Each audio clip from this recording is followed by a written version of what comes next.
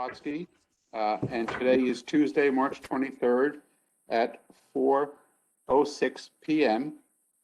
And this is a meeting to deliberate and vote on appeals properly brought before the board. And I'm calling this meeting to order.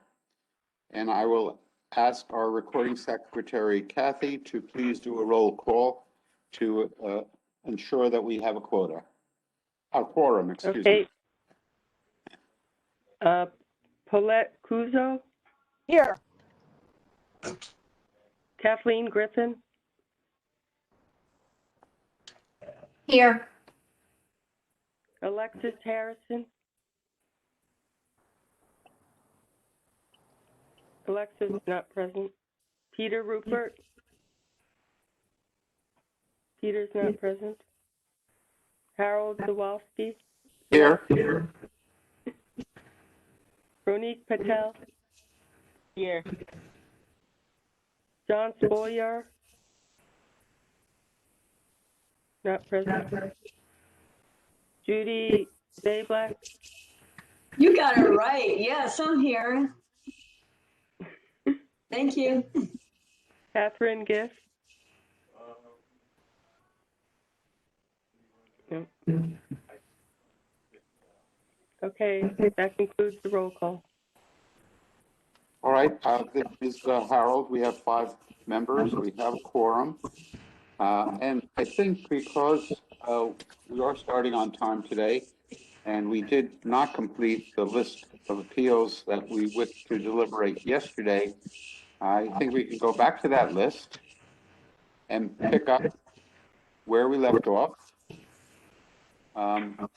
So I will ask Ronnie, you did a bunch, but you have a few more to do. Do you want to jump in and do a few, then I'll continue?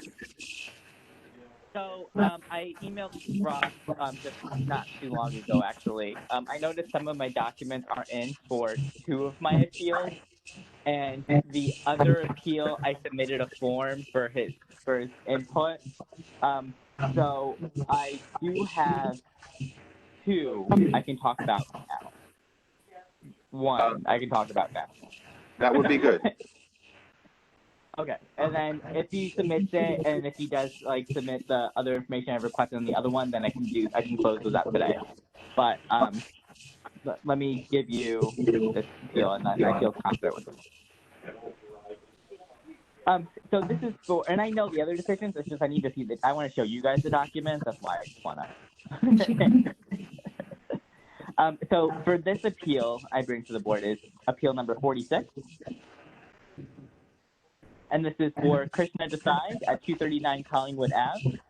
The requested value is $760,000, down from the town's value of $1,311,400.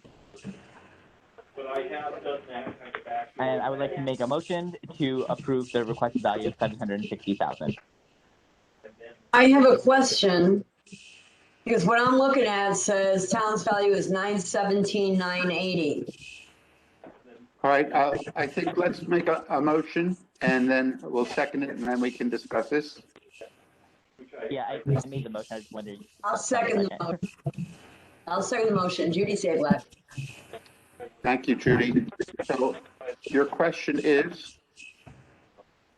Oh, I'm looking at the appeal online, and it says the town's value is $917,980, and that is not the same amount that Ronique just read. So I want some clarification on that. Yeah, that's the assessed value. We're looking at appraised. My apologies. The town's value $917,980. Oh, okay. So I thought you were reading off the actual front page appeal. So, okay. Yeah, that's the 70%. So you would look at the appraised value for 1.3 next to it. No. Look on page 2. Unless I'm reading it wrong. Oh. Look on page 2, final assessment. Oh, okay. So they went off the assessment and not the actual value. Okay. All right. Oh, I thought you were looking at the field card. My apologies. I didn't realize you were looking at that page. Yeah, I always do when somebody starts. Okay. This is Sorry Harold. about that. This is Harold speaking. Just for clarification, if we see the town's value on the petition is not the actual town's value, let's do a clarification of that. If the appellant's opinion of fair market value appears to be the assessed value and not the appraised value, we should also make that clear and speak about the appraised values. Yeah, I did ask him. Well, on the note, it actually says town value 1.3. So, oh, actually, what is the calculation of that? What's the calculation if I added 30% on top of 760? Divide by 0.7. What is it? Divide by 0.7. This is Harold. I'm looking at the vision card, and the town's appraised value is $1,311,400. No, I was trying to do the calculation of what he was requesting. So he's requesting not for 760, he's requesting for 988,000. And if you divide that by 0.7, that would give you the appraised value that he's requesting. Yeah.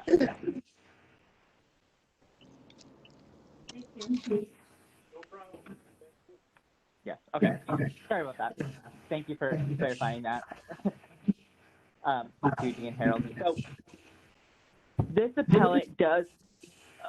So a couple of things about this property. It's a beautiful property. Has an indoor pool. Has a tennis court. And they've only really done cosmetic work since they bought the house in 2015. To give you some background on this, he bought the house for $800,000 in 2015. They originally listed it in 2014 at $949,000. They couldn't get any offers or bites, and they took it off in September of 2014, or took it off in April of 2014. Put it back in the market in September. Sold it to him at $800 after they put it on the market for $849. I know it's confusing. If you need me to repeat that, I will. But if you look at the sales history on like Realtor or Zillow or whatever, you can see the timeline of those. He brought me some comparables. The most comparable he believed was 64 Lookout Drive. Thing is about 64 Lookout Drive, yes, it sold for $895. He was requesting $988. It sold for $895. It back to the country club.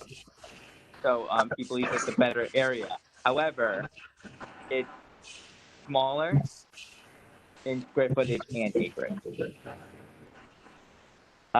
Yes, he's requesting $100,000 more. It's kind of hard to really make that kind of logic. The other two comparables that he was giving me was 321 Collingwood and 147 Collingwood. Also on this document, I believe it has some documents from Kathleen on here for request of the appraiser. So there's some combined documents in this file. Oh, wait a minute. Are we looking at file number 46? Yeah. Because I'm seeing a lot of information with regards to Catherine Gibb and a different Or property. Catherine, I'm sorry. Yeah, I was just saying, I thought it was Catherine. It's Catherine, you're right. So yeah, there's some documents with Catherine stuff in there. So, but the document that he was submitting is in there. It's just before that. Okay. All right. So he's just submitting the Zillow sheets on these. Exactly. This is Kathleen Ronick. I'm sorry. What were his two comps? You said one was on Lookout, 64 Lookout Drive. 64 Lookout, and then the other two that he mentioned was 321 Collingwood and 147 Collingwood. I didn't talk about those yet. Okay. 321 Collingwood sold on September 2018 for $550,000. It is more comparable in square footage. It's a little higher for square footage. It's at 7,273 square feet. he's at 7,048. And the acreage, I believe, was smaller. Where was the acreage again on this one?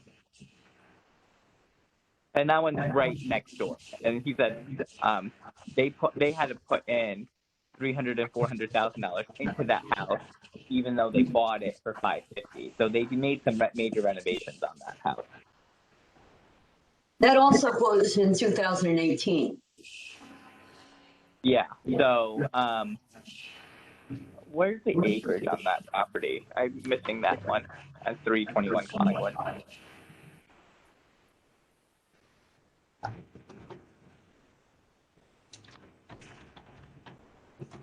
$7,200.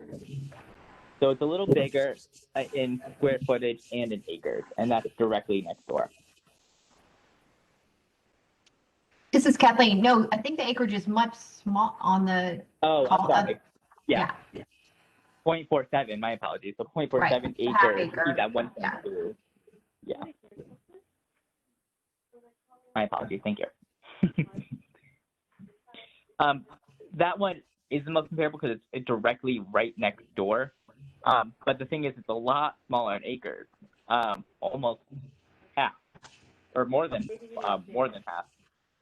Because he's at 1.23 and that one's at 0.47. And even though they bought it for $550,000, they had to put $300,000 to $400,000 of work into that house. So even if you went in the low end and say $300,000, you're still at $850,000, and he was requesting $988,000. So I don't know if $988,000 is the right number. It could be. I do think a comparable next door is the most comparable, but it's such a huge difference in land. I'm looking at pictures of Collingwood, and by the way, it had 8 fireplaces. 321 Collingwood. 8 fireplaces. Yeah, sorry to not give you more information on this one. I was going to deny it because I thought he was requesting $760,000 after he bought it for $800,000, so that's why I had to backtrail on the comps. So after recalculating it, it makes more sense now. I don't think 550. I don't think what 321 Collingwood was an arm's length transaction. Paulette, at $550,000. Yeah, there were. I don't know. That seems awfully low for that house.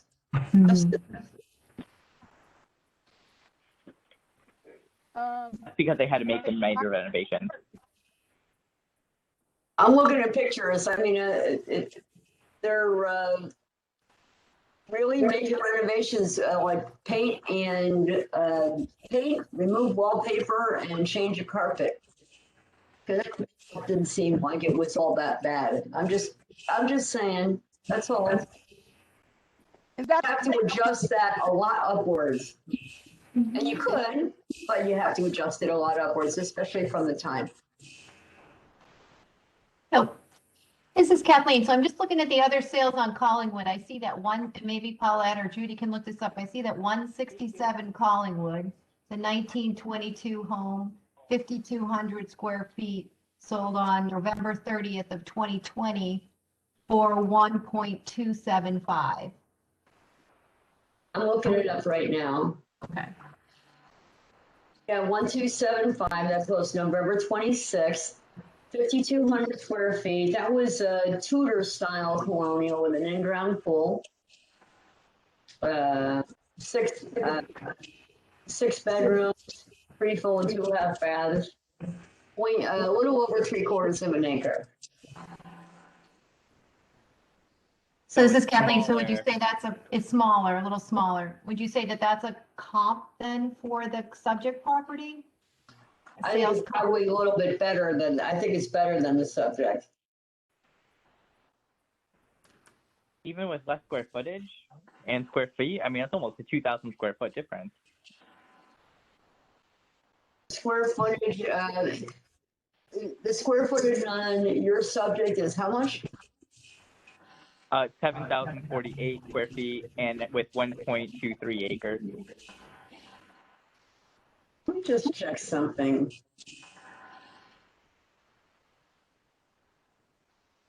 Oh, okay, all right. All right, 1 second. I just looked at the floor and the house was some black and white checkered floor, okay. So that was that, ooh, oh gosh. All right, what was the number on yours again? One more time, Ronique? Yep, the appellant is 239 Collingwood Ave with 7,048 square feet and 1.23 acres. Some of the square foot is because of the indoor pool and tennis court, but he also has an indoor pool and Oh tennis my gosh. Oh, okay, all right. Well, that says a lot. An indoor pool? Oh, Yeah. that's a detriment. That is a detriment to value, okay? You are aware of that? It's a detriment to marketability. Okay. It has a tennis court too, right? Is that what you said? Yeah. Yeah, the Yeah. pictures from 18, because you said it sold in 18, the pictures, prior to the sale are online for that home as well, so. I'm gonna look at it. This is Kathleen, I just, with that other Collingwood sale, the 167 for, what was it, 1.2 something? I just think he should have provided that sale as a comp for himself if it's on the same street, a couple doors down, and he picked two, what did he pick, 321 and 147, and then he picked the lookout at 64 Lookout. I feel the Right. need to mention that this home was put on the market and it was canceled December 1st of 2020. You put it on the market for $1,450,000. The subject property, 321 Collingwood, is that the one? 239 No, is the 239. subject. Oh, okay. Well, there you go. All right, hold on. But that's another comp there. What's that number? No, hold on. That's the other one. Hold on. 239. I'm sorry. We got all these numbers flying around. Sorry about all Okay, that. here, this is it. All right. Living area 6,800 square feet.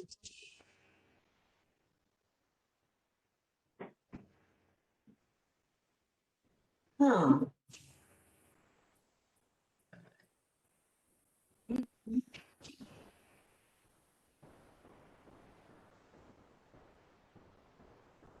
And there's a rental there too? Or there's a rental on that property? Which one, the appellant? 239. Do I have the right number now? 239, yes. Yeah, they have a rental over there on that property. This is Harold. Is there an outbuilding or cottage that is rentable? Or are they renting the whole home? Oh, they're not renting the whole home for $1,900. It's at 900 square feet. It's a 1-bedroom apartment. All right. This is Harold. Pulling in these Burr Street comps, I don't think that they make sense. No, that must be from This house. Catherine. It's a carriage house, by the way. That 1-bedroom is a carriage house on the property. All right, have we had sufficient discussion on this? I think so. So all those in favor of granting the requested amount, please raise your hand. All those opposed, please raise your hands. I have 1, 2, 3, 4. Harold, five. I'm opposed. I have 5 opposed. The appeal is denied. The vote of 0-5-0. Thank you. And if we can wait for the other ones, I'm just waiting for Ross. I can probably do it later tonight as long as he has it in, but I'm just waiting for the documents for you guys to see it, and then just a question on one of them that I submitted to him. Do you have another one? I can jump in. This is Kathleen Ronick. I have you with 4 left. Is that accurate? Number 277, 305, 318, Yep. and 590. Yep. Okay. Ronnie, Yeah, so I'm just waiting. get for that. Ross. They're all fixed. Oh, perfect.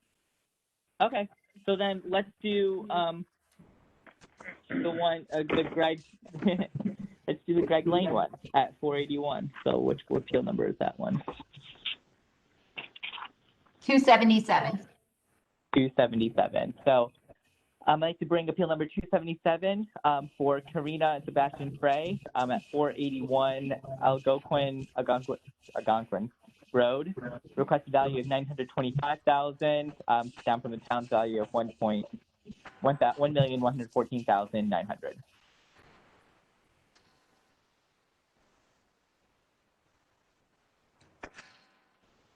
You need a it- second? I don't, did you make a motion? I was. Oh, looking no, at my list. apologies. I'd like the motion to approve the requested value of $925,000. I'll second it. This is Kathleen.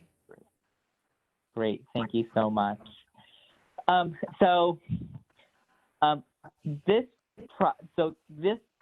assessment, I don't see it. Do you guys see it?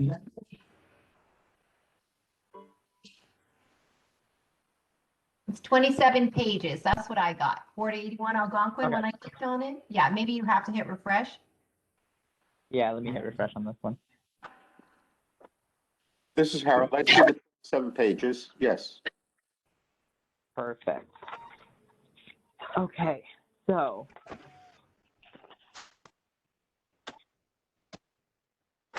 one thing mentioned about this appraisal is he said that he did a time adjustment value of 12%, which would have been 1% a year or 1% a month. But I don't see that anywhere under the comparables. Oh, no, my apologies. I see that now. So he did make a time adjustment for this one. I haven't seen him really do time adjustment on some of the other ones I've looked at with him. So he did feel the need to make the time adjustments on this property. It's a larger lot size, but there's minimum road frontage and they have a shared driveway.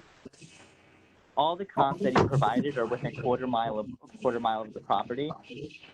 It's an older house with a stone foundation. There's windows that are cracked and there's no storm windows. And all the other comps are older, and the appellant does have a guest house that's valued at $75,000, which he accounted for in the comparison. The second comp has a generator, third comp has a pool and spa, so some of the other, he already made those adjustments. The appellant did not do any work on the house. And then the third comparable that he gave, 250, he said is much bigger.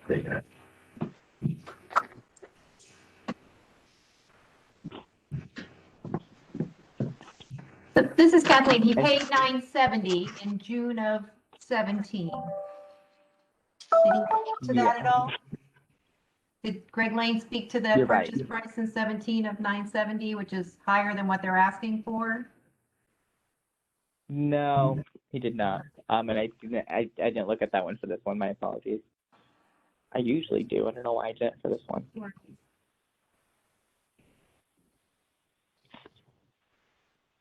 Oh, this is Kathleen. Ross had his hand up, I think.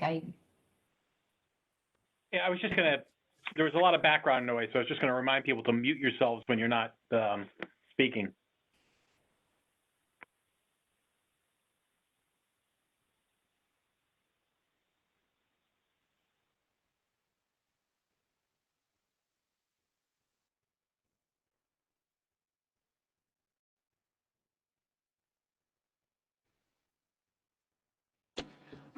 So it kind of goes to looking at the appraisal on this one again and just kind of seeing if it's really a valid appraisal. Yes, to Kathleen's point, he bought it June 2017 for $970. He's appraising for $925. Greg Lane is, and I'm looking at the adjustments.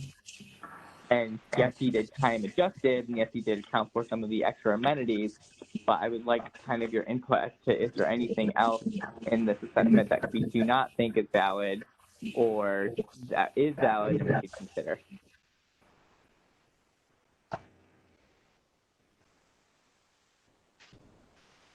This is Kathleen. How much for the guest house? I'm still looking for that. Let's see. The guest house he did for $50 a square foot, so he did a $75,000 value.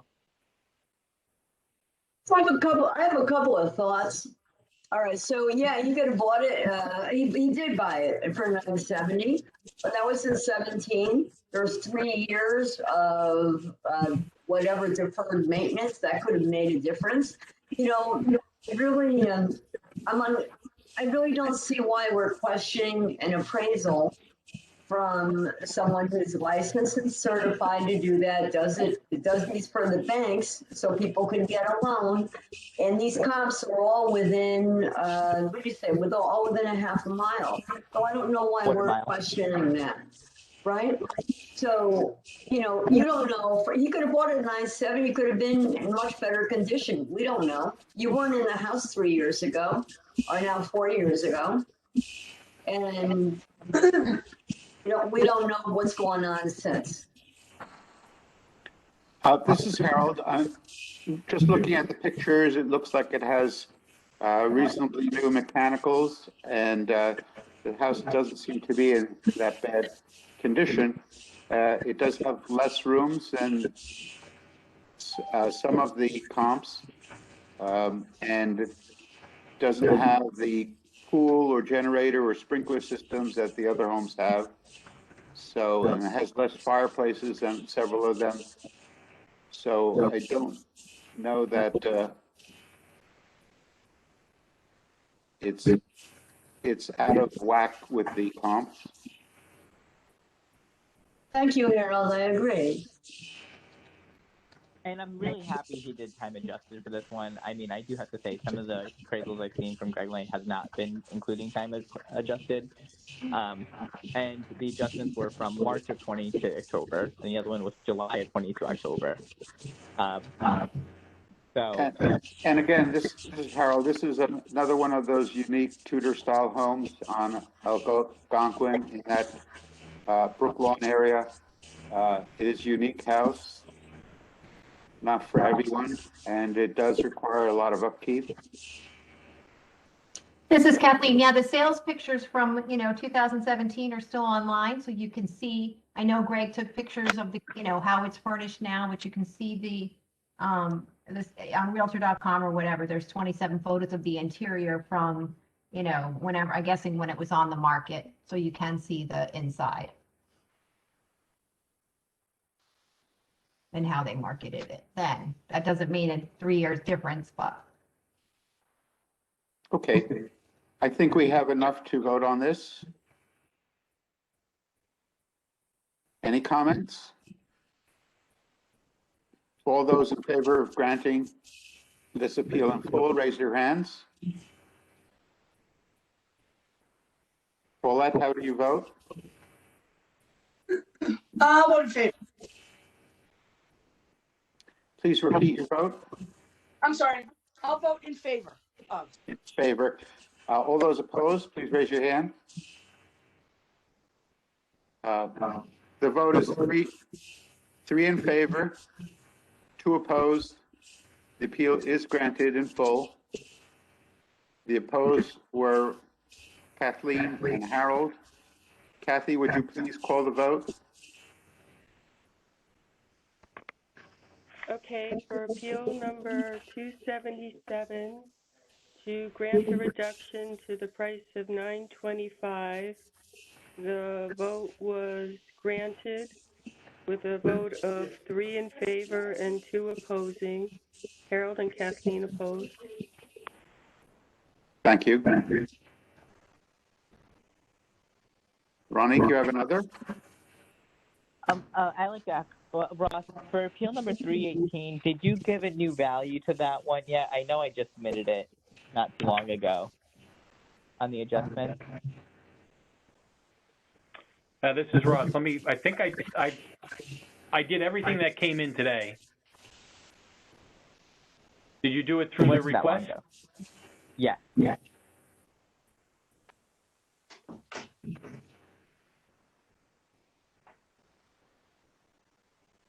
This is Harold. I see 6 pages.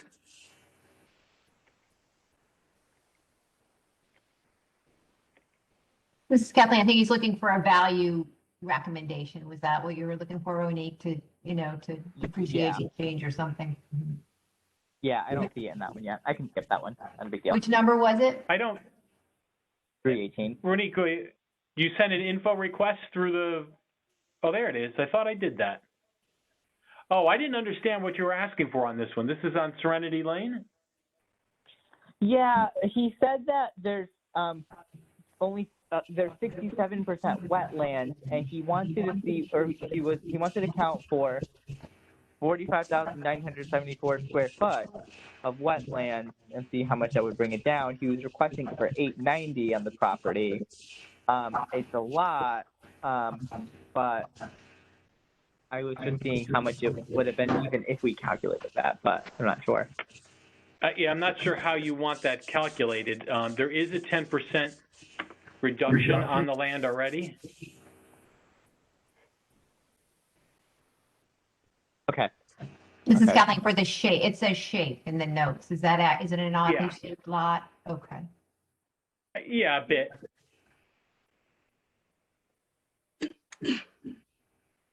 So, I mean, I can bring it up if you want me to show it to you. Yeah, I'm curious because he's making a big claim. Like, he's saying that 67% of the land is not usable.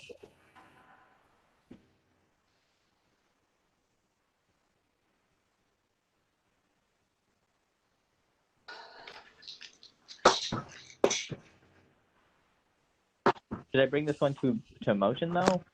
Yeah. Well, we are deliberating on it, I guess. Yeah. So, appeal number 318 for 59 Serenity Lane, for Gail and Sarah Ackerman for requested value of $890,709, down from the town's value of $1,065,300. I'd like to motion to approve appeal number 318 to $890,709. I'll second it. This is Harold. Thank you.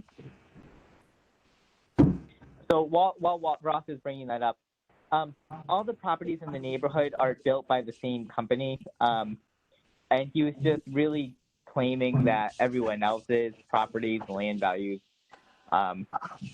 increased 84.9% compared to 16% on other houses, but his biggest thing was the land. Yeah, so he's saying majority of that you can't use or build on. This is Harold. I'd like to ask Ross if this property is, as indicated in the last page on the map, is in that wetland area, or how do I read that? Yeah, I'll bring up the wetland map in a second. So this is the subject here, the house, and the property goes back here in the wooded area. I think you can see the shape better here. It's outlined. Yeah.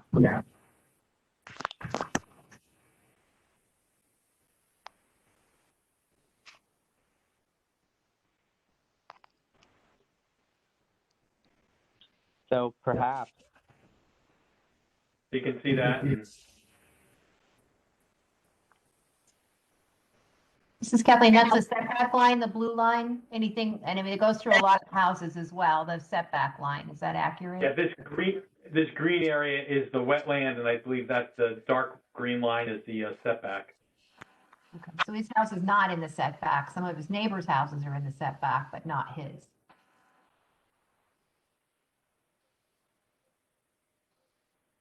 Because his was newer, and that's why they couldn't do it. I have to tell you, I mean, looking at that lot, any builder would have really wanted to make 2 lots out of that, and he couldn't do it because it was all wet. Mm-hmm. This is Kathleen, but I think, didn't he say there's three houses on the street that are all similar age and size and all that, built by the same builder? Yeah. His neighbors, and he was just saying his land value is much higher than his neighbor's land value.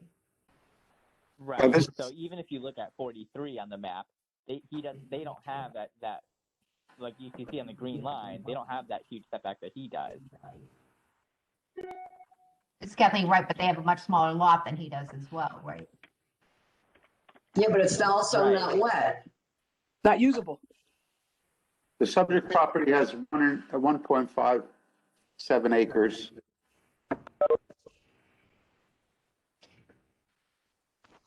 Well, this Kathy, he has a setback, but like some of the houses are in the setback. His neighbors, you know, to the right there, the setback goes right through their house.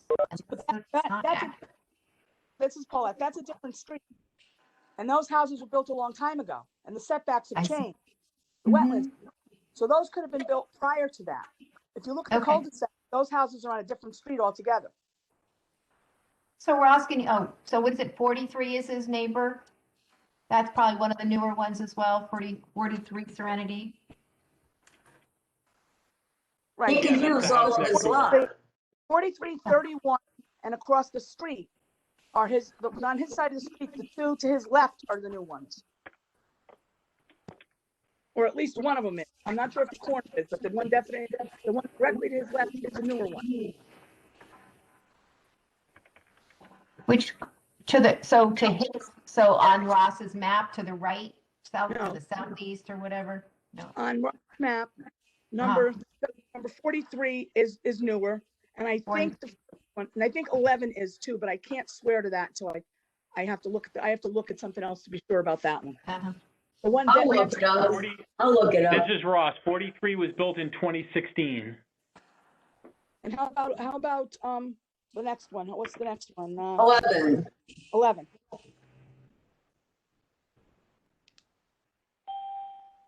This is Harold. I'm pulling it up.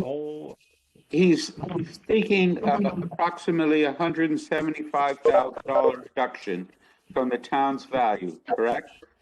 And he has a 0.9 factor on his land. Do the neighbors also have a 0.9 factor, or are they lower? Okay, let me get back to the first question. 11 Serenity is also 2016. Okay, so those were all built at that time. Okay. This is Harold. Since I think his main issue is pertaining to the wetlands, I think we have to see if his land is conditioned appropriately.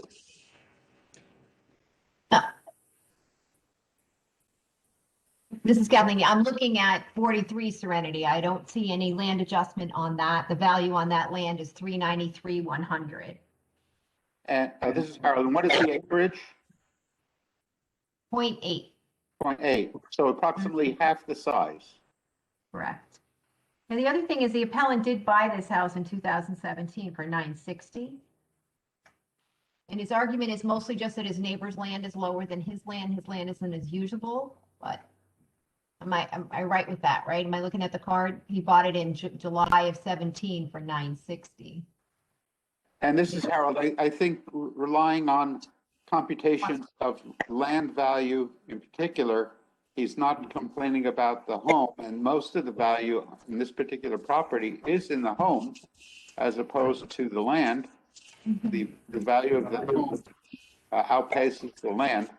So an adjustment, further adjustment to the land could bring it down, but not to the level that he's requesting, not $175,000 worth. That's my opinion. Yeah, and I'm looking at the street view, you know, the curb appeal or whatever of those houses. This one appears to be, you know, a superior home looking at it from the exterior. You didn't look at everything else. It's what, 3163 square feet. So. His big concern is the land, right? Not the house. Am I right? This is Kathleen, his land what- compared to his neighbor's land. It's the, you know, my neighbor's land is valued less than my land argument, not that my sale price, you know, not that, you know, I'm appraised too high by the town. He just thinks his land is too high compared to his neighbor's. If his neighbor's land is less, it's possible that he's right in this case, because in this case, it's the wetlands. It's not just the fact that they're all the same property and his is more than his neighbor. In this case, the wetlands, oh, and by the way, I don't know how we do it, but Ross would know. So Ross, when you take into account wetlands, the actual wetland area, when you value that, value, whatever it is, however you want to say it, for the buffer zone, the setback line, do you include that in the reduced property value as well? That area that's in the setback? Well, it doesn't have no value. No, I don't mean, I mean, I'm not saying, I'm asking if. I'm not sure I understand. I mean, when we look at each one individually, Mhm. so we try to see what the impact on the property is, because they do have land, and it does create buffer to their neighbors. They have woods back there, whatever. So, they do have a bigger piece of property. So we try to see what the impact is and make a judgment based on that. There is no rule. Actually, there is a rule in the Connecticut General Statutes. I'm And sorry, I'll go add, ahead. we're trying, we always try to look at the total value. What is the total value being produced? Okay. But actually, there is a rule in the Connecticut General Statutes about the value of wetland. How you value the wetland area, you're supposed to also value the area that's inside the setback the same way. So that's what I'm asking. When you There's calculate not a that, separate, this is Ross, there is not a separate valuation for wetland. We don't separate out the land lines in all cases. okay. So with that amount of what the condition factor, is that what it's called? What is it? Point whatever. Like, I don't understand. I can't understand you're breaking up. Oh, okay. Well, when you note on the field card that there's wetlands, okay, and then you take that value down a certain level, all I'm asking is you also take the piece of the property that's in the setback down to the same level. Kathleen, I think if you mute your line, it'll stop the echo because I think the volume is too high, or someone's line. There you go. Sorry. Yeah, let me try closing my door too. That might be a problem. Way I'm looking at this is that, like, it looks like about 2/3 to 3/4 of the property is wetlands and unusable.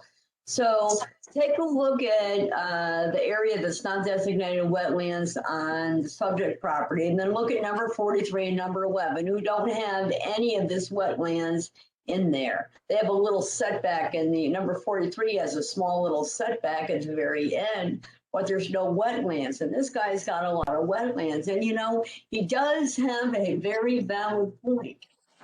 This is Harold. Have better yards than he does. This is Harold. I'd like to bring up something for consideration. What is the zoning in this area?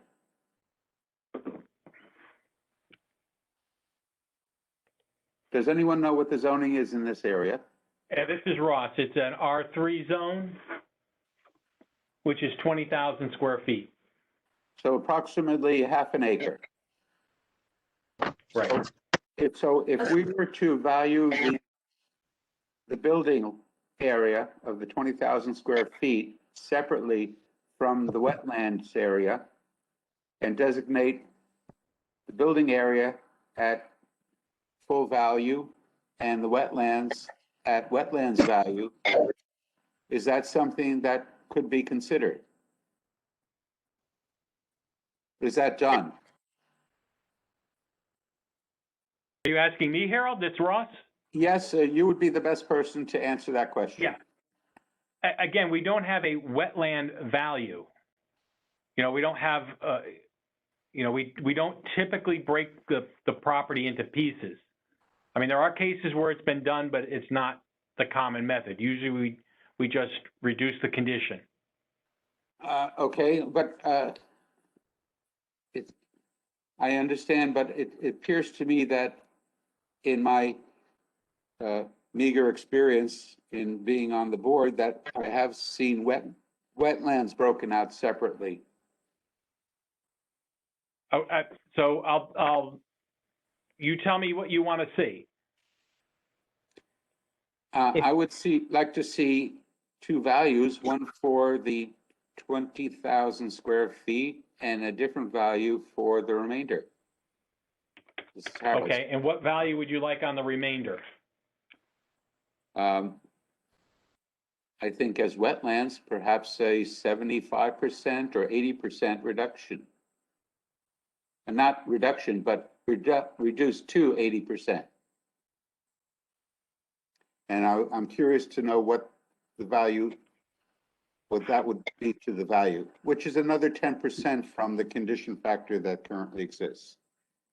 Yeah, the square footage for the wetlands, just to be exact, is according to the appellant, is 45,974 square feet. Approximately 1 acre. So Yeah. do you want me to use that figure, or do you want me to use 20,000 and the remainder goes to wetland? I think 20,000, which is the building allotted space for the zoning, and then the remainder for a wetlands adjustment. So that would make the wetlands 48,673. I suppose so, yes. But that's more than what it is. So if we did 45,974 square foot wetland, could we do it that way? What do you think, Harold? Because that's what.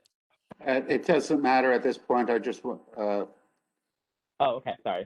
I think if we just stick with the zoning. I agree with Harold. And also because that 45,000, he may not have understood that that the setback area should be included in that wetlands. It shouldn't be that, that be included in the unusable. This is Harold. I'm just exploring this as a possible Yeah, I like that idea, reason for Harold. adjustment. Yeah, I think it's a great idea too. yeah, good job, Harold. Yeah. So this is Yeah, Kathleen. thank you. Am I now creating the feedback, Ronique, when I'm back on? No, you're fine. It was just Okay. like the volume was high, so I heard an echo, but it's all good now. Okay, let me know because I did hook up a speaker to my laptop, and if that's causing a problem, I'll unplug it. It's just the laptop has a lousy speaker, so I can't hear you guys. So my question was, how did he come up with the 890? No, he wants 890? Yeah, Is that I right? already kind of know that's not going to bring it down to that Yeah. much. I don't think He it would. paid 960, and there's a couple other sales on Serenity in 18 and 19 for, $1,069,000 and $1,030,000. Same, similar amount of living area, 3,200 square feet, 34. One's on a 0.71 acre, the other's on a 0.48. Now, those are older sales in 17 and 18. But, there was homes in those price ranges on that street. So to get to 890 when he didn't tell you how he can, he just did land comparison with his neighbor. That's what he did. Yeah, exactly. That's why I'm thinking if anything it would have been a partial, just depending on what Ross gave me for a value. That's why I was kind of getting that. I'm just having a hard time too with the sale price at 960. Yeah, same All here. right, this is Ross. Yeah. I made 2 landlines. The first is 20,000 square feet. I put the condition back to 1 instead of 0.9. I created a second landline for 48,673 square feet. I set the condition at 0.8, or did you want that at 0.2? No, 0.8. 0.8 is a 20% reduction. Correct? It's more than that. That actually raises the property value. It does. Okay. So what if we did it So at? wait a minute, let me try something else. Okay. What if we tried 50%? Well, let me, hold on. Okay. I mean, I'm not trying to rock the boat here for other properties in the area, but I understand what he's saying, and I think that there's a different calculation for the wetlands, or should be. Ms. Kathleen, we just have a lot of people with wetlands, so we just need to be careful how we do that, right? Because we hear that on a lot of appeals. I have wetlands on my property. Most of my property is unusable because it's within the setback, and if you're looking at this map alone, all these other people have a problem too, because even though their houses are there, they can't use the rest of their property either, because then they're within the setback. So. Well, this is Harold. Quite honestly, I don't understand why there was such a large increase from the previous valuation to this valuation period. specifically as it pertains to the land. I hear you. Ross, This is Ross. So I still have the one landline, 20,000 square feet, condition of 1, nothing reduced. I switched the second landline to acreage, which is more commonly how we do it, and had a per acre value of 110,000. And I took 20% off of that, and the total value becomes $1,063,800. It's not, Oh, so it's so small. right where he is right now. Yes. would we- 1,965, right? this is Paulette. I think that the wetland area should be decreased more. 20% off the land value with that much wetlands and that much unusable property, that's not enough. For me not to be able to use my land, 20% is not enough. I agree with that. What's the total value of that This is landline, Ross. Ross? Oh, sorry. It's 470,100, but I should explain that when I did that, I used excess acreage value. Right, so the That's main why part it's of so his close. lot has what value? The main part, the line 1 has what on it? How much is the main line value on it? Line one is 344,900. All right, so that's probably closer to what his neighbors are, right? 344,000, and then he's getting added on the excess acreage, he's picking up another 125,200. 125 on the excess acreage. Which brings a total of 460 on his land. 460 on the land. So his Oh, land. Yeah, most of the smallest lot on Serenity is 0.46. So a little bit larger than our 20,000 square feet. So even by calculating this at excess acreage, we still end up with the original town, approximately the original town value. Unless it's excess wet acreage. I don't know if we do that differently than just excess acreage. You know, No, we probably we have some use of a those, condition adjustment. right, on top of the excess acreage to get it down. So is there ability to do a condition adjustment on the excess acreage? We did. We took it down 20%. That's where we're at. Oh, okay. And 20%. if we go down 50%, is that create a problem for you or the other property owners? Well, yeah, it'll create an inconsistency. Absolutely. Okay. Well, he has an inconsistent. Making it 0.5 on the excess brings the total value to $1,016,800. Yeah, I don't feel comfortable with that. I mean, it's so close to the appraisal value.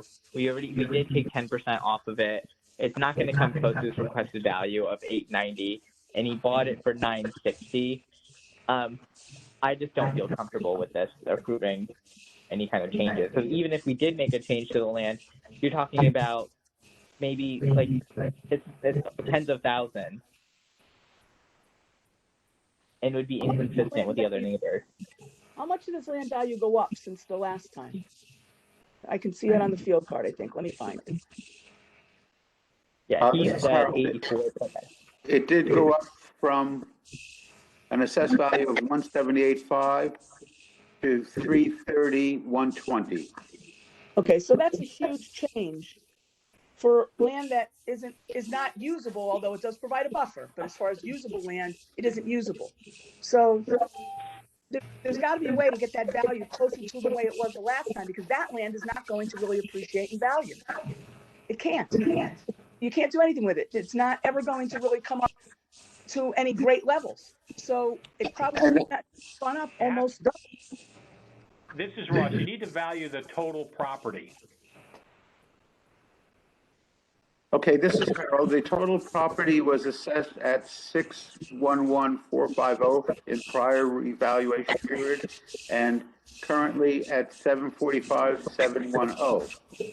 So that's a difference of assessed value of what, $34,000. So that's the whole property. Yes, that's the whole property. So there is a large increase, even though the dwelling went down in assessed value, the land went up by, I think he had a figure in his analysis of 87%. All right, so I think that land value is assessed too high. I think so too. There's got to be a way to get that closer to what it was, even if we don't separate it out with landlines and just say, as a whole, this land is worth X, factoring in that a certain portion of it is really not usable and never will be. This is Kathleen. Did it have an override on it? It looks like he had a BAA change in 16. Was an override come off? Is that why the land jumped up? Yeah, I was looking back. I didn't see anything. Okay. I see a BAA change. Oh, yeah, it did. It was overridden. That's why it jumped. Yep, that's why it jumped. It wasn't.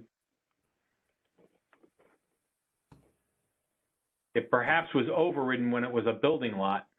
Mm-hmm. Let me go back to 14.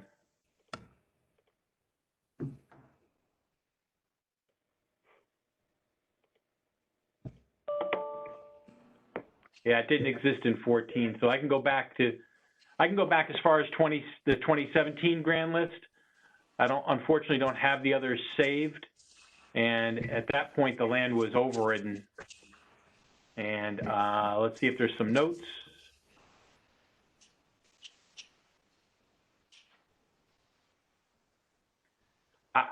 Yeah, I suspect it had something to do with the subdivision. I don't see any notes that are clearly saying why it was done.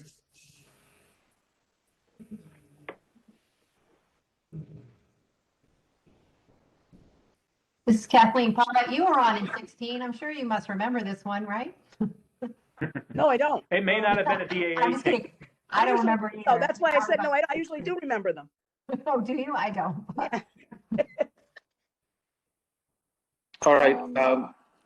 Do we? Yeah, there was a DAA change. Do we want to consider a grant in part? Or do we want to vote on the motion as it stands? I would consider a grant in part if we can do something with the land. Okay. Like favorite. Kathleen, you have your hand. What does a 0.8 do? Don't forget dividing the landline out. Just what does a 0.8 do for shape and wet? 0.80? Yeah, for the condition factor, since it's got a weird shape and it's wet. On the entire property is what you're saying? On the whole landline, does that bring it down, the 471? This is Ross. It takes it down to $1,012,900.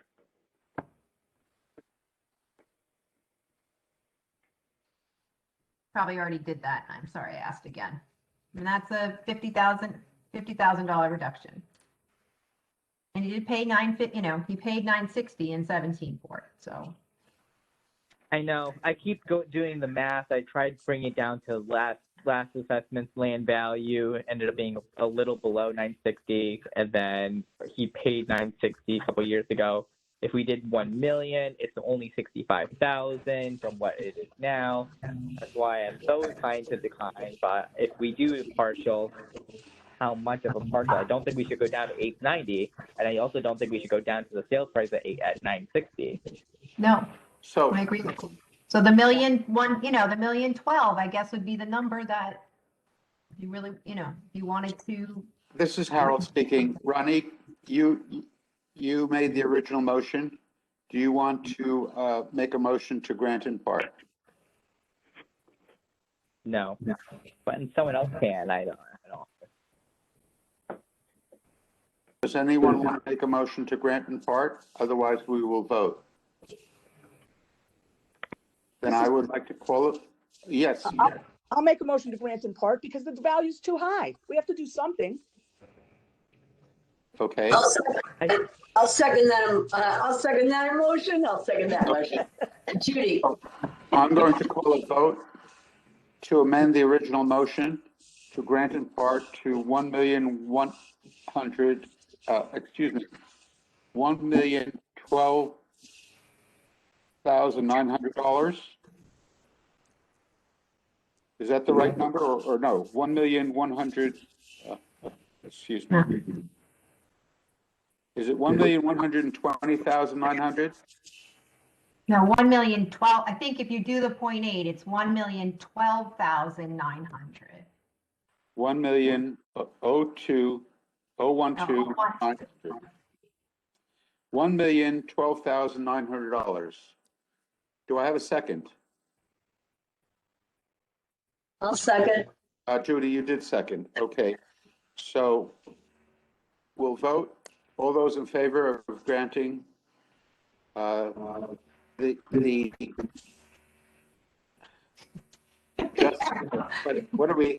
what's the wording? Grant the adjusted amount to 1,012,900. Please raise your hand. No, you're voting on the amendment. On the amendment, yes. You're voting on the amendment. Okay. To vote on the amendment. We have 1, 2, 3 opposed. 2 opposed. Ronique and Catherine are opposed. Now we will vote on the motion to grant in part to reduce the value to $1,012,900. All those in favor, raise your hand. 1, 2, 3. Opposed? 2 opposed. The motion is carried. The vote is 3-2. No abstentions. Ronique and Kathleen are opposing. Kathy, thank you for your patience. Could you read the votes, please? First on the amendment and then on the appeal. Okay, for appeal number 318, there was a motion to reduce the value to $1,012,900. So that vote to amend the appeal was approved with a vote of 3 in favor and 2 opposing. Kathleen and Ronique opposed.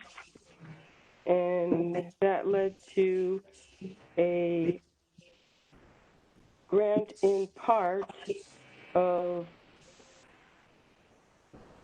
$1,012,900, and that was carried by a vote of 3 in favor and 2 opposed. Kathleen and Ronique opposed.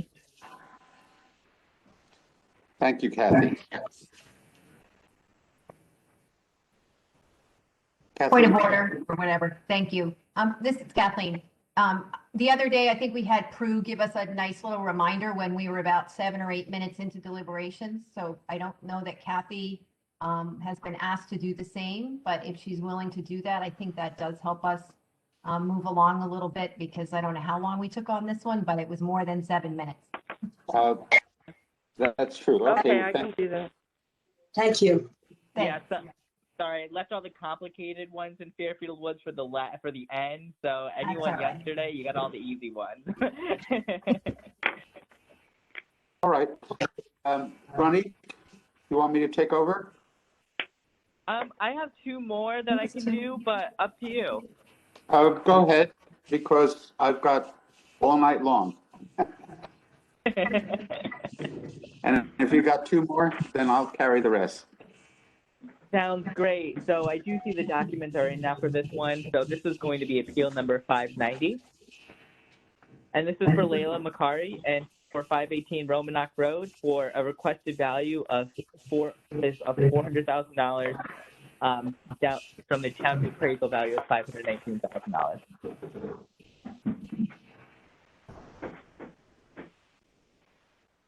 I'd like a motion to approve this requested value of $400,000. I'll second. This is Harold. All right, thank you. What was the appeal number again, please? 590. 590. Thank you. Did someone second? Yeah. Okay. And so for this one, Chris Russo is representing. I'm actually looking at doing a partial of not 400, but doing a partial decline of $460,000. I was talking to Chris Russo about it. We were looking at some of the comparables, and the three comparables that we mentioned were 518 Romanok, 391 Papara, and 555 Cascade. I'm sorry, 519 is the appellant. So 391 Papara, and 555 Cascade. If I look at 555 Cascade, it sold for $460,000. It is a smaller house and it has more land, and that's what the partial would come down to if we looked at the partial versus the requested value. 391 Papara sold for $499,000 on March of 20. And they believe that those were the middle, or the houses that were comparable in the area compared to the other $1 million houses there. And he believed that $460,000 was more accurate for the range for the type of the house. So she said that instead of 400.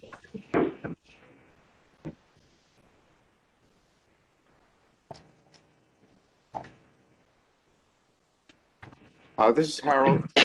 So the town has it appraised at 519, and the requested amount is 400 even. Is that correct? Yeah, and Chris Russo said we should bring the requested value of 460, not 400.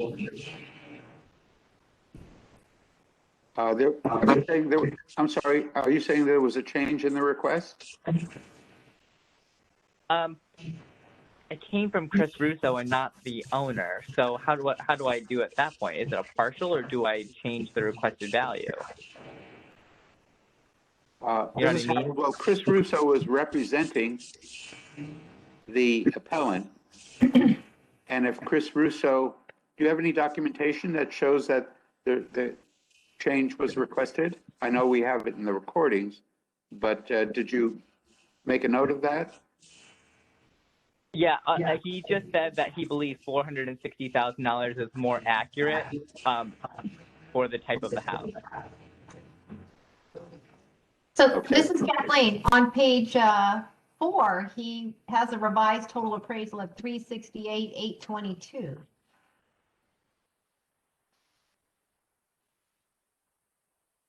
Did he explain that page to you at all?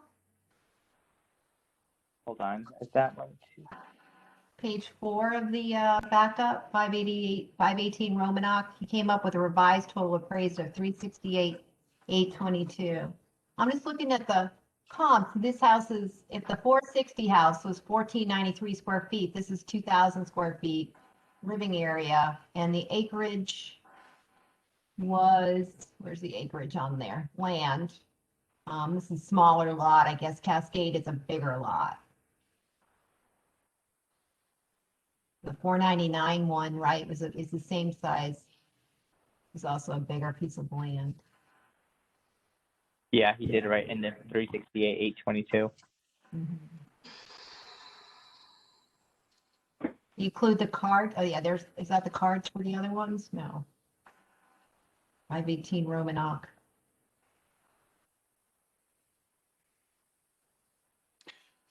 This is 518 is the subject property, right? Mm-hmm. And there's a card for that. The Papura address and Cascade Drive, those numbers are there as well. Yeah, this is Kathleen. The Cascades is a small cape, looks like. This is Harold, yes. Yeah. Yeah, The other it has more land. 555 has more land, but it is a smaller house. Mm-hmm. So I think that, this is Harold, the Papura Road should be a, though it has have one less bathroom and one less bedroom.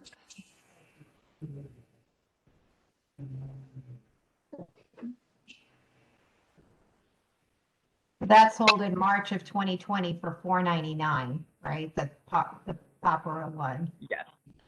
Yep. Yeah. So that's over 500. What's this current one at? 519? Or 519. 518 Romanoff's at 519 or 579 or 519? 519.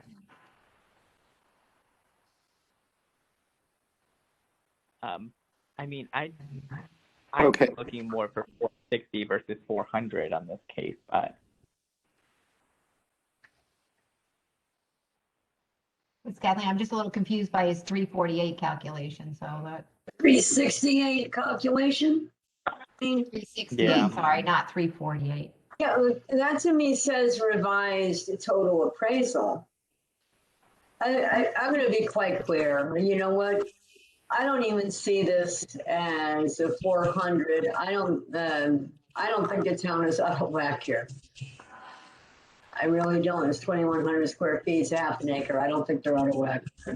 Maybe slightly, but we're like really close. But this guy, it's too much.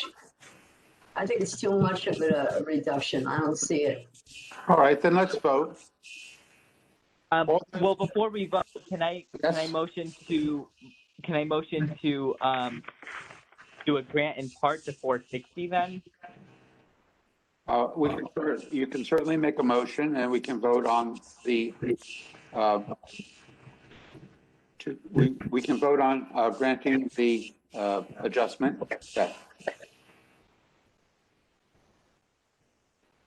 So you wish to make a motion? I don't know.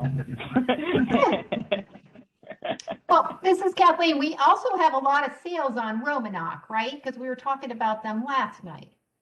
So maybe they're, the tear down sales in there. We did have a small one yesterday on Romanock. I don't remember exactly the size of that one. There was a cape or something, right? That we thought was on the ledge. Paulette, I see that you're home. Welcome home. I'm glad that you're out of the car. Thank you, Harold. I've been out of the car a little while, but thank you. Well, I know that you've been landlocked for a while, so I'm sure you're happy to get out on a nice day like today. I had to get out. I was glad to get out, but I had to get out, so it was too bad. Good. Okay. Well, Ronnie, what do you want to do? Let me ask one question, and then I'll make my final decision. 555 Cascade, it would basically be requesting to remove it, to lower it down to that value at 460. Even though the land is bigger, does anyone, is 555 Cascade acceptable, I guess? I mean, with the square footage being low, but the land high. This is Harold. I don't think that Cascade is a good comp. Okay, perfect. Then I'm not going to make a motion. All right.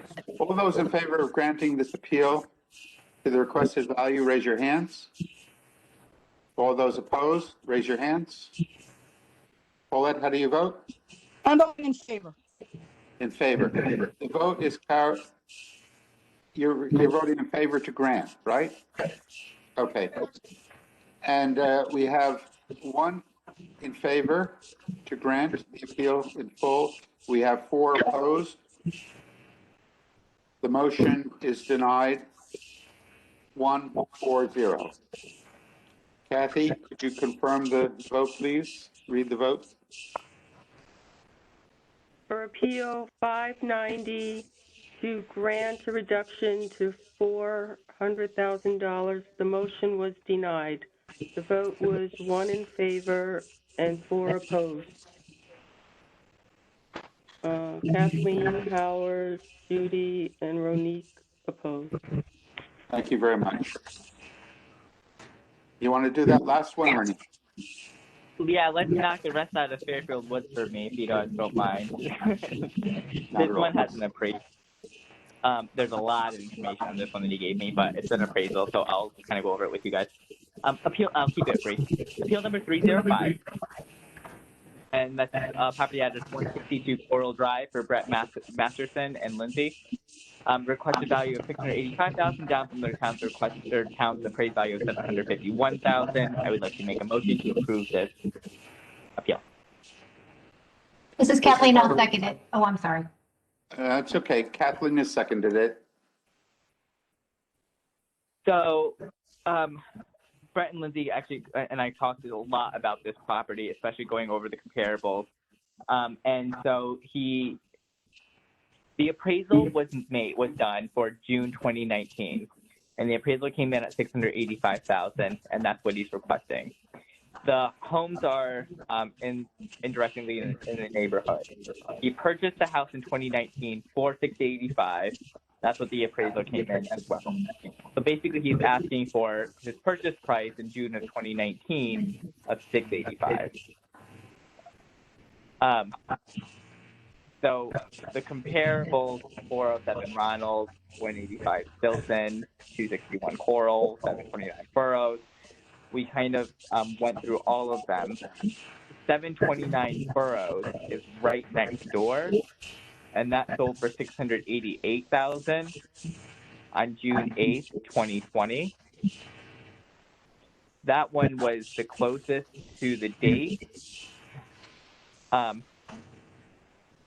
A couple of things that he wanted me to mention was the kitchen was remodeled before it was bought. There was flooding from the main septic tank, which was been renovated to repair it.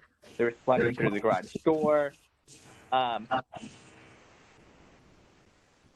on the appraisal itself, let me just go down to the comparables.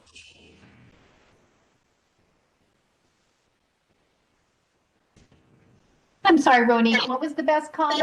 This is Kathleen. And he didn't really give me an idea of what the best comp was, but all the addresses that I was kind of going over with him was the next street over, which was 729 Burroughs, and that sold for $688 on June 8th, 2020.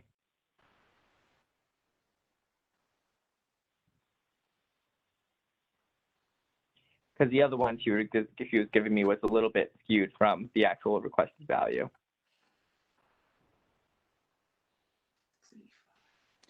He mentioned 306 Wakeman, but it was bigger, and it was at 617. This is Harold. It looks like this appraisal was done for financing.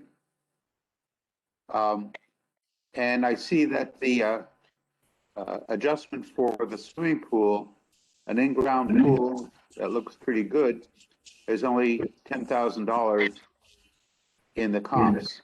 So I'm concerned about that being sufficient adjustment. Sales dates. You may not know the condition of that pool, though. I'm sorry, I didn't understand.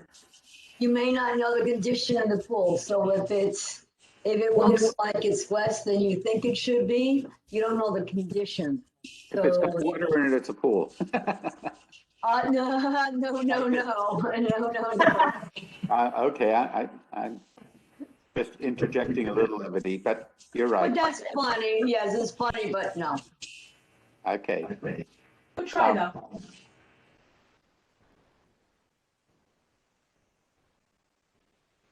Any I questions? do know this appraiser, by the way. I know him.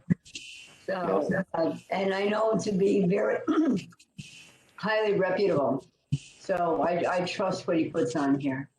Are there any, does anyone have experience with the property as a realtor? Well, this is Kathleen. The pictures are online from, right, because it sold, they bought it in June of 19. So all the pictures of the property are on,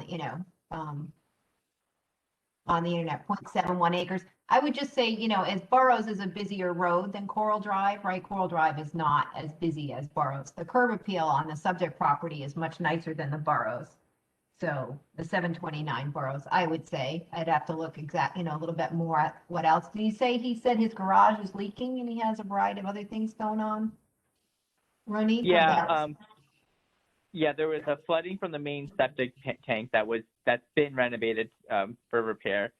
But he did say there is flooding through the garage door. That's the only detriment he mentioned that's present.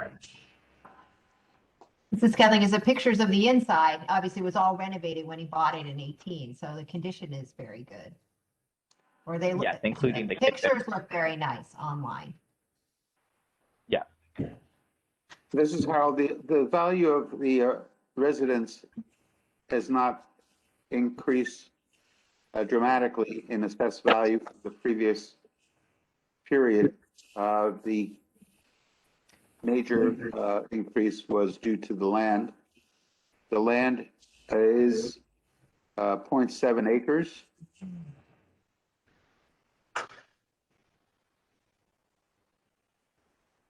And I think that asking for the price that he paid 3 years ago may not be the best ask that he could have made. Any comments, or I'll call a vote? Hi, this is Paulette. I think maybe that's not the best he could have asked. His appraisal by is what did it, if it came out to that, then that's what it is. I keep looking for what the appraisal said it was worth. If I This is Kathleen, yeah, that was in June of 19, right, for the purchase, and it came in at the purchase price in June of 19. So it is older. And But he's it's in- asking to come to that June 19 price, it's okay. So let's. right? I'm looking at the second page of comps from the appraiser. Elderberry Lane, oh, Lucille Street. That's close to him. Not that close, but it's close. I think those comps have more curb appeal than the subject. Not a very attractive look. Fairland Drive. It's right around. A lot of drives over there. So let's see. When did Fairland Drive sell? This is Kathy with a time check of 7 minutes. Thank you.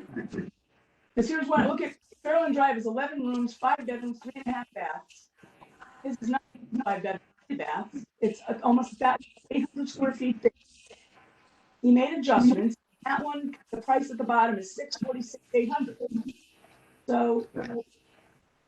But that's 2019. What was the sale date on that one? Let's see. Sale price.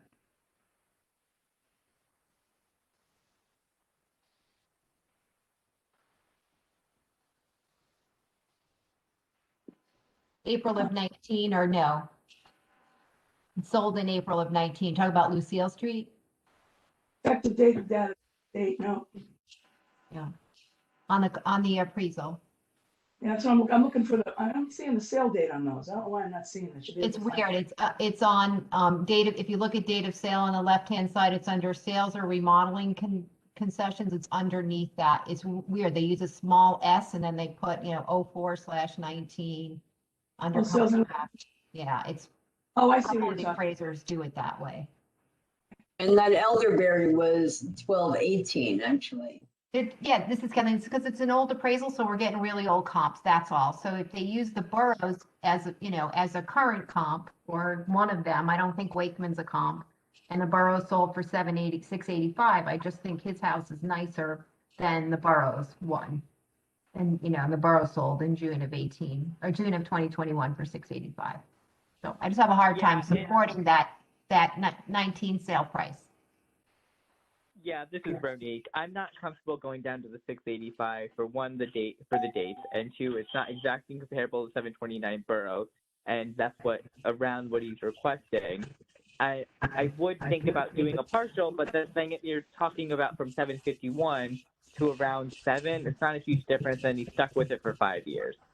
So I'm inclined to reject this, but I'm open to you guys' thoughts. I think we've had sufficient discussion to call this to a vote.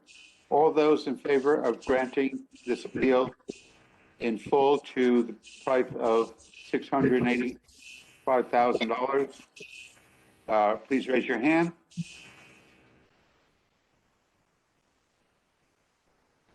I don't see any in favor of this grant. All those opposed, please raise your hand. Paulette, how do you vote? Opposed. Okay, thank you. The motion is carried and, the motion is denied.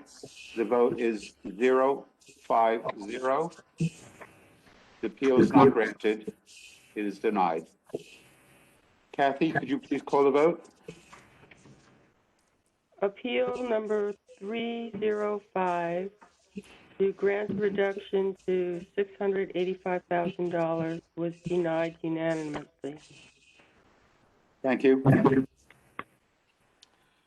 So, Ronnie, does that finish you in this neighborhood? Yeah, I'm all done. On to you, Harold. Okay. Nice job, Ronique. Yeah. Yeah, We have- sorry for today. I know these were more complicated than yesterday. I was able to bang out the ones yesterday, but this one today was a little bit more hairy. So thank you for being patient and working with me on those. Thank you, Ronnie. Good job. We did have a few from yesterday that I brought up on Lindley Drive, I believe it was. And we set those aside and asked the assessor to look into the property, the land adjustments on those. Ross, did you have a chance to look at those? Should we discuss those or wait? I can't hear you. You'll need to wait. I did not do that. Okay, so I'm setting aside, I believe we had 4 on Lindley. So I will pull up 546, appeal number 546. The property owner is Crescenzio Confuso. The property is located at 125 Melville Drive. The appellant was represented by Paul J. Ganem, attorney.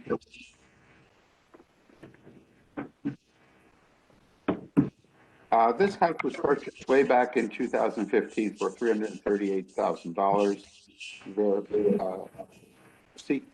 Before I start, I make a motion to grant the requested amount of $350,000.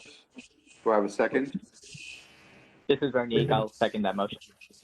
It's seconded by Ronnie. The requested value is $350,000. The town's value is $502,100. Apologize for not mentioning that sooner. The owner purchased his home in April of 2015, paid $338,000. They indicated a lot of condition factors, dated in interior, and it was requested that we look at several comps in the period.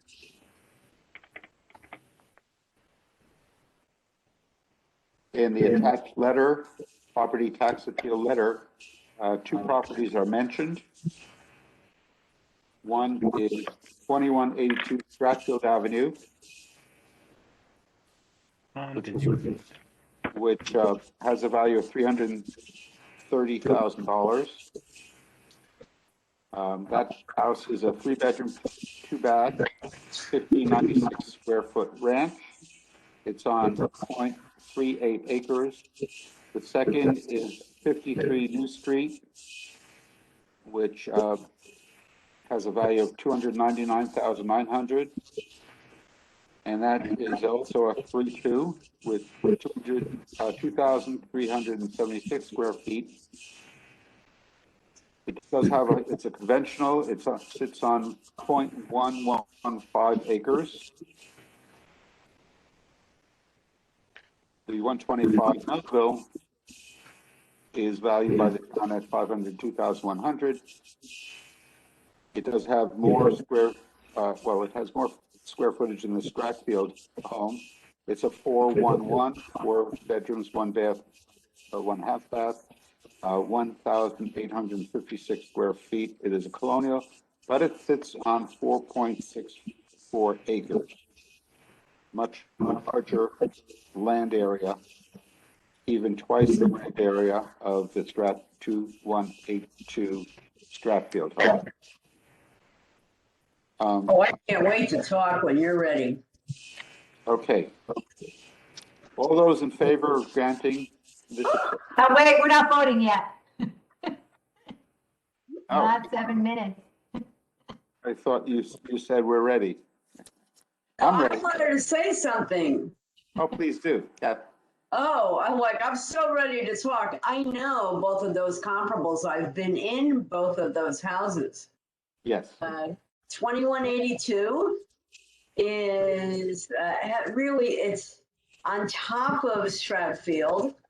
That house was in deplorable condition. Deplorable.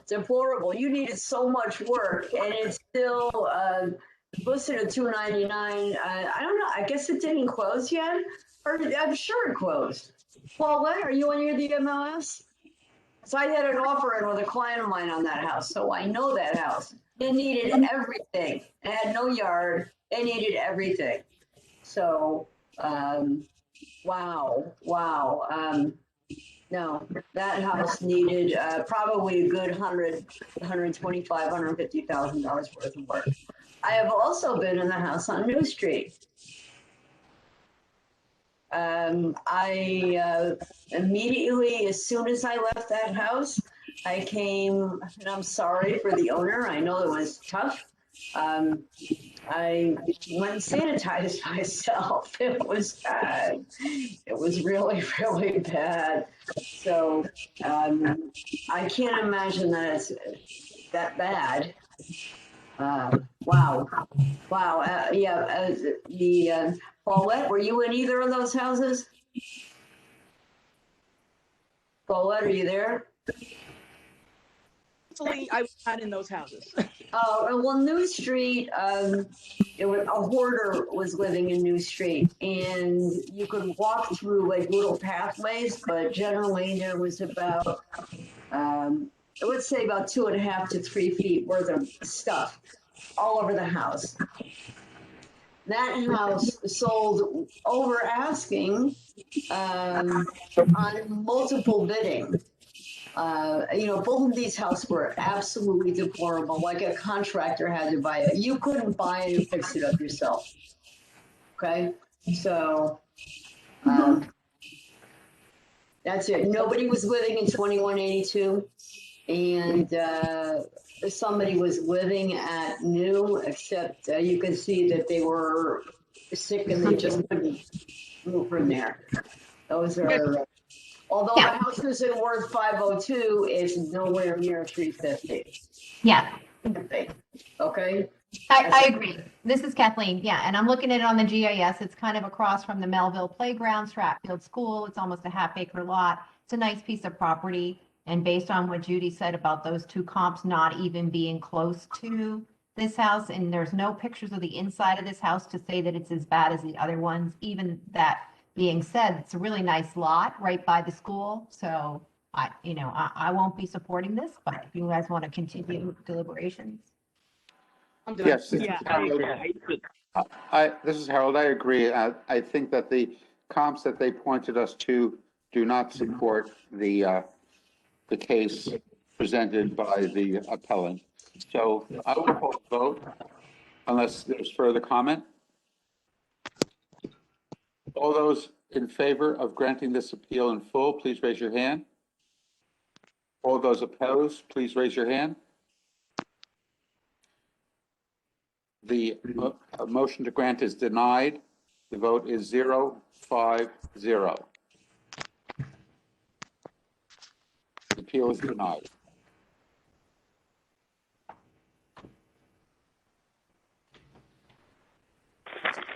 All right, the next one I have is appeal number 170. 170.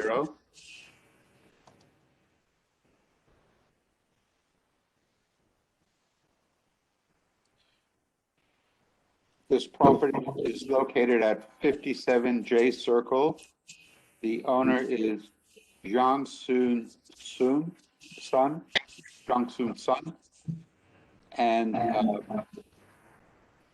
and Zhang Si Sun, that's the husband. Property, as I said, is located at 57 J Circle. The town has a value of $517,000. And the requested value originally on the petition, I believe, was $320,000. I'm making a motion to grant this appeal in full to the requested value of $320,000. Harold, one question. I'm looking at the cover sheet for this appeal, and they have the town's value at $361,900. So I'm questioning whether their request is also in assessed dollars. I'm guessing that $361,900 is assessed, not appraised. Yes, I will review that with you once we second. I just didn't know if you needed to change the amount in your motion to be what he asked for. If he didn't ask for the 320, did he ask for 320 assessed? And let me explain that Okay. The gentleman didn't quite understand the proper procedure for filling out the petition. And after reviewing it with him, and I did make changes on the page that I submitted to be copied and added to the file. However, I don't see it in the file. Perhaps it can be found.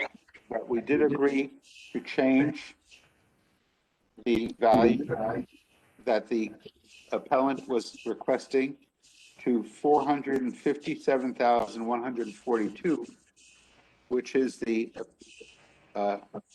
appraised value, because what he put down in both instances, the town's value and his request was the assessed value. So dividing those numbers, both of those numbers by the 0.7 got us to the 517,000, excuse me, and 457,142. So this is Kathleen. I guess I just want to make sure that we're consistent in our motion. So I would use appraised dollars in your motion and not use the assessed dollars. But Ross has his hand up. Yes, Rob. You're muted, Ross, I think. Sorry about that. If you could round that to 457,100. Sure. Thank you. However, as was mentioned, for consistency purposes, I will state that the appellant's requested value, let me just bring that back up, is $320,000 as an assessed value, not appraised, and the town value is $361,900 assessed. And I make a motion to grant the appeal to the assessed value of $320,000. Do I have a second? Is there a second to my motion? A second. Judy has seconded the motion. So as I stated, I spoke to the gentleman about this, and we agreed to change the numbers to show the appraised values, and that equates to the town's value of $517,000 and the requested value as appraised to $457,100. Now, the main concern was there were condition factors to this property.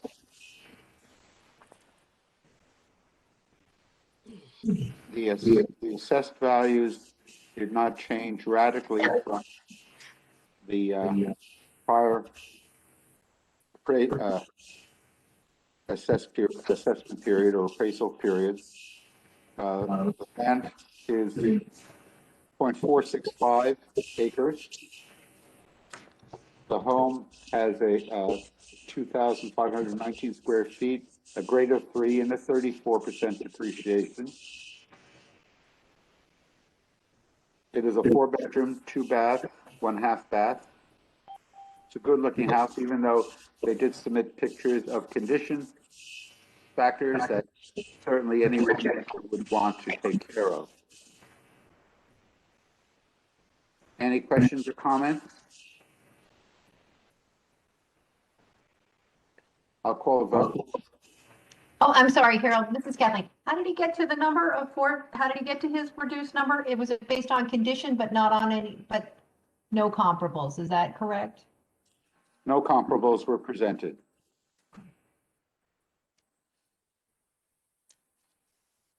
No comparables were presented. We were able to communicate. His main concern was condition. He referenced roof, siding, and flooring, and I suggested that he might want to submit photos for the file, which he did. I don't think that any of those condition factors make the dwelling unlivable. They seem to be all exterior. So I will close vote if there's no further questions or discussion. All those in favor of granting this appeal for the requested amount of $457,100, please raise your hand. All those opposed, raise your hand. The motion is denied. I mean, the motion, the appeal is not granted, is denied with a vote of 0-5-0. Kathy? For Appeal 170, to grant a reduction to an appraised value of $457,100. The appeal was denied unanimously. Thank you. Next, I have appeal number 82.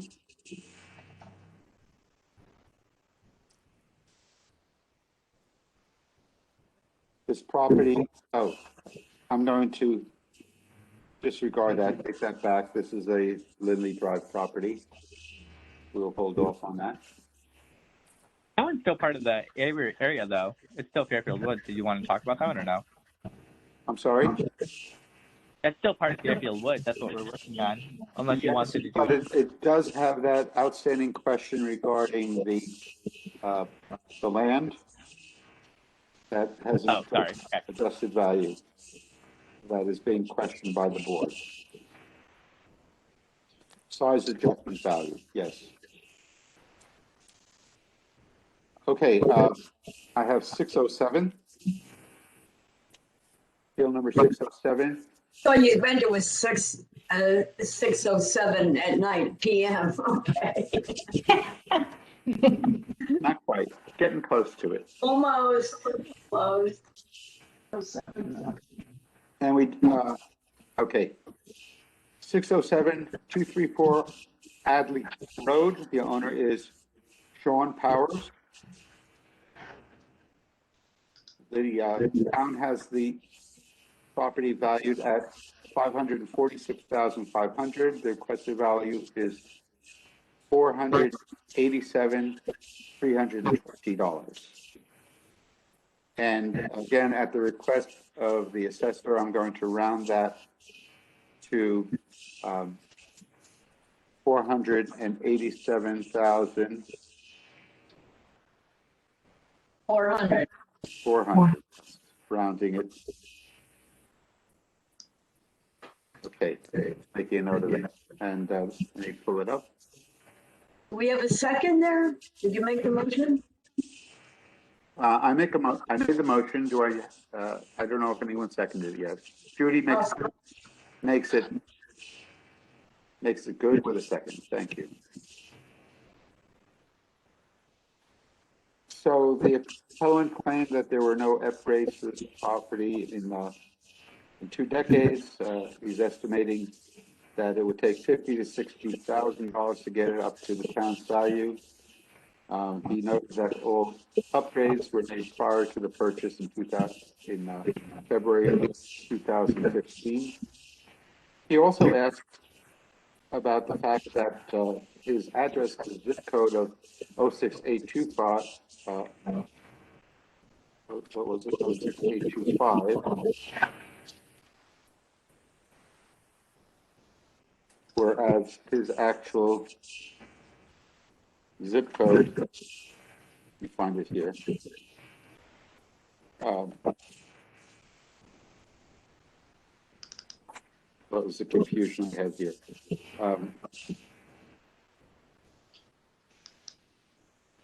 That his zip code is 06825, which is not his mailing address zip code, but he is still in neighborhood code 85, and I explained that that does not change the designation of his neighborhood code. He indicated that's a slab foundation, and he pulled as comps for me to consider 214 Hadley and 338 Hadley. Now, the opposed home is 0.33 acres. It's a 4-bedroom, 3-bath, 2122 square feet. It has a pool, air conditioning, and he paid $575 for the house in 2015. And the land value, because I was looking at that as compared to the others, was $318,800. Whereas the 214 Adley is new construction. It was purchased in 1219 for $835,000. It's also colonial, roughly the same acreage, and 2960 square feet. The land is the same, but it's just about the same. I think there's about. Excuse me. I'm sorry, Harold. I think those are two comps that he's using for square footage, to say my neighbor's lower than me. I think the two comps he gave are Wheeler Road and Tuller Road on the next page. Is that accurate? He did say that I should consider those for his comp. Okay. Sorry, thanks. But you're right, the Wheeler, and so the Wheeler home, I'll just tell you what I found out about that. It's an older home from 1940. It's 5-bedroom, 2-bath, has less square footage, 1,740, and much less acreage. It's 0.191, which I believe is about half of what he has, a little bit more than half. And it has solar panels, I noticed on it, which is not popular with everyone. The 198 Tuller Road, I couldn't find. I don't know if Tuller Road exists.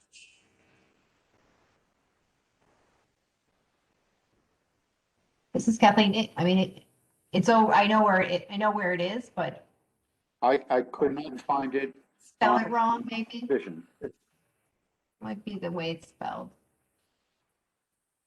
Is it Tueller? Oh, maybe he left out a letter. I don't know. I'll have to think about that. Yeah, Tuller. What number, Tuller? 180, 198? 198 Tuller Road. How do you spell it? Tuller. There is a 189. Maybe he meant that. Let me see if that's sold. It's 189. Yeah, that sold in August of 2020 for 479. All right. Again, that had a much smaller footprint. The land was less. It had solar panels on it, and it was built in 1940, an older home. So unless someone has more questions or would like to discuss this further, I'd like to call a vote. Well, I do want to mention that I sold a house on Wheeler Park Avenue. I can't, in 2020. Let me just double check with the actual sale price, because it's pretty close to what we got there. And that house was Superior. So hold on. And this is Kathleen, but he paid $575 for it, right, in 2015. Yeah, he paid way too much.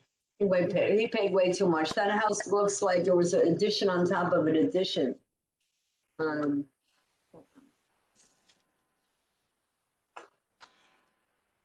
There were some improvements to the house as purchased. Before he purchased it, there's an in-ground pool, there's a shed, has a fireplace. It does look like there's been some remodeling. It was built in 1950. The depreciation code, I'm sorry, Russ is raising his hand. Yes, Russ.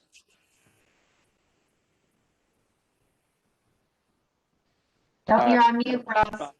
I think you're muted. Forgetting that. This is Ross. There's two sales on Wheeler Park, number 83 and number 438. Oh, I did, 83 was mine. It was a 2,500 square foot house that was in superior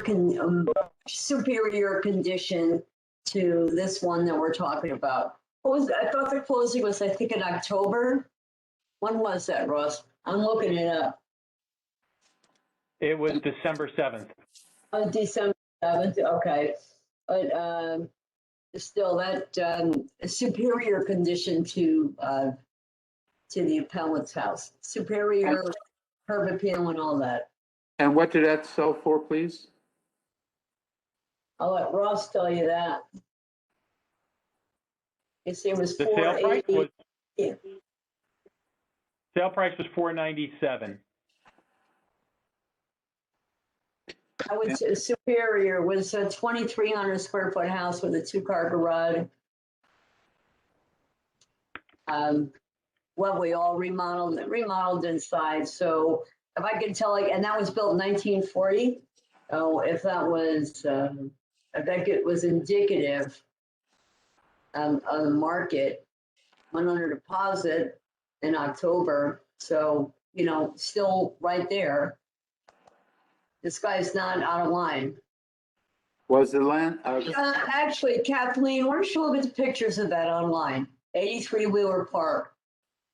Take a look at that one, and you'll know what I'm talking about. You'll see. I represented the seller there.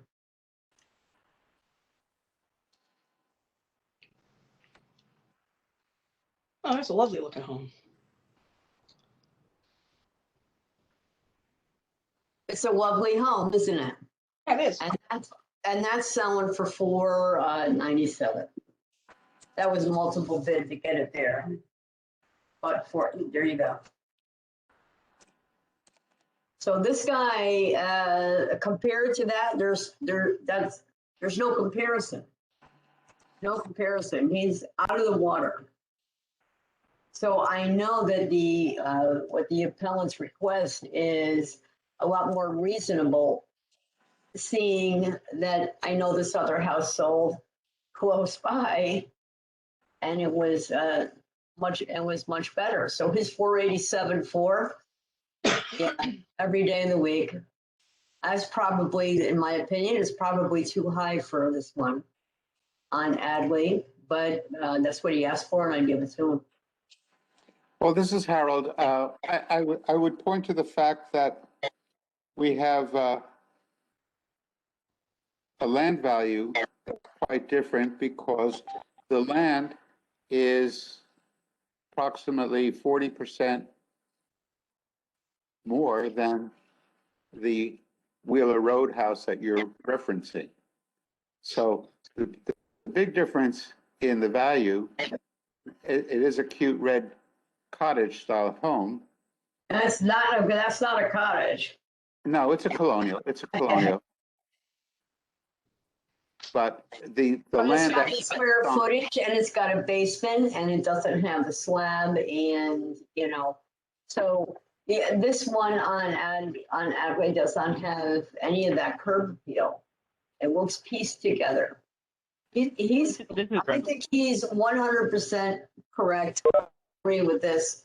If you're to call the vote, I'm going to vote for it. This is Veronique. That land value has nothing to do with the incorrect zip code, right? Because no, zip code does not dictate that. Okay. All right, we hear what you're saying. I'm hung up on the difference in land size. When you walk into the red colonial, it looks like you might be walking to a small walkway before you enter the home. And I believe that the subject's property may be entering in through a hall. It does have an in-ground vinyl pool. whatever that's valued at. There's a shed, framed shed, and a fireplace. This particular home that you're referencing here, I don't know that it has any special features. We can vote. We can vote on this. Ross wants to say something. Yes, Ross, thank you. I just want to point out, there are pictures of the interior of 234 Adley online. If you just Google 234 Adley, Fairfield, Connecticut, the old listing will come up. All right, folks, you're welcome to do that. This is Kathy with the time check. Thank you, Kathy. I have to leave. As soon as we're done deliberating this, I have to leave. And I see you have a quorum, you'll be okay. Kathleen, you're muted.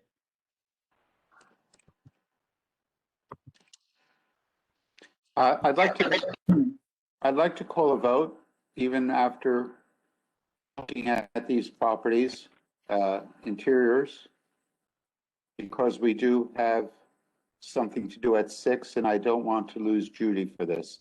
It'll only take a few minutes, but I think it's important that we have as many people on as possible, and I see that Alexis and Catherine has joined us.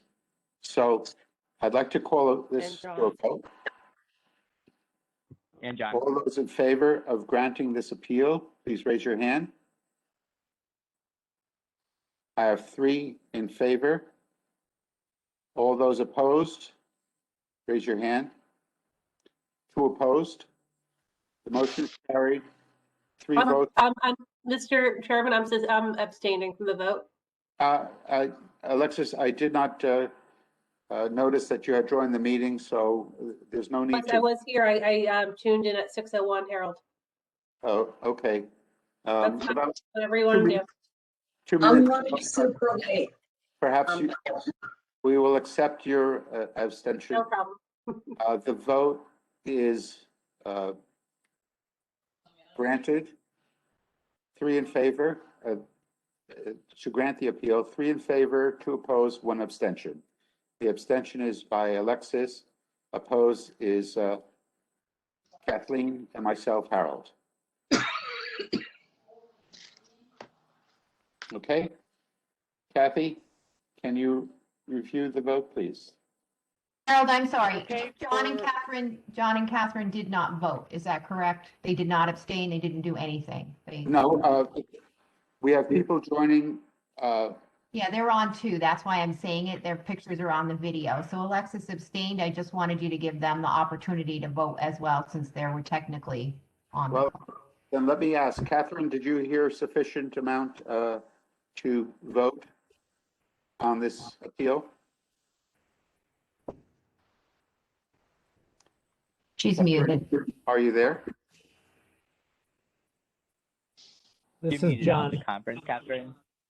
There's The no reason Harold, the reason I say this is because if they all abstain, the motion, I believe, fails. Because you have a different quorum with all of them there. So Alexis can correct that, but I'm not, it may affect the vote on this particular, right? If you have 3 in favor, 2 opposed, and 3 abstentions, does that pass? I guess that passes. Never mind. Okay. This Yes, is John. I did not hear enough of it to be able to vote on it, so. Thank you, John. All right. Kathy, could you please call the vote as you understand it? Okay, for appeal 607, to reduce the appraised value to $487,400. The motion was granted with a vote of 3 in favor, 2 opposing, and 1 abstention. Judy, Ronique, and Paulette were in favor. Howard and Kathleen opposed it, and Alexis abstained. Thank you very much. So I would like to make a motion to add an item to our agenda this evening. And that is to, the motion is to make a request of the first select woman of Fairfield. Oh, first of all, making a motion to request an extension for the Board of Assessment Appeal to conduct business into April. Kathy, if there's different wording that you think I should use, please let me know. Well, this is Kathleen. I think the first thing you're doing it right is you want to add an item to the agenda. So I think that's what you're, right? You need a vote to add the item to the agenda, and then you can vote on the item, assuming it gets a 2/3 majority to add it to the agenda. Alexis can do it, but I'm pretty sure. And we do that without specifying what the additional item is that we're adding to the agenda? No, I think you can specify it. I just don't think your motion is to do what you're saying you're going to do. The motion is to put it on the agenda, but you can describe what you want to put on. I think. I could be wrong. Then, Yeah, I mean, to add an item, you have to have a second and 2/3 vote. Right. yes. So I am making. The agenda is not a binding thing, it's just a guiding thing. We can change it at any time. I didn't catch all of that, I'm afraid, but I will continue with, I will make a motion to add to our agenda discussion vote regarding extending the period of our activities, our deliberations to the end of April. Do I have a second? You need to have a motion. Are you asking the first select woman to extend our period? An agenda is not a discussion thing. Like, you have to make a formal statement. Are we asking the first select woman to extend our statutory time period? I apologize. I'm a little bit rusty on this. I thought my first step would be to make an motion to add an item to the agenda. Yeah, I think you're right. Sorry. Okay. Yeah, Sorry, I'm gonna have to go. Do I have a second? Do I have a second? Do I have a second to my motion? Kathleen has seconded the motion. Now I will call a vote to on. I cannot stay. I'm gonna have to go. And my apologies, but I have to leave. Well, do we need her for 2/3? No, I guess we don't. Okay, sorry, guys. All those in favor, raise your hand.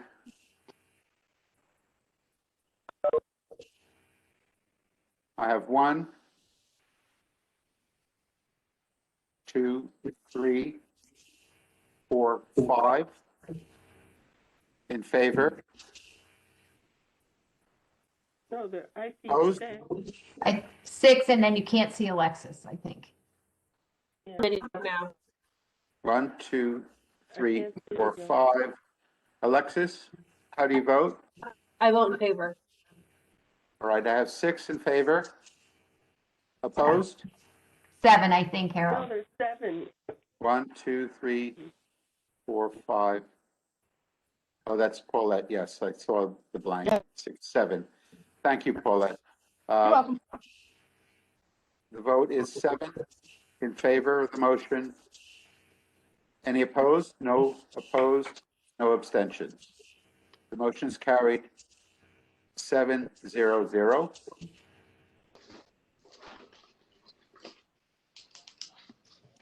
This is Kathleen, and then I guess I can make the motion. Just because you added it to the agenda, I don't think you have to be the person to make the motion.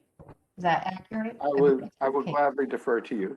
Okay, so I will make a motion to request that the chairman request that the first select woman approve an extension of our deliberation period to the end of April. I second it. All those in favor, please raise your hand. You want to have a discussion? You have can discussion discuss it. Yeah. Does anybody want to comment on that? And we have to get a second first. Discussion. I have a question. Can you just tell us like how long it will be extended for? Is it indefinitely? Can you just give us more parameters on what you're envisioning for the month of April?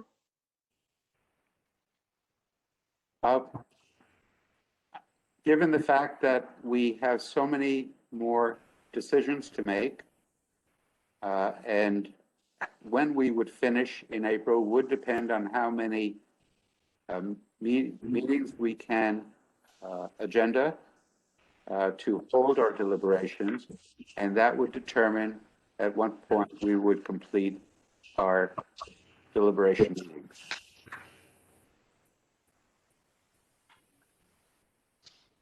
Any other questions? Yes, Paulette. How many more do we have to do? Does anybody know?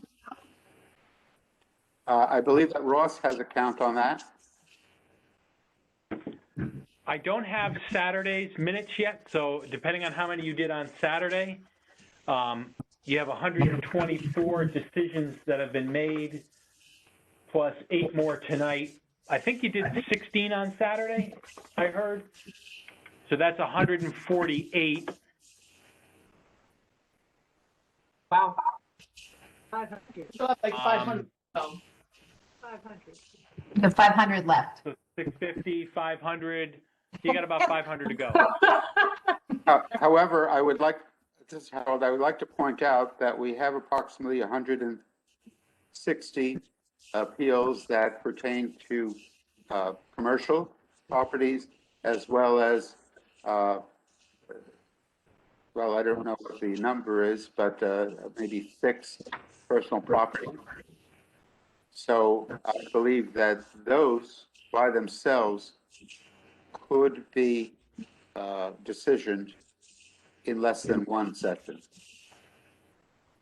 So I think that that would take a big chunk out of the 500 that we have left, giving us maybe 300 plus to complete within the month. But again, it all depends on everyone's participation and the time that we can have quorum to hold meetings. Yes, Lexus. So is there a meeting cadence that you're anticipating at this point? Or has that been determined? I'm sorry, ask again, please. Is there a meeting cadence? Has that been determined yet?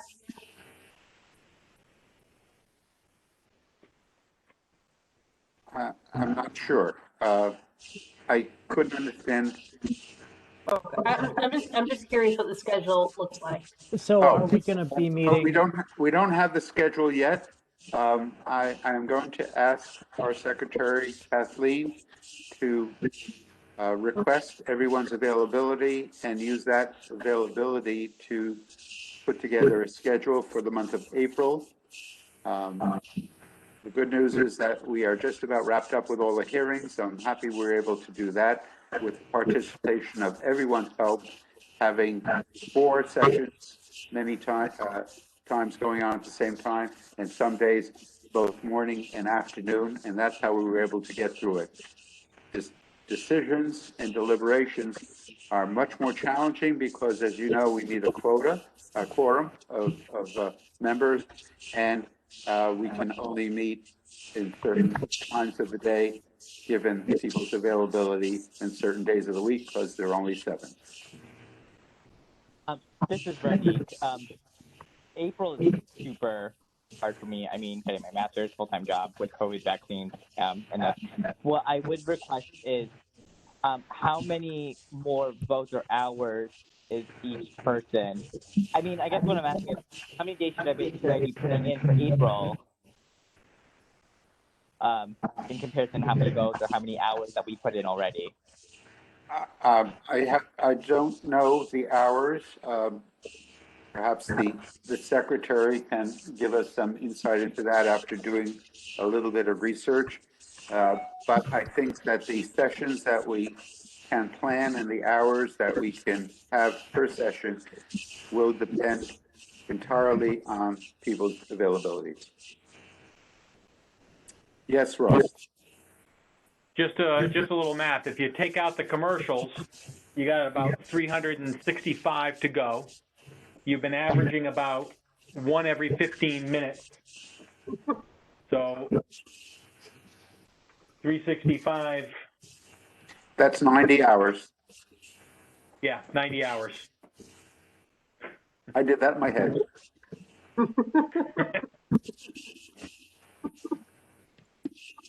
Not a number anybody wanted to hear. Well, Right? So it's what it is, right?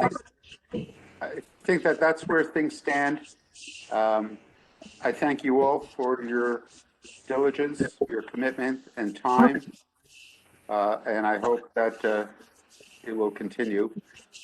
Catherine, you have your hand up.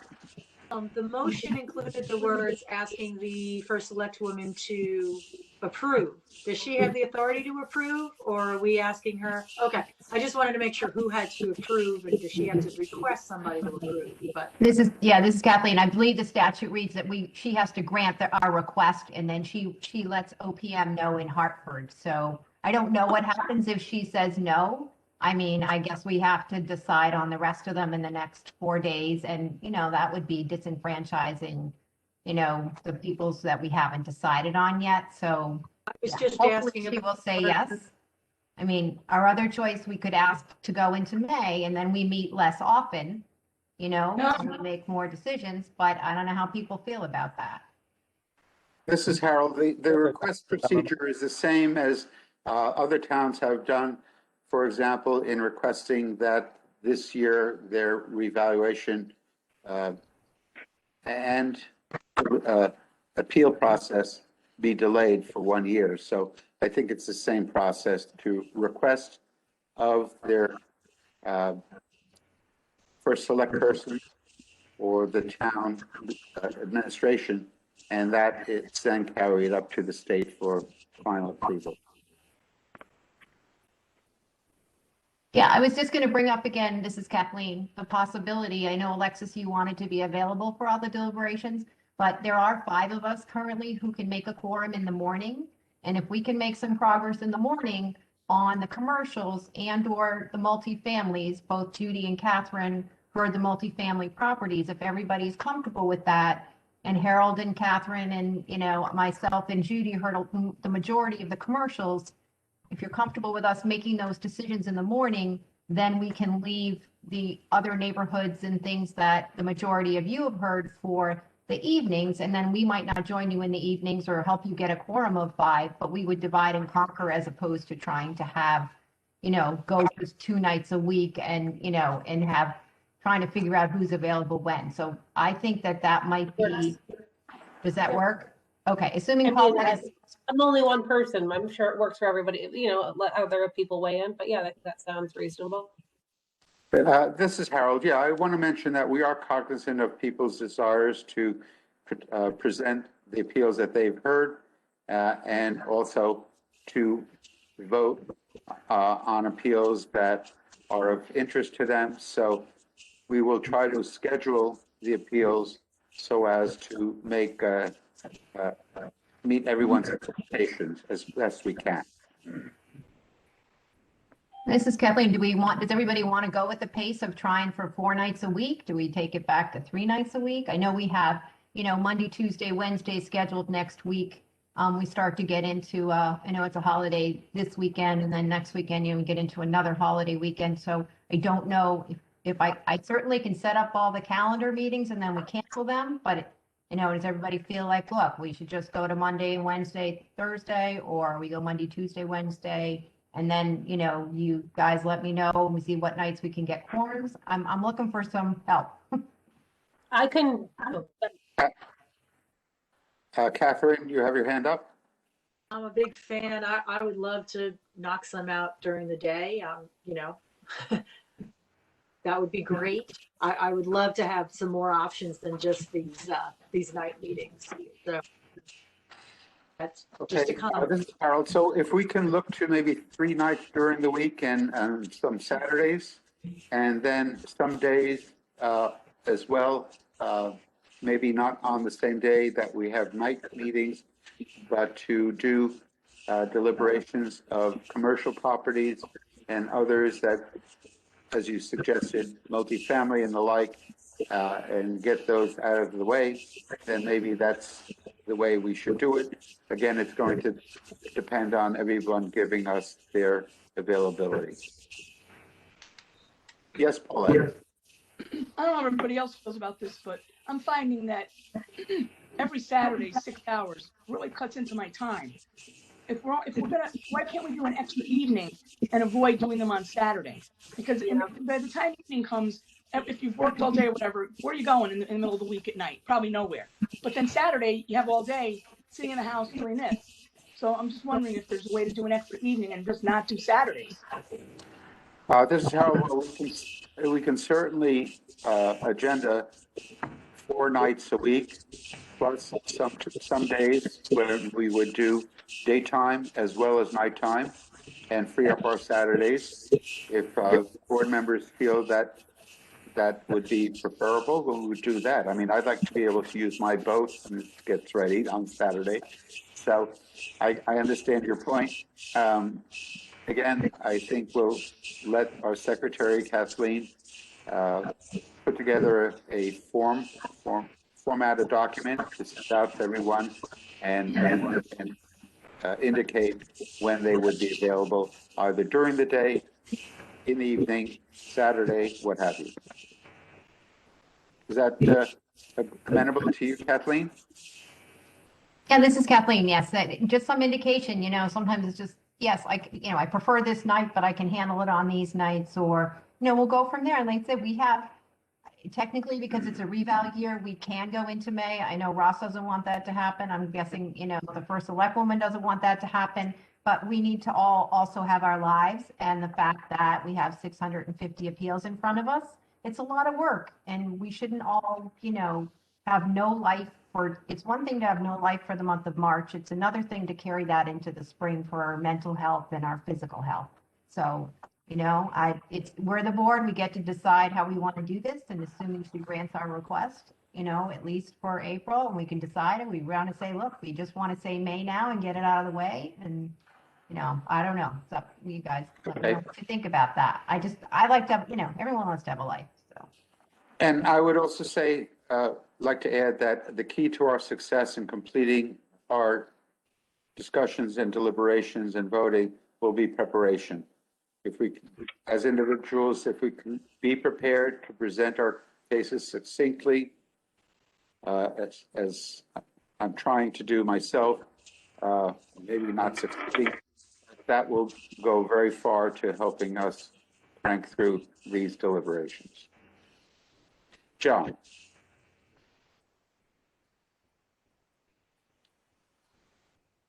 Mute. Mute. Yeah, spacebar gets me again.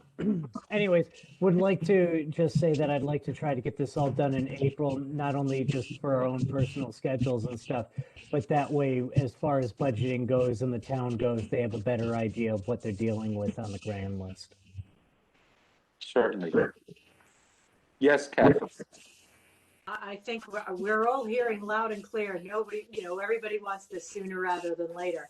Perhaps, though, we want to go to the first selectman only once, select woman only once, and perhaps we should have an amended date of like May 15th with the full intention that we're going to knock these things out in April. But I would hate to go back for an extra week or so. That would just be me. I'd like to have the cushion on the deadline, but not in the motivation or intention to get it done.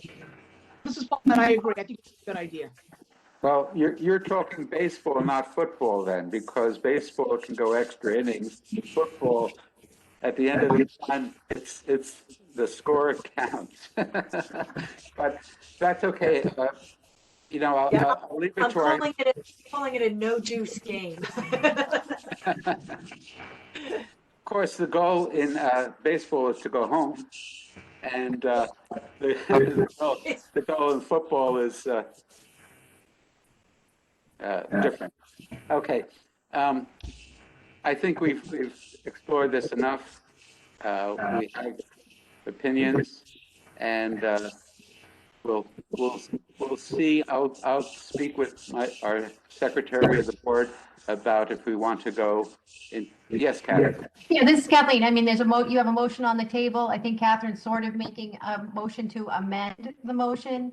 And I think there's a lot of support for that amendment. So if she's willing to make that amendment, I think that, I think we should try that route. I don't think it hurts to do that. And it buys us some time, who knows what's going to happen. And, but also will incentivize us to finish earlier than the goal we set. And that would be, that'd be great. Okay. So. This is Harold. Also, April is a month of holidays, so we need to consider the lost time that will produce. So I will make an amendment.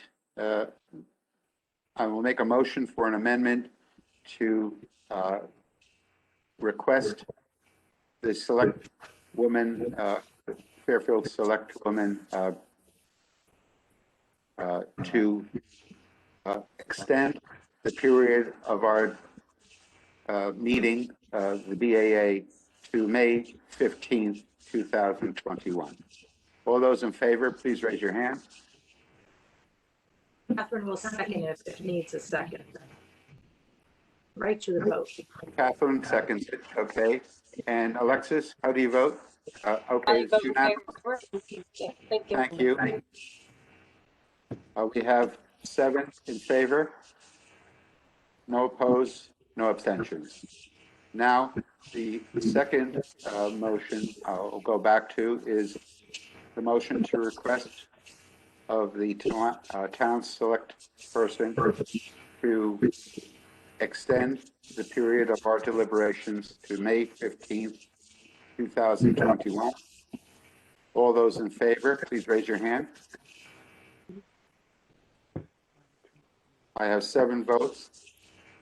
And Alexis votes. Thank you, Alexis. Opposed? No, opposed. The motion is carried. 7-0-0 is granted, and we will make a formal request to our first select woman for an extension to May 15th. Thank you.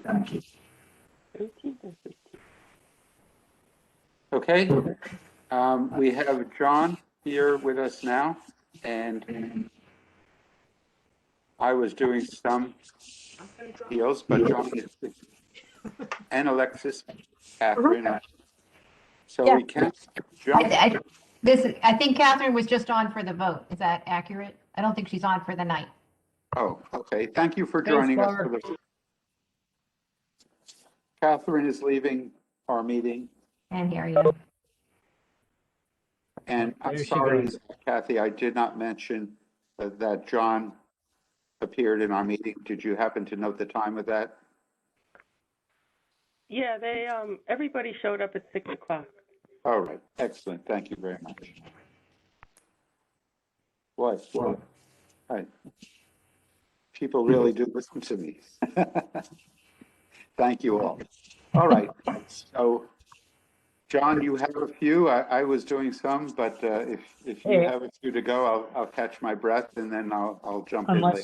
Unless you want to do something else, or unless you want to do more, or does Alexis have any that she wants to present? Or I definitely have a few to do. Yeah, this is Kathleen. Oh, sorry. I think we decided when John and Alexis were here, since, they can't make it before 6, that we would move to the east of North Benson neighborhood when they arrived. And Yeah, so if someone wants to take a break, I mean, Ronique, if you want to take a break, or Lee, we have 5 now. I don't know. I need probably a 15-minute break at some point in time, because I've been here since 4, but, and maybe the chair does too. I don't know when that wants to be. No, this is Harold. I was thinking about scheduling a break after we voted on the additional item that we added to our agenda. So this is the appropriate time, and then we can jump into the appeals that we have listed for today, the 23rd. Well, I think what Kathleen was saying is you and I can take a break, or because they were going to have 5 for a quorum. Is that what you're saying, Kathleen? That's what I was saying, like break up our breaks because the people who just arrived are probably all ready to go.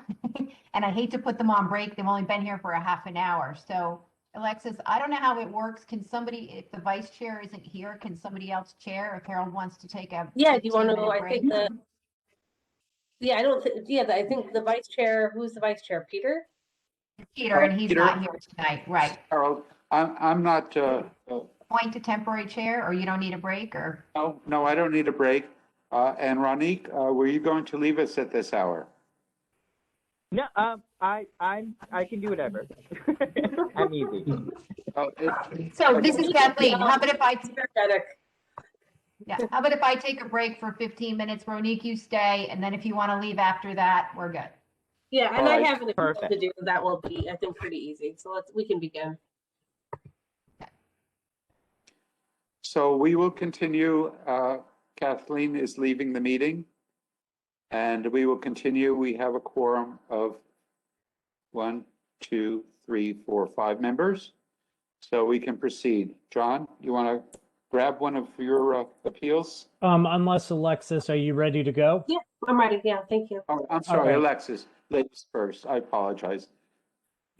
Thank you. And I hope everybody can hear me again. I have terrible internet issues, so I do apologize in advance. So this is appeal number 70, and the address is 1834 Jennings Road, and the owner is actually Fairfield University. And it's a pretty cut and dry appeal, I would say. So the university bought this property, it was an arm's length property sale rather in December for $435,000. And they believe the town is asking, way beyond what they purchased it for just a few months ago. So they just, I didn't make a motion. I will back up. I'm sorry, I get ahead of myself. I'd like to make a motion to accept the appellant's opinion of fair market value of $435,000 for the property of 1834 Jennings Road. I'll second. I'll second that. And apologies, I didn't go in order. Thank you. Harold has seconded. Very good. So I think it's pretty straightforward. The town put the value at $529,300,000. And again, the petitioners just literally bought it, Fairfield University, which is obviously a nonprofit, organization, for $435,000. They just feel it's overvalued for what they paid for just a few months ago, and are asking for a decrease. This is Harold. If it was purchased by the university and the university is exempt, do they have to pay taxes on this property at all? Ross, can you clarify that for me, please? This is Ross. The exemption would depend on how the property is used. In order to be exempt, it has to be used for the exempt purpose. So if they house, if they rent it, it wouldn't be exempt. If they house, I don't exempt it if they house students in it. It's because it's not on the campus property. If they use it for offices or a counseling center or something like that, then it would be. Yeah, as I understand it, and this probably doesn't answer the question fully, but they did say, it is there to house, professors and, visiting, teachers, instructors, whatnot. So it's going to be used as a residence for Correct. faculty. Okay. I have a question. Yes. It's more of a question for Ross. I thought that the tax exemption status, like you said, it has to be used for certain things. So I don't know what they claim their exemption is, but I thought that if you're using it for housing, why is that an exemption? It's not, they're a school. Why is it? You're breaking up. If you're asking, it depends on the type of housing. If it's on the campus and it's a dormitory used for housing, that's part of their exempt purpose. Right, but this isn't on the campus. Right, and therefore I would not exempt it. Okay, so this one isn't, but if it's on campus, it is. Right, if it's on the campus, we would make that distinction, if it's part of the main campus. If it's off campus and, it's rented basically to students, then it would be taxed. Yeah. This is how, or if perhaps it's being used for temporary housing for a visiting professor or something like that. So, and it's off the campus, it's outside the campus, a perimeter. It's my understanding that it should be taxable. Okay. And I think obviously since it is taxable, or since they did come before us, I imagine it is taxable, right? So, I mean, they are using it they did buy it to house, professors and visiting instructors. It is off campus, not to use it to rent or to make money. It's really, Okay. So. Harold? Yes? Alexa's internet just dropped. Yes, it did. Yeah, I'll just comment that I have not received a request on this for exempt status. We're going to have Alexis join us so that we would have a quorum. 1, 2, 3, 4, 5, yes. I believe that she's being connected as we speak. Alexis, are you there?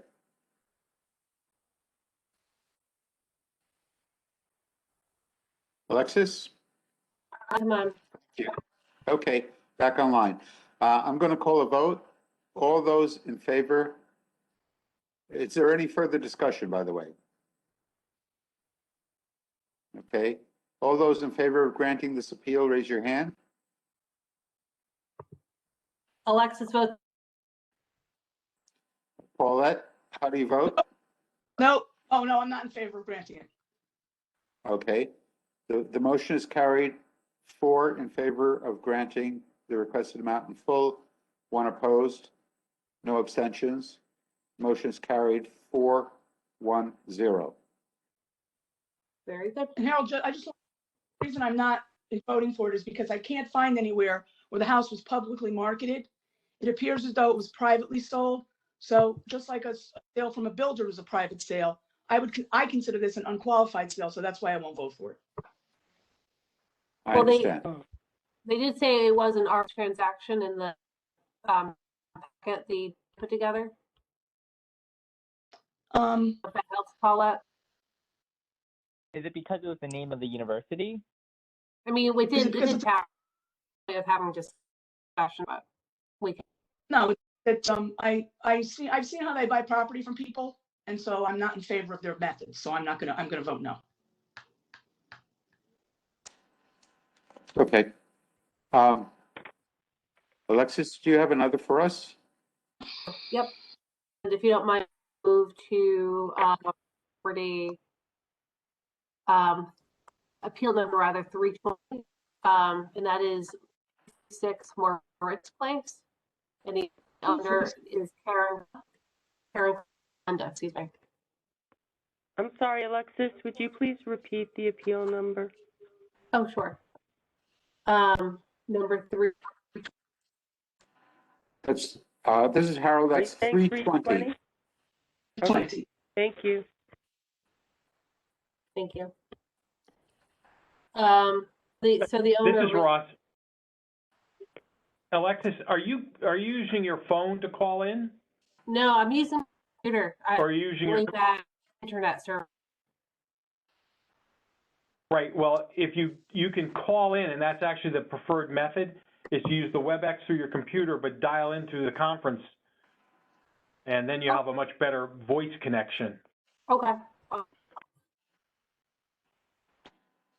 Give me a second. And by the way, Alexis, that number is on the agenda. It should be, yeah.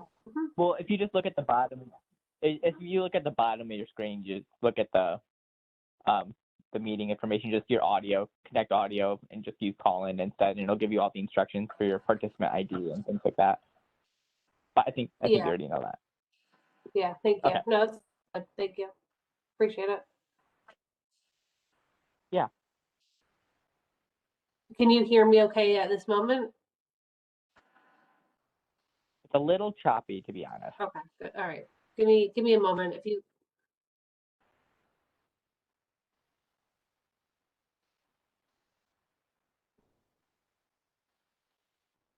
Sorry, if you guys, if John wants to go ahead, we can put this on hold, I guess. Sorry. That's fine. I can pick up if you want. All right, this is Harold. I think we will just, All right, I think I'm okay. I think I'm gonna dial in on my phone. okay. I got it. And We then can you'll wait. I mean, want to turn off the audio on your computer so you don't have an echo. it'll automatically switch when Okay, she calls thank you. Thank you, techies. in. Yeah, Techie. we can wait. It'll only take like a minute anyway, and I'd rather. All right, I'm gonna leave. Hold on. I won't take it personally. I think she knows how to do it. I hope so. We'll find out.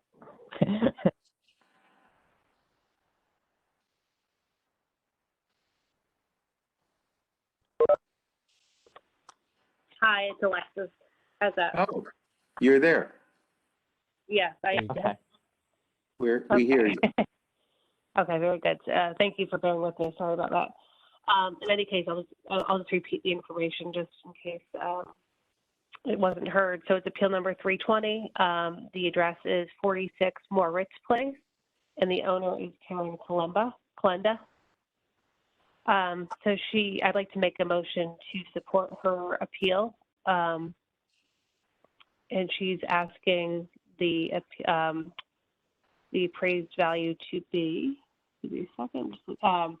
So the town is saying it's worth $420,000, or excuse me, the town's value is $293,000, 160. Wait, don't talk to me. 293,160, and she's asking it to go down to the fair market value to be $250,000, which I am putting a motion on the table for. So her argument is about 5 years ago. I second motion. This is Harold. Thank you. I second. So this Karen, the petitioner bought the home in the 80s, and about 5 years ago, she said a 3-story, 30-unit, 40-foot high apartment building was built next to her house, and it's on 0.61 of an acre. So it's very close, and she feels really brought down the value of her home. She can't even open up her windows. The parking spaces are against her property. It's really a monstrosity of a building that has really reduced her value and resale value. She would gladly take what it's worth right now, what the town is saying, but she doesn't believe it's worth that much. She would basically, sell it and get out of town, but she doesn't believe it's worth that much. She sees parking spaces from her home, and dumpsters are out her back window, and she really feels this building, which is an affordable housing apartment complex, really has devalued her property. So she would like it to be valued at $250,000. She just feels like the resale value is just not there. She owned this property since 1985. She was a young widow. She raised her 2 kids there. But at this point, it's just been hard to live there, she said. There's absolutely no privacy.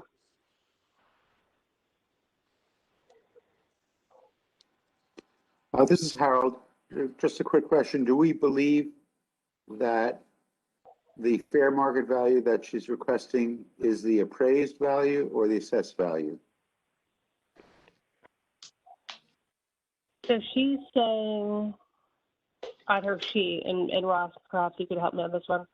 She's saying the gross 2020 assessed value is $293,160, which would make the house worth $420,000. And we have it appraised for less. Right? We have it 418.8. This is Ross. The appraised value on the house is $418,800. She has written down the assessed value as the town value of $293,160.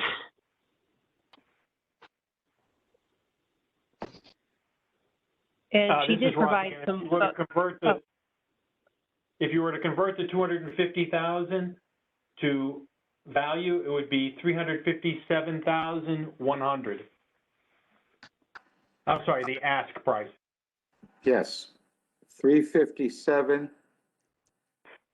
100. So she would like it to go down to $250,000. Understood. For the appraised Yeah. value or for the assessed value? Fair market value. So Wait, that would be what? the appraised. Yes, that's my understanding. If you look at her notes, it appears that that's the number that she's set upon as the fair market value.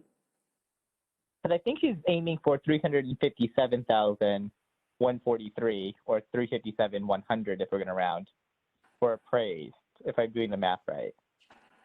Well, yes, this is Harold. There is a note. If you look at the town's value, she has a number there of 293,160, and then underneath, which would mean the house is worth $420,000. But to sell, needing upgrades, and due to apartment building, she's saying it's really only worth fair market value, appraised value of $250,000. That's how I read it. That's how so I, she yeah, is that's right.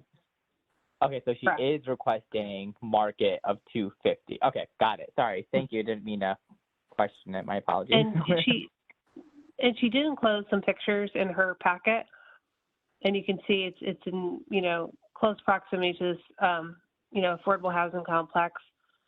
She did spend money to kind of fight that development from going in. It's not the house that she envisioned when she bought it in 1985, and certainly not the area that she envisioned it would be. And again, if she did reiterate, if it was worth that much money, she'd be happy to sell it, but she doesn't think she could ever sell it for that much. She has tried to sell it over the years, she said. This is Harold on page 12. She states many of her condition issues. And the last sentence, she says, there is no way I can even sell it for $250,000, thanks to TPZ for allowing this building 5 years ago. So she is, I think that reinforces her request for a fair market value of $250,000 as well. Okay. Alexa, this is John. Alexis, she said she tried to sell her house. When was the most recent time she tried to sell it, and for what price, or do we have that information? I don't think I have those definitive dates or price. Okay. She did say, you can see this is in the packet. She said, I did try to sell my house in the past before the apartment building was even thought of. So before this apartment building was built next door. And that was still, I guess, hard. And I see she tried selling it. And the last price, it was removed at $350,900 in September 2009. And she listed it for sale in 2008 for $387,900. September 2008, and she kept dropping it ever since. So Ronique, what you're saying is that she tried to list it before the apartments were built and approved. Correct. Yeah, and less for what we have it appraised. But then again, that was 2008. It was a different, market, of course. This is Harold. I feel for her, but I do recognize that there is, if you look at the photo on page 3, you see the house, you see apartments to the side of the house, and now she has and I don't know when those were put in, but now she has apartments in the front of her house separated by the fence, and there is a driveway that comes across the front of her house to the right side of the house, and that's all fenced-in area. So, Yeah, but I mean, it's a pretty big building. I mean, I think it's what, 50 feet or 70 feet. yeah, I mean, I it think really she says towers over her home. I mean, it towers over that fence. I mean, I see the picture of the fence. You can still see her house. yes, it's true. I mean, I see that there's two large buildings, one on one side and one in the front. So Yeah, she's 30 surrounded. units, right? She's Yeah. surrounded. Yeah. I mean, I feel Kathy for with her the too. time I think check. it's a terrible situation.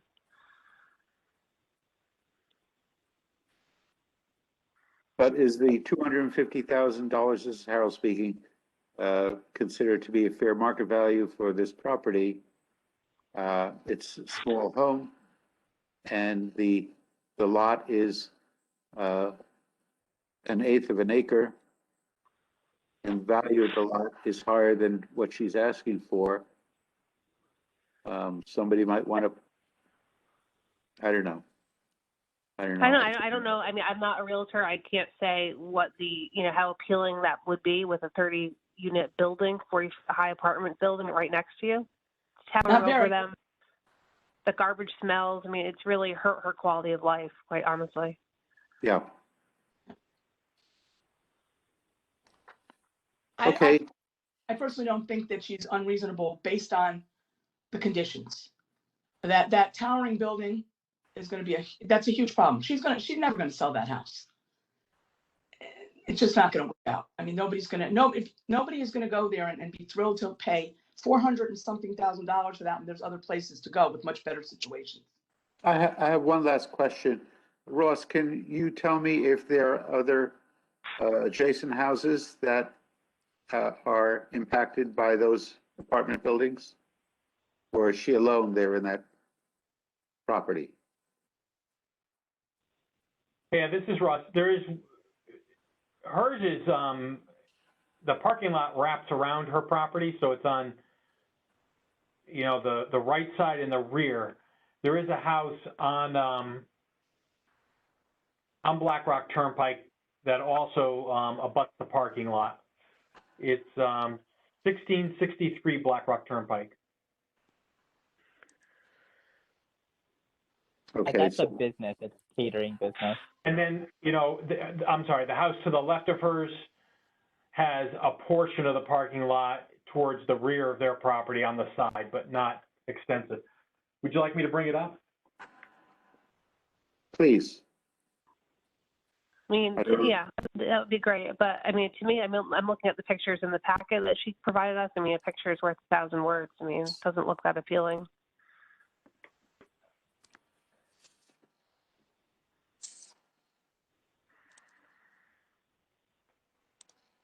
Okay. It looks like that's owned by Aquarian Water Company. So it's 1663 Black Rock Turnpike.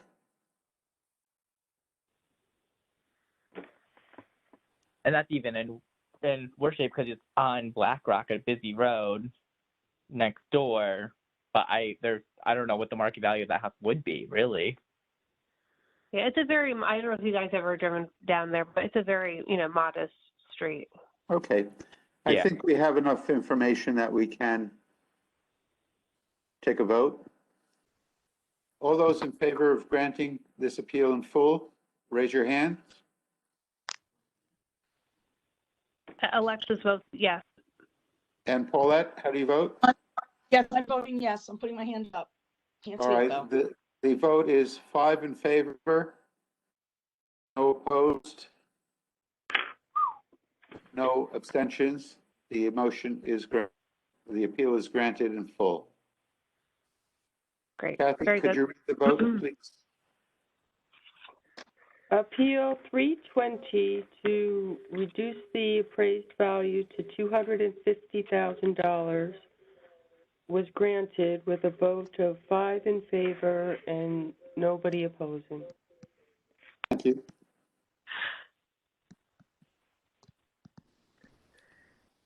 Okay. Great. You're on a roll, Alexis. All right. And then Wait a second. This is Kathleen. I'm back. So if anybody else wants to take a break, welcome back. Thank you, including Kathy. If Kathy needs a break, I'm happy to take minutes for a bit. Kathy, if you want to take a break, or somebody else wants to. That's I'm been good, here thank since you. before. Okay, or Ronique or whoever. All right. Good.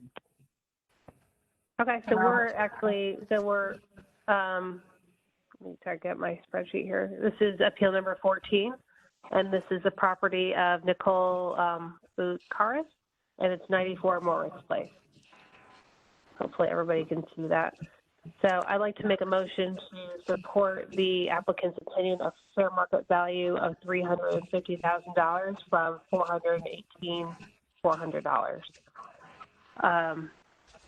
So I thought she brought in some interesting comps, which are in your package Do we here. have a second? Oh, sorry. A second.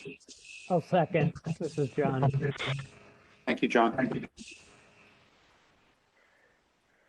So she just had some notes here, and she just basically said, of the 12 comparable properties in her neighborhood, 10 in her neighborhood, excuse me, I'm just looking at my notes. The highest in her neighborhood basically is $418,000, and she just doesn't understand how her house could be that high.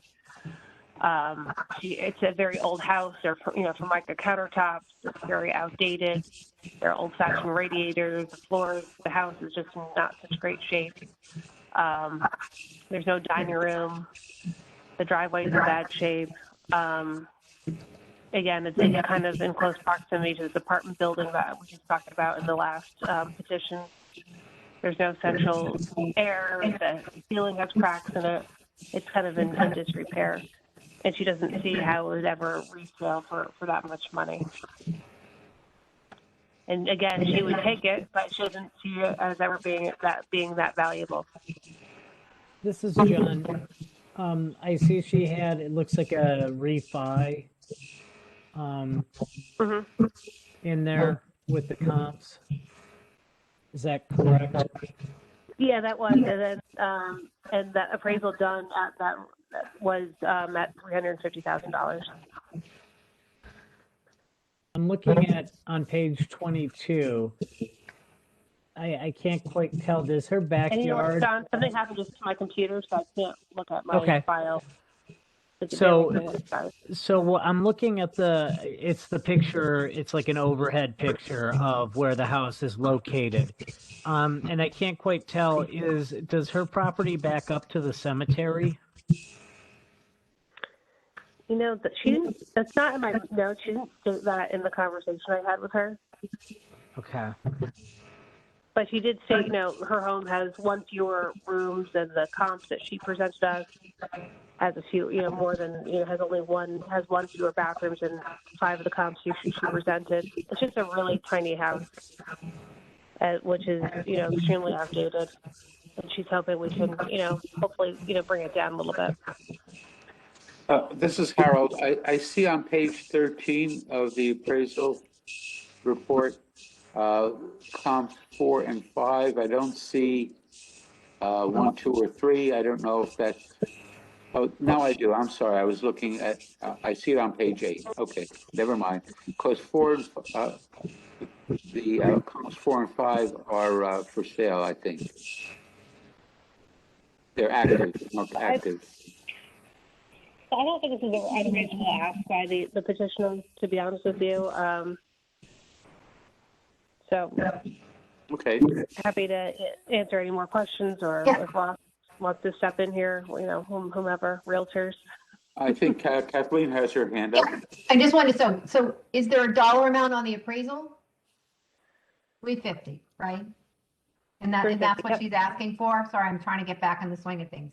Yeah, and apologies, definitely something happened to my computer, so I lost my spreadsheet that I had in front of me, so I don't have it right immediately open, but someone can help me there. She's asking for what the December 1, 2020 appraisal was for her 45. So that's the same 350. Okay. I'm good with it.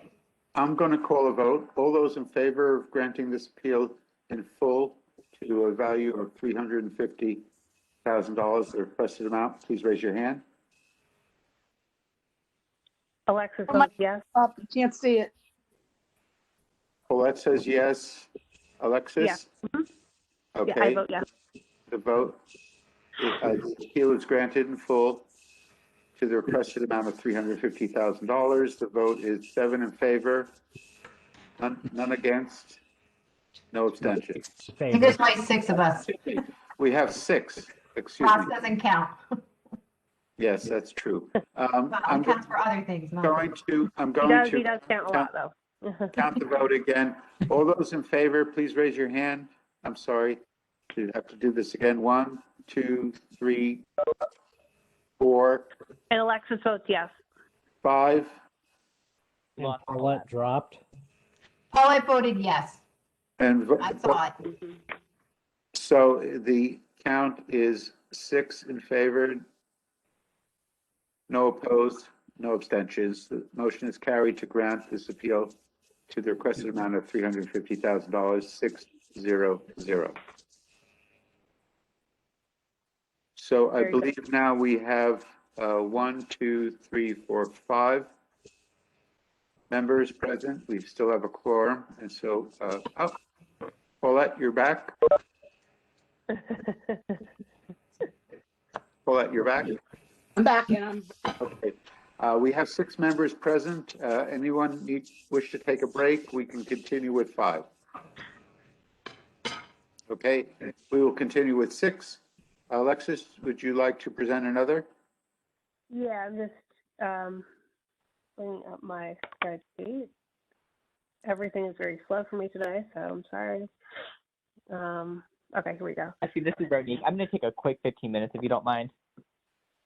All right, Ronique is dropping off. We Thank still have a you. quorum See of you 5 soon. members.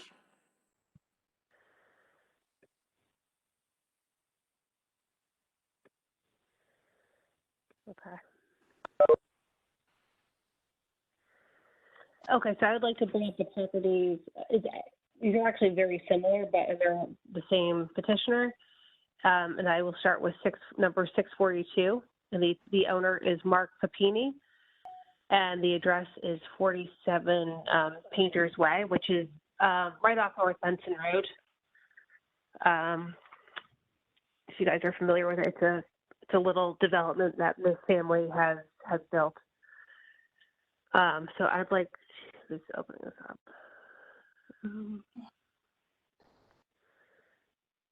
So the town has appraised each parcel of land, and it's just a parcel of land. Bear in mind, it's not a home.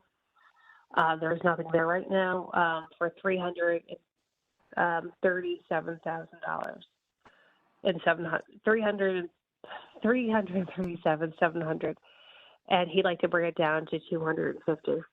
And his reasoning is pretty straightforward. Did you make a motion, Alexis? Yeah, I did. I just did. I just said I'd like to make a motion. Oh, okay. Sorry about that. Now, we do need a second. I'll second it. Thank you, John. So he's basically saying the town's value is too much because if you wanted in fact to build a house there, which you would want to do, that would probably cost roughly in his estimates, and this gentleman is a builder, would probably be about, I don't know, $800,000 or so, give or take. So those would be the cost just to build the home. So that total price, it would make it to be about, $1.2 million. So he thinks it's just a real astronomical amount for just land. And he's asking the town to go lower here. this is Paulette. I find this appeal very funny, but because he's asking for that house, Painter's Way, he's building 4 or 5 houses. I forget how many lots are there. But he has one on the market now for $1.2 million.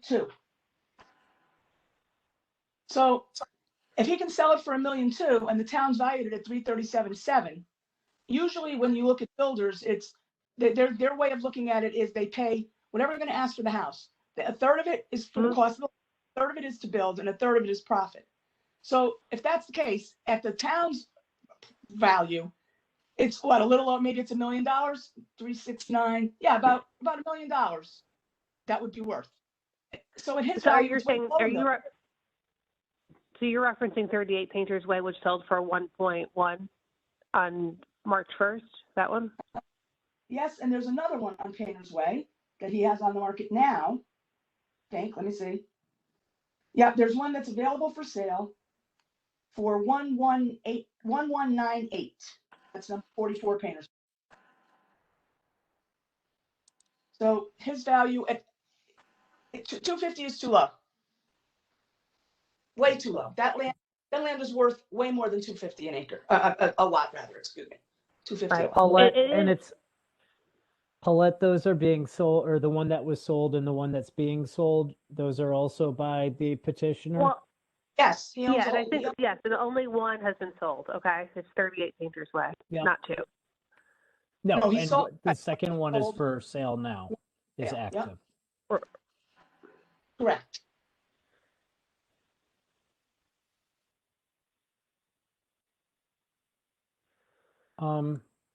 This is John, and I need I don't know if it's Ross that can clarify, or maybe Paulette can clarify.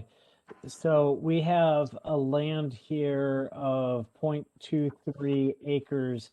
How much of that can be buildable by zoning? Well, It's a lot. Yeah, It's a I mean, how big building is the lot. house? That's Like, what where was you the get question? value from the land. yeah. As far as a footprint goes, do we know what the town standard is for, like, what percentage of the lot can be built on? I don't know what without having to zoning this is in, like, I don't even know what is it zoning, what, is it like zoning A here? I don't even know. It is zone A, Okay. according to the card. I guess, what's the zoning? Is that 20,000 square feet?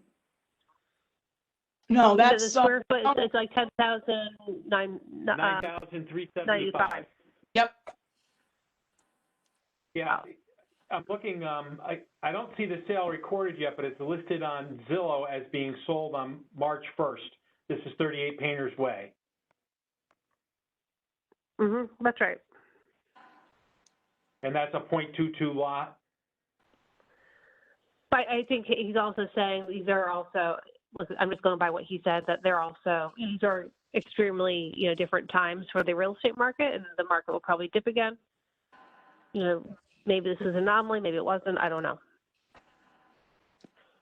This is Kathleen. Did he provide any comparables on those lot sales, that lots are Yeah, valued? Kathleen, he really couldn't because he didn't really feel like there was anything analogous in Fairfield like this property. I mean, if you've seen the street, it's like almost like it's shaped as a horseshoe.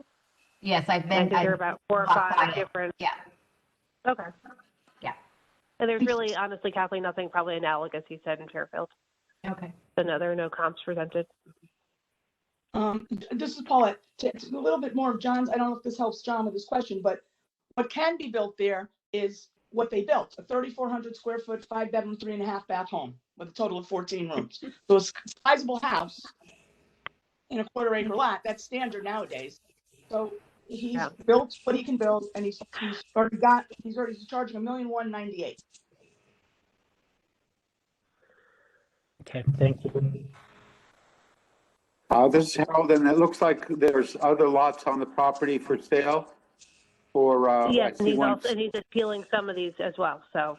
98. Okay. I think we can vote. All those in favor of granting this appeal, please raise your hand.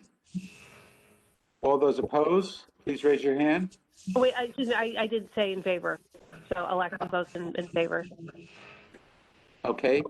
I have one in favor, 1, 2, 3, 4. Paulette, do you vote? Opposed. Yes. 4 opposed. So the vote is 1, 2, 4, 5. Ronick is not voting. Okay, he's stepped out. So we have vote is 1-4-0. The appeal is not granted. Kathy, can you call the vote, please? For appeal 642, to grant a reduction in the appraised value to $250,000, the vote was denied with 1 in favor and 4 opposing. John, Kathleen, Paulette, and Harold opposed. Thank you very much. Okay, thank you. Okay. You There's said, 2 others, right? This is Kathleen. Alexis, there's 2 others, right? 642 Yes, and number 643. 600, 460. I think we can do those all at the same time. Is that? Yeah, I mean, that's fine. Okay. So we'll go over to, this is 635 Painters Way. Again, it's right near 1638 North Benson Road. And the motion is to bring the property down to $250,000 from the town's value of $333,900. Again, it's a. you made the motion, right? Mm-hmm. I second it. And this is for appeal number 640. 640. Correct. Yep. Okay. Well, we've And the owner again is Mark Papini, and he and his family own this plot of land. They have lived there for a long time on North Benson Road. And again, he's just saying the cost to build the house, just would be too much, with the appraised value. It just the math doesn't work. That's what he's saying. okay. This is Harold. I think we've had similar discussions regarding similar properties brought by this appellant. So I think we can move to a vote. All those in favor of granting this appeal, please raise your hand. Alexis votes in favor. I have 1 in favor. All those opposed, please raise your hand. 4 opposed. The appeal is denied with a vote of 1-4-0. Kathy, please call the vote for the record. For appeal 640, to reduce the appraised value to $250,000, the vote was denied. 1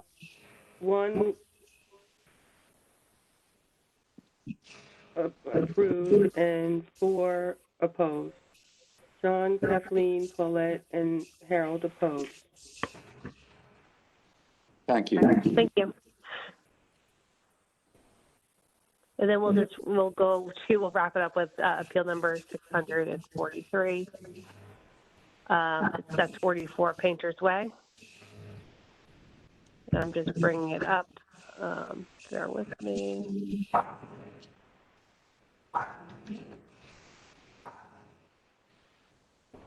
A moment. And perhaps we should also state the owner's name. Yeah, this is Carol Ann Papini. Thank you.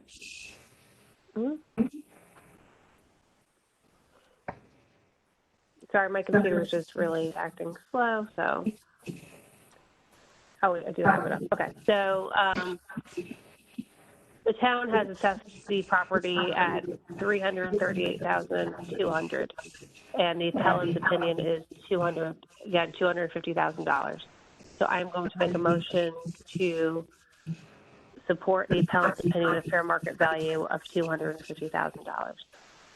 This is Harold. Again, thank you. Again, he just says the town's value cannot support, building a house and then selling it, and just selling it at fair market value of what he's saying of $900,000. He's saying that the cost to build it is just too much. This is Harold, it's understood. Having heard this argument before in similar appeals, I think we can call a vote.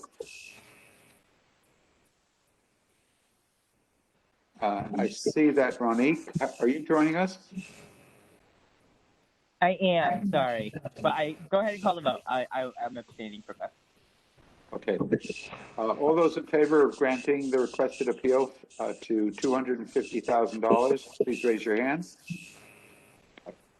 Oh, grant. sorry. I'm sorry. I'm opposed. To grant. Alexis votes in favor of yes. All right, I have one in favor. All those opposed, please raise your hand. I have 4 opposed. Any abstentions? 1 abstention. We have 6 board members in presence. So the vote is 1, 4, 1. 1 in favor, 4 opposed, 1 abstention. Okay, thank you. Carol, this I is think Paula. I'm going to take a verbal break for now and pass it over to somebody else. Yes, Ross. There's a 4th one on Painter's Way, I was gonna say. Appeal 639. It's Alexis's appeal, yes. It just 639. happens to be in the university neighborhood, so it didn't make the list for, I think I put it in my email, but it didn't make the list for east of North Benson. But it's, Okay. what, 20 Painters Way? I don't know if you want to pull that one out of university and get that one, because it seems Get it up right similar. Okay. Yep. Yeah, just let me get it up. I knew there was more. Okay. For everyone else, it's appeal number 639. Yeah, and again, the owners are Mark and Brian Papini. And the town's value of the property is $467,000 and $300. And they would like to again bring it down to $250,000. I would like to make a motion to support the appellant's opinion of making this a fair market value of $250,000. I'll second And it. Mr. John. again, great, thank you, John. In a similar argument, there's no way the appraised value can support building a house on the land that will be way over the fair market value of approximately $900,000 of what they would hope to sell a house for.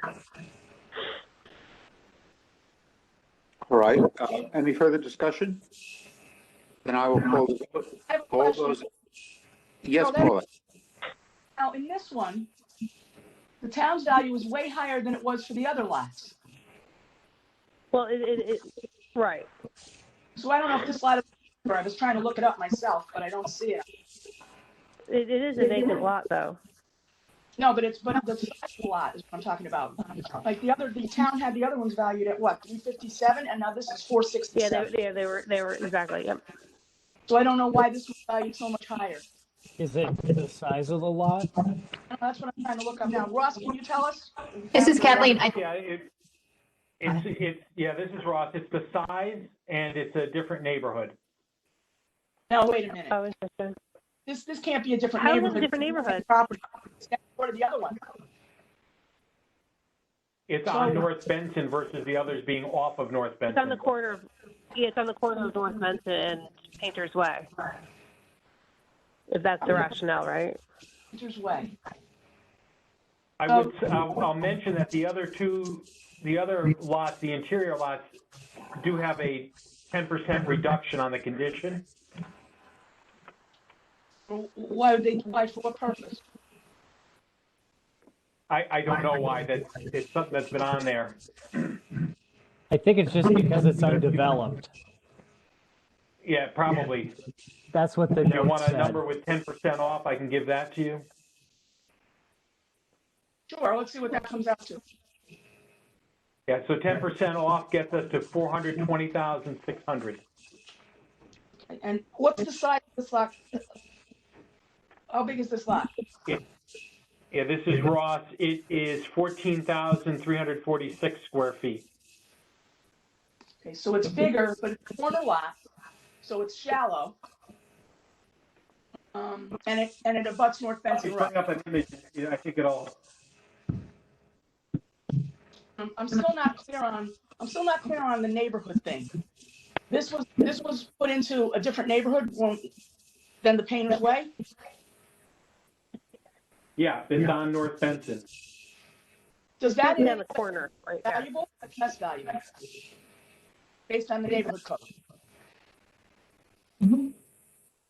Yeah. Guess what? More or There's going to less. be a property somewhere where it's on the border. Okay, so, but that wasn't my question. My question So is, this is the property right here. I know what it is. I know where it is. I sold the house right next door. Okay, so I didn't know if everybody did. Okay, sorry. So now by putting it in a different neighborhood, what does that do to the calculation of the land value? Does it make it more valuable than the other lots or less valuable? This, let's see, North Benson is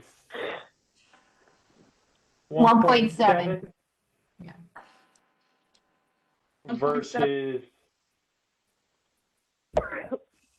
1.5, so it's about 15%. 15% more or less? More. How could land on North Benson Road be valued? It's a bigger lot, I get it, but it's on a main road. Those are on cul-de-sacs, and just because that's where you do the line, it becomes more valuable.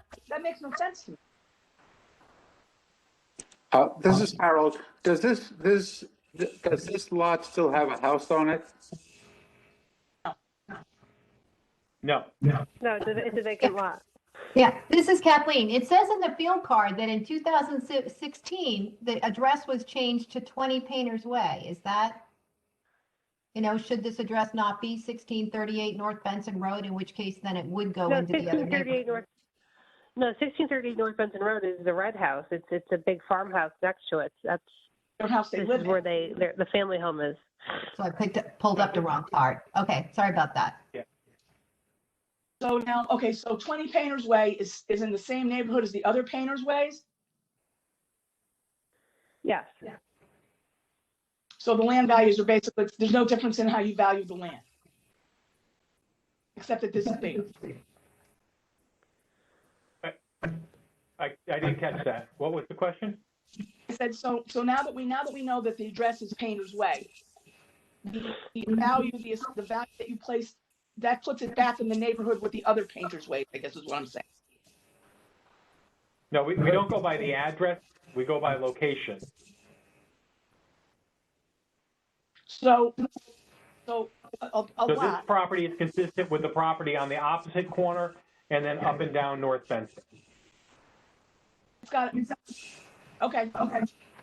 So even though it's on the same street as the others, and it abuts a property that's got a different land value, it goes into a different category because it's in keeping with the lot across the street. It's on North Benson. Is that what you're saying? Yeah. That makes no sense because the lot across the street, the farmhouse that they own, it's a different shaped lot. It's not in keeping with this lot, and this has a different address. So if this is the way it is, and there's no changing it, then I'm going to have to vote to approve this because the town is wrong, and I'm not going to stick with that value. I'm going to vote with Alexa. This is not acceptable. This is Harold, but Ross, you're saying that if we're looking at the map that you're showing us, the piece that's outlined in yellow has the same neighborhood code and square foot price as the house just above it?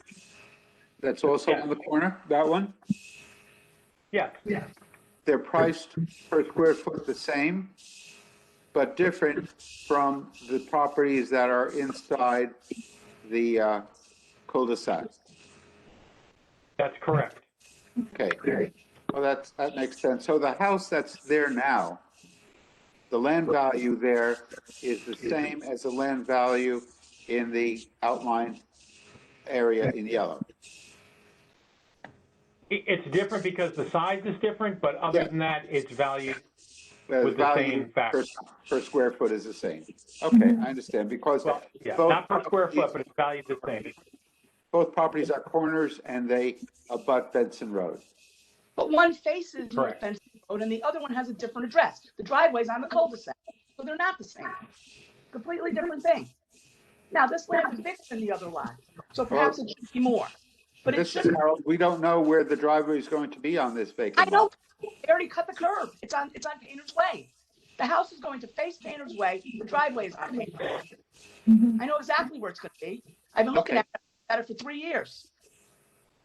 But I think this is Harold, but I think the justification is that the house across the street is on land that's valued in the same fashion as the outlined area. I understand that, but what I'm saying is the house across the street faces the main road, which is like a highway if you've known to drive on it. This one is on the cul-de-sac and it has nothing to do with that land. I can't imagine that somebody would give it a different neighborhood when it's in the neighborhood of a cul-de-sac, valued a different way. I realize the lot's bigger, so perhaps the land should be valued more because it's more land. But then it would be that plus the excess for that zone, which it doesn't come up with this. Yeah. So this is Kathleen. Ross, can we just change the neighborhood code on that one? Is that, I mean, I'm not sure why North Benson was included in the university, area. Why was the east side of North Benson included? So in other words, every corner lot, like there's ones on Osborne Hill and any of those streets, those are all going to be considered university, but one house on Osborne Hill Road is going to be considered, the other east of North Benson. Right. What did I say? North Benson Road. So why didn't you just split it? I'm curious why, because this is a new neighborhood, right? Why didn't you just split it like right down the middle of North Benson and do one value to the west and one different one to the east? Do we normally not do that? Because then we'd be having the same conversation about a house across the street from each other having different values. There's going to be a point where there's a house on one side of a line and one on the other. I mean, it's going to happen. So if you're on a corner lot, Mm-hmm. I'm sorry. So if you're on a corner lot, no matter what, you're included, even though you're facing the side street, you're included on the not where your front of your house is. Doesn't count. It's where. No, that's correct. Usually we will base it on where the house is facing. I don't know when the address changed on this. Let me see if I can. So if we just change the neighborhood code, would that help everybody? We make an adjustment and change the neighborhood code to match the others on Painter's Way, and then whatever that adjustment is, it will be adjusted. Let me put it in. I'll give you a number. I think that's going to help in the long run to have them all be the same anyway. And Or only be Paulette, the same. this is John. Paulette, to your point on what Ross was showing just now, on the screen there, you actually see a car where I'm assuming the cutout will be, if it isn't there already. Yeah, John, they've already cut the curb for the driveway, put in the road, so that's there. That's not going to change.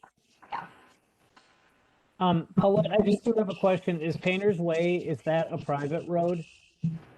I don't know if that's going to be a private road. It's not a private road. I can't say for sure. It's not a private road. It is a town road. Okay. I mean, I know they have the barriers up all the time on there, but. Yeah, that's because people kept driving in there and they didn't want them in there while they were working, so. Got it. Okay, if I change the neighborhood code to 80, we recalc it. Mm-hmm. It goes to 426. If I put the 90 on, take 10% off like the others,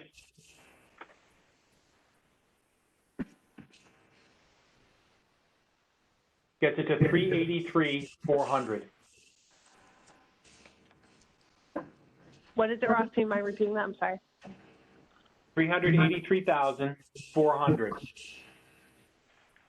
And just to clarify how you did that, we changed the neighborhood, we gave them the 10% Changed the neighborhood code and took 10% off, which was consistent with the other lots. I like that. I'm good with that. Anyway, you got to motion that? This, Kathleen, is that a card correction technically, the change of the neighborhood code, or that's really a way of getting them where they want to be? When we've been doing like taking generators off, we've been doing it as a correction. Is that a card correction? I would just, if you're going to do the 383,400, just do it that way. So make an amendment. So I'll make an amendment to, or I'll make a motion to amend the current value to 383,400. This is granted Rodney. I'll second that. Do we have to say how we're gonna do it? Do it that we. Well, I already have a motion on the table, you guys. Right, so I'm amending I that have motion on the there's already a table. motion on the table. Right, so I'm making an For amendment to 250,000. that motion to grant it in part and reduce the amount to 383,400. Actually, that's probably more than what they're asking for, because I believe they're asking for 250, 250. like Oh, they did on the other 250? 3 lots, right? And we denied the other 3, so I'm amending that motion to So go to all 383. vote, uh, the vote is to amend the motion to grant in part to 383,400, 383,400. All those in favor, raise your hand. Alexis votes in favor. It's unanimous. Now we vote on Was the there a original. motion already on the table? Oh, got it. Never mind, got it.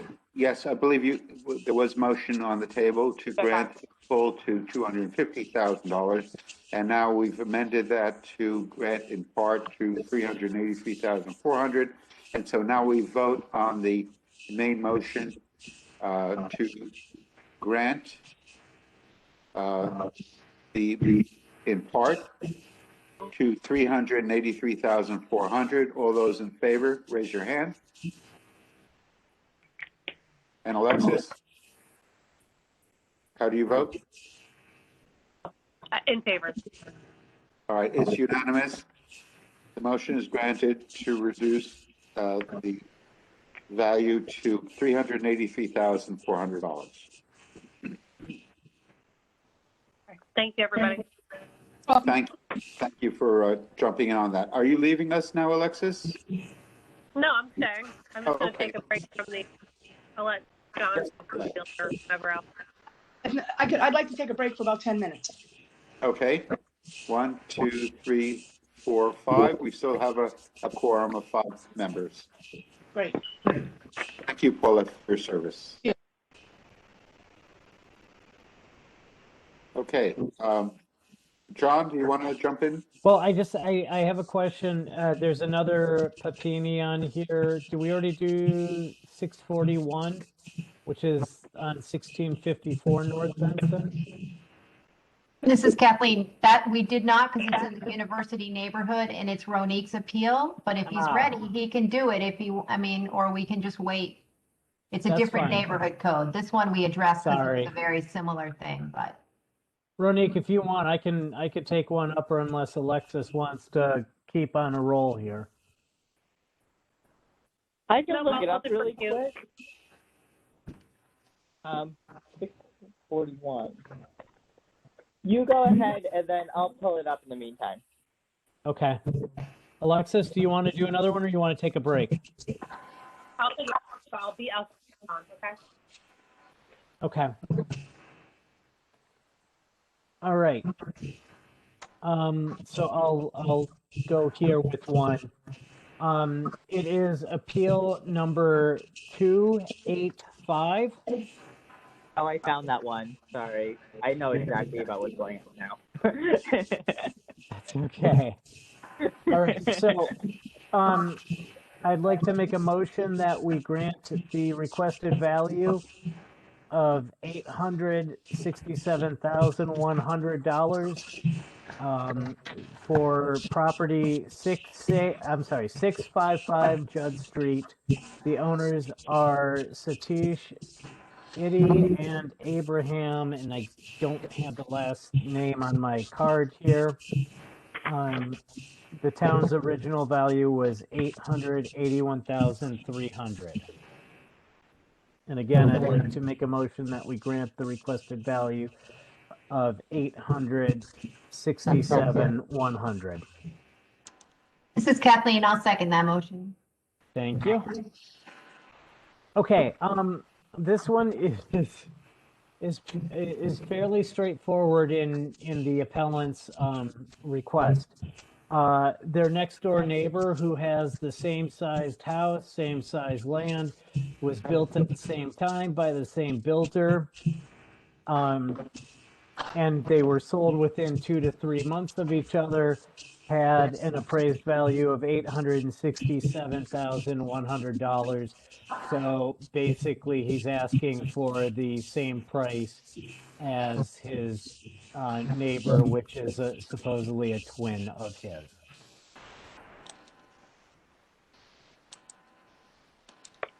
This is Kathleen. It's a 1.6% reduction. Is that what he's looking for? I believe so. Okay. And what was that appeal number one more time? I'm so sorry. No problem. It's 285. Thank you. Yeah. Was there a motion? Yes, there was. Oh, sorry, go ahead. No, it's okay. You're fine. So there were no comps, nothing of the sort. It was basically, this is what my neighbor next door was assessed. And this is, and I want to be assessed at the same value since, in this case, 641 Judd Street is identical in every respect, so.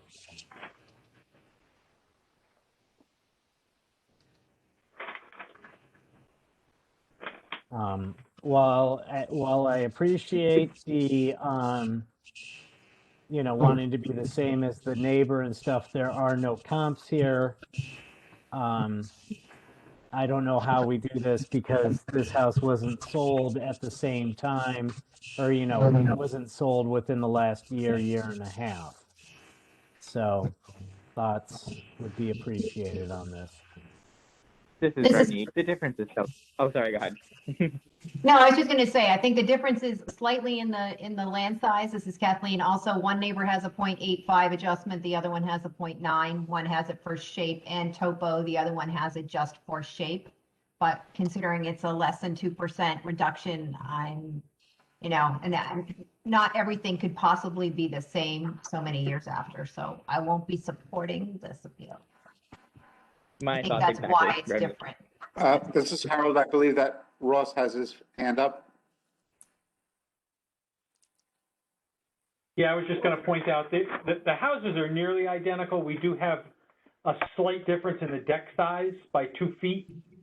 So that could account for a slight difference in the building value. It's pretty minor, like not even $300. And as Kathleen pointed out, that's the difference in the land is most of it.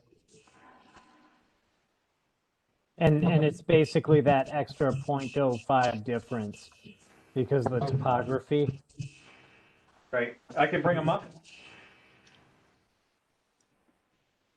I'm just wondering. So I think we're good. I don't know if that's necessary, but if someone wants to see it, you can, but. I guess I'm going to put my Herald hat on. Is there any further discussion on this? This is Harold. We're talking about appeal number 285, is that correct? That is correct. Okay. Then I will call a vote on appeal number 285. All those in favor of granting this appeal, please raise your hand. All those opposed?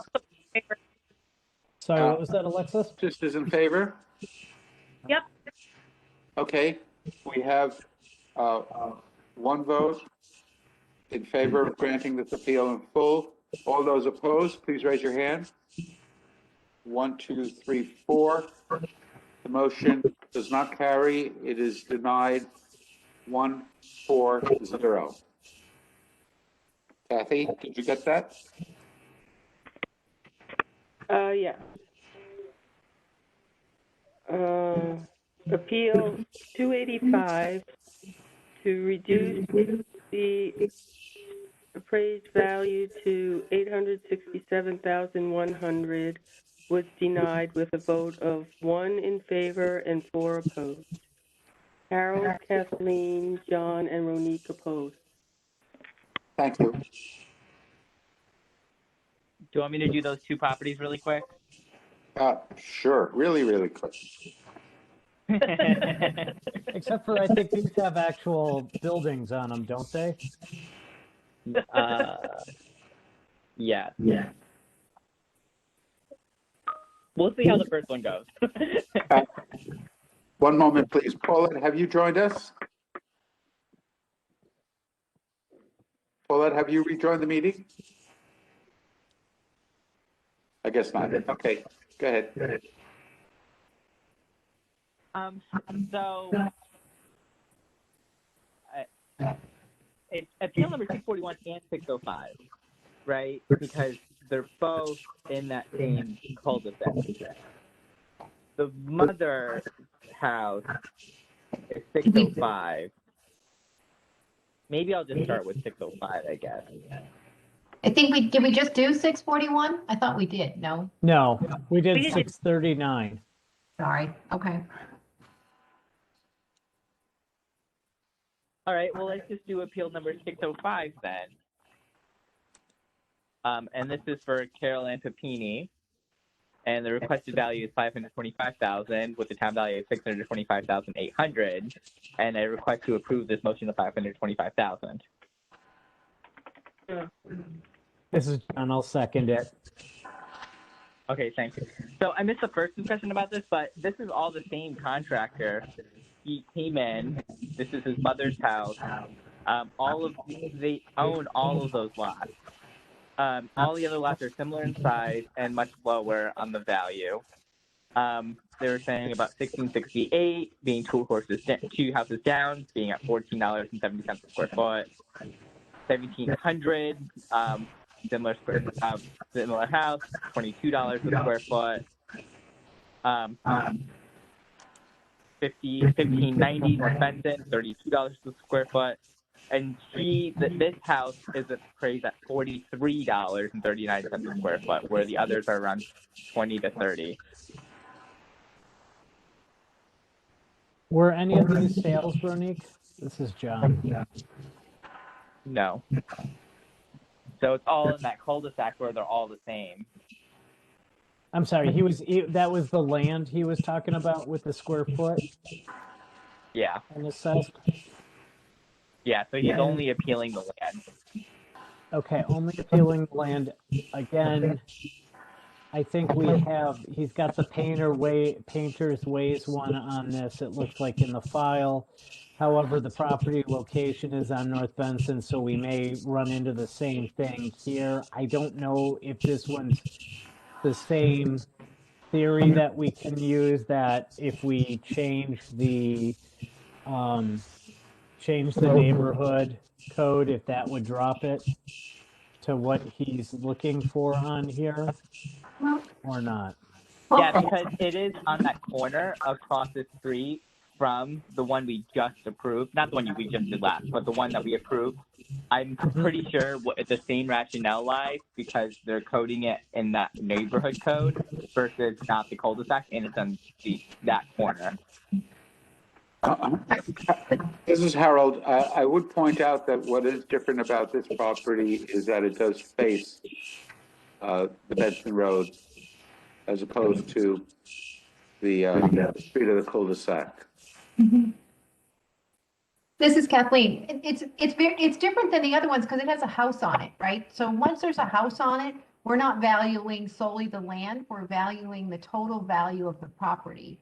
And his argument is only about the land. So if you've given us some comps on a house, then we could say, okay, yeah, your house really isn't worth, the whole thing isn't worth 625. It's really worth 525 because you brought us 3 comps, and then how the land is calculated. But in this case, I just feel like without the comps, he's better off coming back with comps if he's really overvalued next year and saying, look, no, my house would have sold for 500, in October of 2020. Because there's a house on the property, I don't think we can just do land, decide to take land down all the time because all of a sudden, it's a whole different story with a house on it. So I think.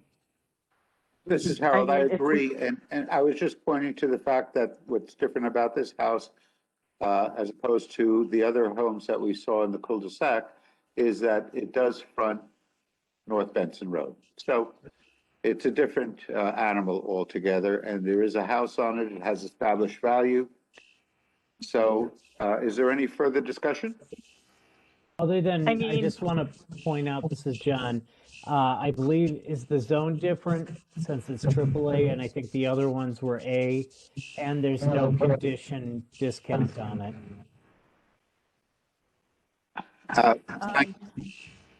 Yes, Ronnie? I'm having a hard time swallowing this one because 20 Painter's Way, even though the driveway's pointing on Painter's Way, it's just rotated and they're having such a huge difference. I don't know. It's 20 paint. If we lower 20 Painter Way, I'm surprised we're not, because it's directly right across the street. It's in the same. I think it's the same situation. It's just the house is pointed at North Benson, and that's why they're getting a higher neighborhood code. This is Harold. No, I think it's, as Kathleen said, this entire property is valued differently because there's a house on it. It has established value, and it is a different animal than the raw land lots on Patriots Way. Hang on. I realized I took a photo of what he. Hold on. I took a photo of this and I forgot to put this into the actual document. So let me just share my screen really quick. Sure. So he gave a big map, and so this is. Let me mark this up. This is 20 Painters Way, right? Yes. And this is the one that they're contesting. So you're saying, Harold, the reason why this should be is because it's pointing towards North Benson. That's why I'm confused. Like, I get that we lowered this to that neighborhood code. I don't understand why we still aren't on this. It's not like the address is still North Benson. I don't know. I can see what you guys are saying, that the house is pointed at North Benson, which is why it should be in North Benson. This is Harold. I think that the discussion revolved around these 1, 2, 3, 4, 5 lots in the cul-de-sac that are new development, and the land value is valued at the land value, if you will, okay, and that they all have access to Painter's Way, whereas the property with the house on it, I was just making the statement that the front of the house faces Bronson Road, so it falls out of the category of this new development area with the 5 lots, and also it has a house on it which should be judged differently because that is an entire entity, the house and the land. This is Kathleen. Is it a 3,200 square foot house on that property? 3,296? Is that, am I reading that right? Or I got the wrong card up? What's the value on, is this 1638 North Benson? No. 1654 North Benson. 1654. I got the wrong card. Sorry. The 1638 is another address. Yeah, we got that one. All right, got the wrong card. Sorry. Ross, what's the difference between Zone AAA and Zone A? Yeah, this is Ross. Can we just clarify, this is Appeal 605? Yeah. Yeah, 1638 North Benson. Oh, I'm sorry. I was talking about a different card. I was talking about 641. I apologize. Oh, boy. Are we on 1638 North Benson or 1654? 38. 38. So that is the 3,200 square foot house. Okay. Right. Yeah, there is no difference in value between A and AAA. We don't use zone to change value. I believe the zone is incorrect on the card. It should be an A zone, which would be a lot size of 9,375. Okay. And does that change the value, or what would the new value would be if it was? This is Ross. Zone does not change value. That's not in the equation, factored into the equation. Right. I hate to throw this out there on this property, but there was a record map filed, and it did slightly change the land value because it increased a smidge. So it went from 286,580 to 287,630. When was that submitted, Ross? When was the map filed? Yeah. It was filed recently. Okay, because as I say, the card looks like it shows the 286,580 still. So that was with the It file was here, not on changed, Vision. the map was I'm sorry, the map was filed on January 14th and we updated it on March 5th. Okay. Again, So it was, go ahead. no comps, right, Ronique? There were no comps for this property. It was just about how the land is valued. Yeah, so if you can kind of see from the sticky notes, I was kind of trying to put together, all right, this is $43 a square foot. And so the other ones were around 20 to 30. And so that's why he was kind of doing this one.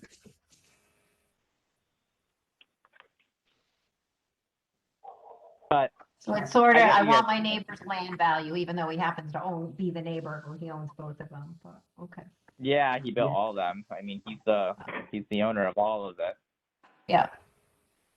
I just would have liked to see some comps, and I don't want to try to, tell him what he should and shouldn't be. I don't think we should be changing neighborhoods, because then that whole side of North Benson is going to need a neighborhood code change, you know what I'm saying? I think we're going to go down a slippery slope if we start to do that. I think it was okay with the Painter's Way one. It was probably left over from when it had a North Benson address and they changed it to Painter's Way. Probably should have been changed at that point in time. So I was comfortable changing it for that. I just don't think we should be changing them, just because he owns the other ones and those have different values. If there was a problem with how North Benson was valued in general during the revaluation, then that's a separate subject. But I think we're going to, how land values are determined on North Benson Road, I think that's a different discussion. This is about, is his house, at 625, is that the correct market value for his home? Or on that. Right, that makes sense. I think we can vote on that. Okay, that yes. makes a lot of sense. I would like to call a vote. I just want to find out if Paulette or Alexis has joined our meeting. I'm here. Paulette is here. I have left. Harold, this is Alexis Harrison speaking. I have not left. I've been here. Oh, thank you very much.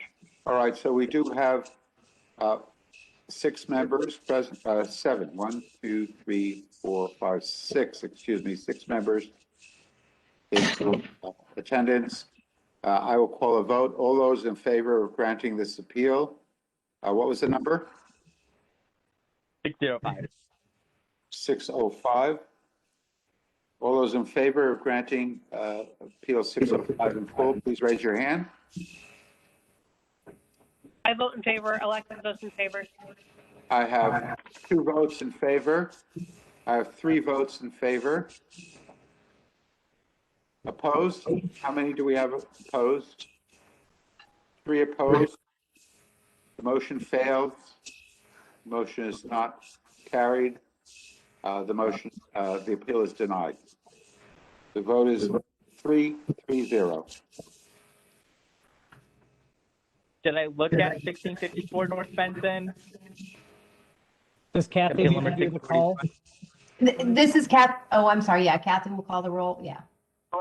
Oh, sorry. Okay, so for appeal 605, to grant a reduction to $525,000, the vote failed. 3 were in favor and 3 opposed. Kathleen, Harold, and John opposed. Thank you, Kathy.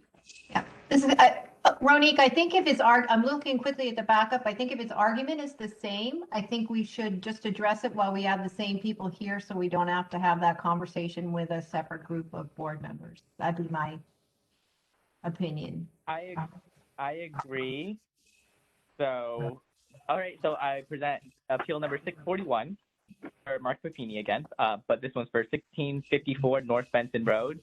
The requested value is $453,000, and the town value is $553,900. This is Harold. Since we do have 6 members present, I'm going to drop off for about 10 minutes and join you shortly. Okay. We still have a quorum. I'm sorry, Remy. Did you speak? Sorry, go ahead.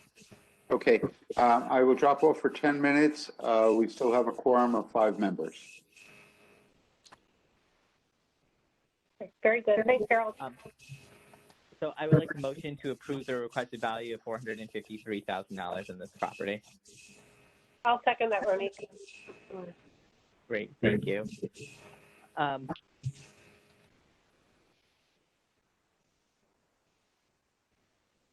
going to share my screen again.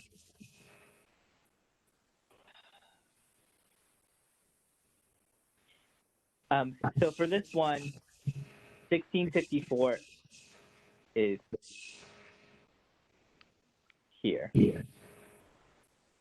Okay. Because it faces North Benson, I feel like this one should not be categorized on Painter's Way. So this one, I am more leaning towards leaving that alone and rejecting this appeal because it is on North Benson, not in the cul-de-sac.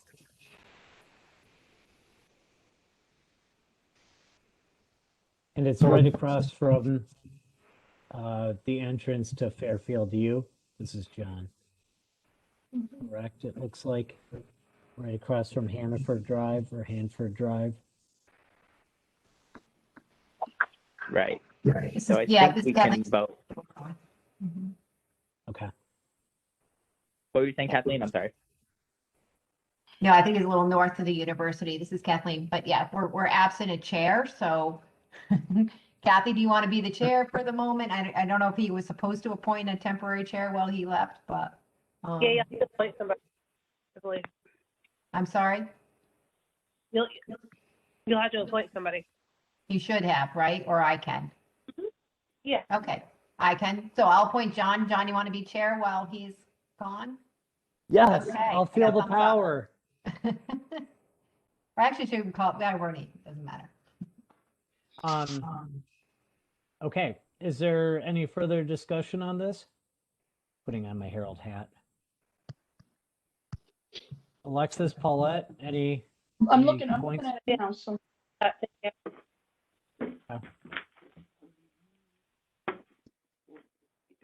And this is Kathleen Ronick. He didn't make any, right? He didn't talk about comparable sales, right? It was all about the square footage value of the land.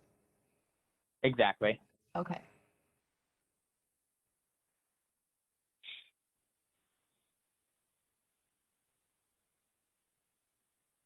Paulette, You are guys you can see good, my or map. do you still need time to look up something? Yeah, I guess there's no point in arguing it. It's because they put it in a different neighborhood, which is why I don't believe we should be doing that with neighborhoods. This is the exact same neighborhood as Painter's Way. There's no reason to have make other little neighborhoods out of what we already have. Because all it does is increase people's values, which is it's just not a good thing to do when it's not necessary. It's not fair.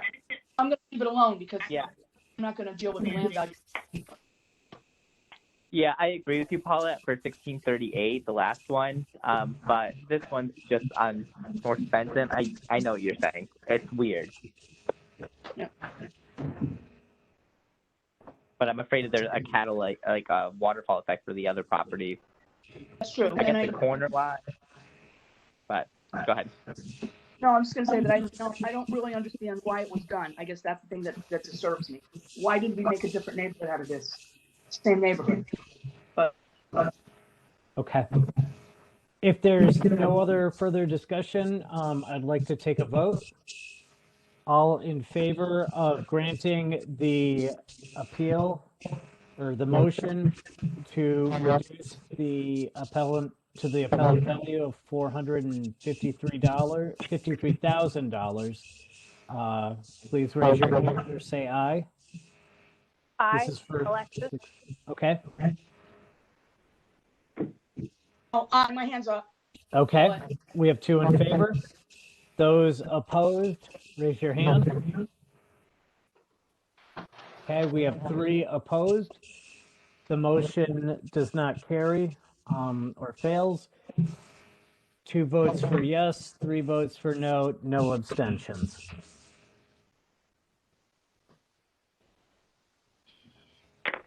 Okay. Ronique, have we done all yours for this group here?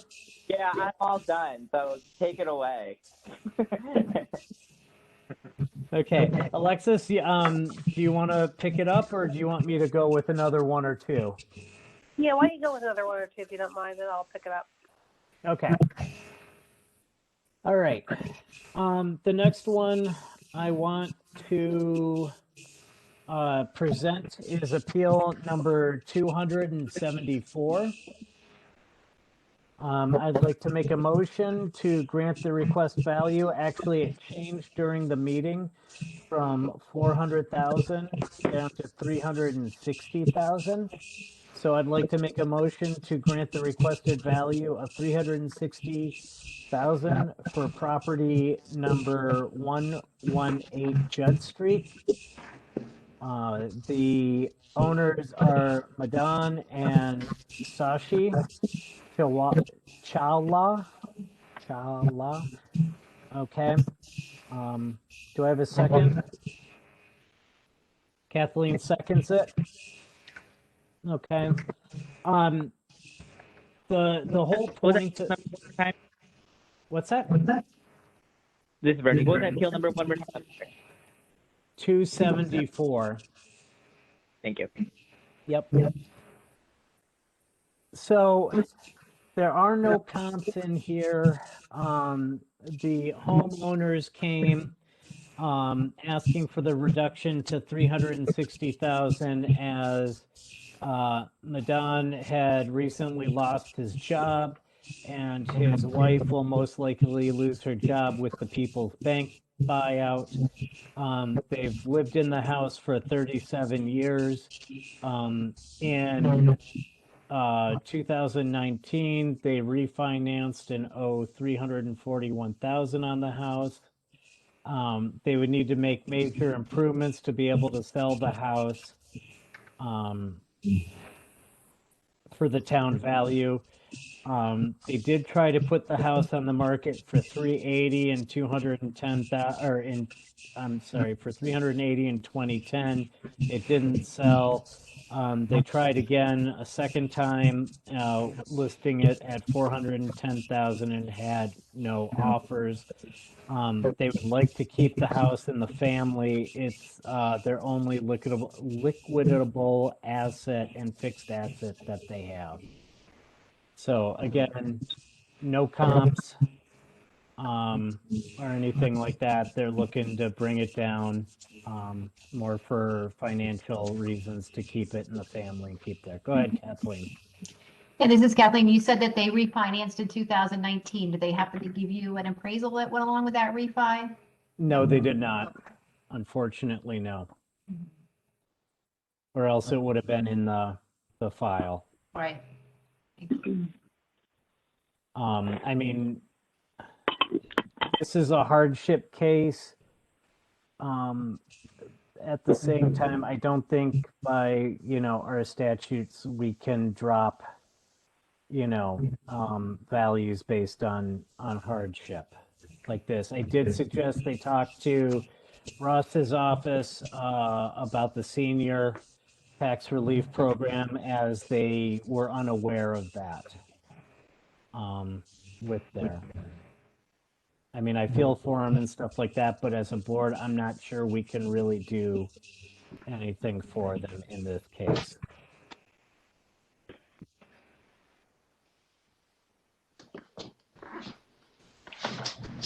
Any other comments, questions, thoughts? Go ahead, Ross. I'm just trying to. Yeah, I looked up the mortgage. It looks like it was recorded on October of 2018 for $356,000. Okay. Thank you.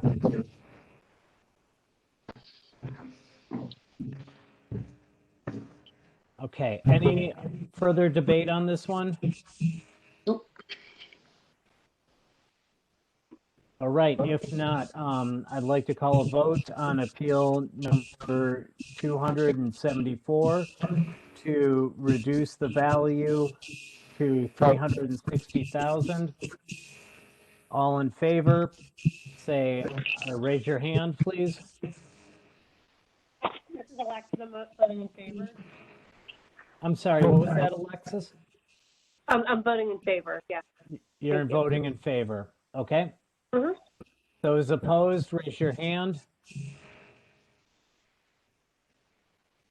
All right. The motion fails. 1-4-0. Alexis voting in favor. Kathleen, John, and Ronique and Paulette voting to deny. Did I get that right, Kathy?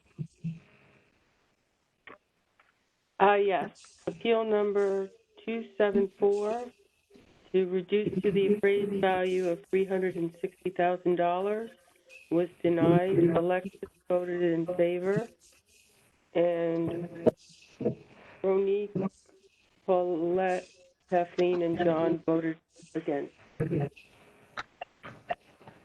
Correct. Okay. All right, Alexis, you want me to do one more, or do you want to take over? Yeah, sure, why not? Yeah, well, go ahead, Okay. I'll say. All right. The next one I'd like to talk about is appeal number 385.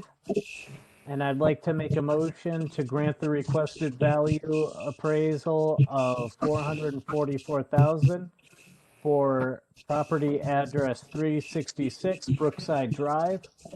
The owners are Patricia Ann and William Mulligan. Do I have a second? Kathleen seconds. I'll second. Okay. On this one, I need to bring up the card here on this one, or the file, because they did have it. Basically, the current owners, it's been in their family for a while. There have been no updates. There have been no updates since 1979. They said if they fully renovated it, it might get to 440,000 if fully renovated. There may be a field card change as it has the addition being hardwood, but it's not. It's plywood and carpet. They did give some comps on this one. 350 Brookside sold for 450,000 on June of 2020. It's been renovated. There's been 350 more square feet for there. They have central air. They also have one more bedroom. The garage, they have a garage, and they also have a full dormer. In the file, if you look at the comps that they have, in the comps there, they marked the differences with things like improvements of a garage or AC, or even sold for less. What they are asking for is that they keep the appraised value as what it was in 2019.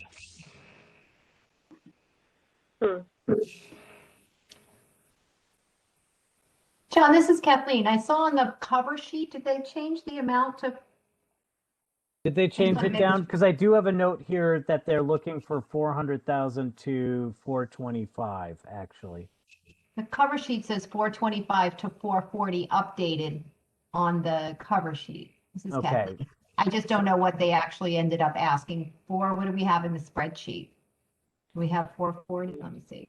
Let me take a look here. We Yeah, have this is Ross. 440 We in the have 440. spreadsheet. Yeah. Yep. Okay. So that's the amount. Yeah, I believe they were looking to go down even further than 425 again, because of the condition that they have. Again, they feel that if they put the money in to renovate it, then it would be up to 440, but not to the 496 that's being appraised right now. I just want to go down here. So if you look at on page 9, they have their building and a picture of their building. Again, appraised from one to another, from the current to what was in 19, last renovation, no garage, no central air, 3 bedrooms, 2 baths, 8 rooms. And then you look at their next door neighbor, which was sold in June of 2020 for 450, total renovations, etc. And they do have a garage, as you can see in the picture. If you go to page 10, that's their comparative listings that they had as far as sales go. They have several Cape Cods there, as well as theirs. And they show that the average is 429 of those comps. If you go to the next page, on page 11, that's where they have the details, and you can see where the checks are as far as where the differences are from what their property is. So you can see that on page 11, the 2 comp properties there sold for less than what their house is valued for. You can see the first comp has central air and a detached garage. If you go to page 12, you've got 2 more comps there that they have. Again, sold for less than what was valued at. Again, some have central air, some have a carport or an attached garage, and so on and so forth. I won't bore you with all the details, but you can see for yourself where they've indicated with the comps that the properties that sold had better features or were sold for less than theirs. This is Harold. I'm back joining the board, and I see Ronique's hand is up. Go ahead, Ronique. Thank you. I'm looking at the file here to help you. Okay, go ahead, Ronique. Yeah, of course. Yeah, so their 350 Brookside looks almost exactly the same. It's a little bigger in acres and square feet. House is at 2.29 square feet. The neighbors is 0.33. The house is at 1635 square feet. 350 Brookside's at 1997 square feet, and yet that sold in June 2020 for 450. So I don't see her being unreasonable with this, with 440. This is Paulette.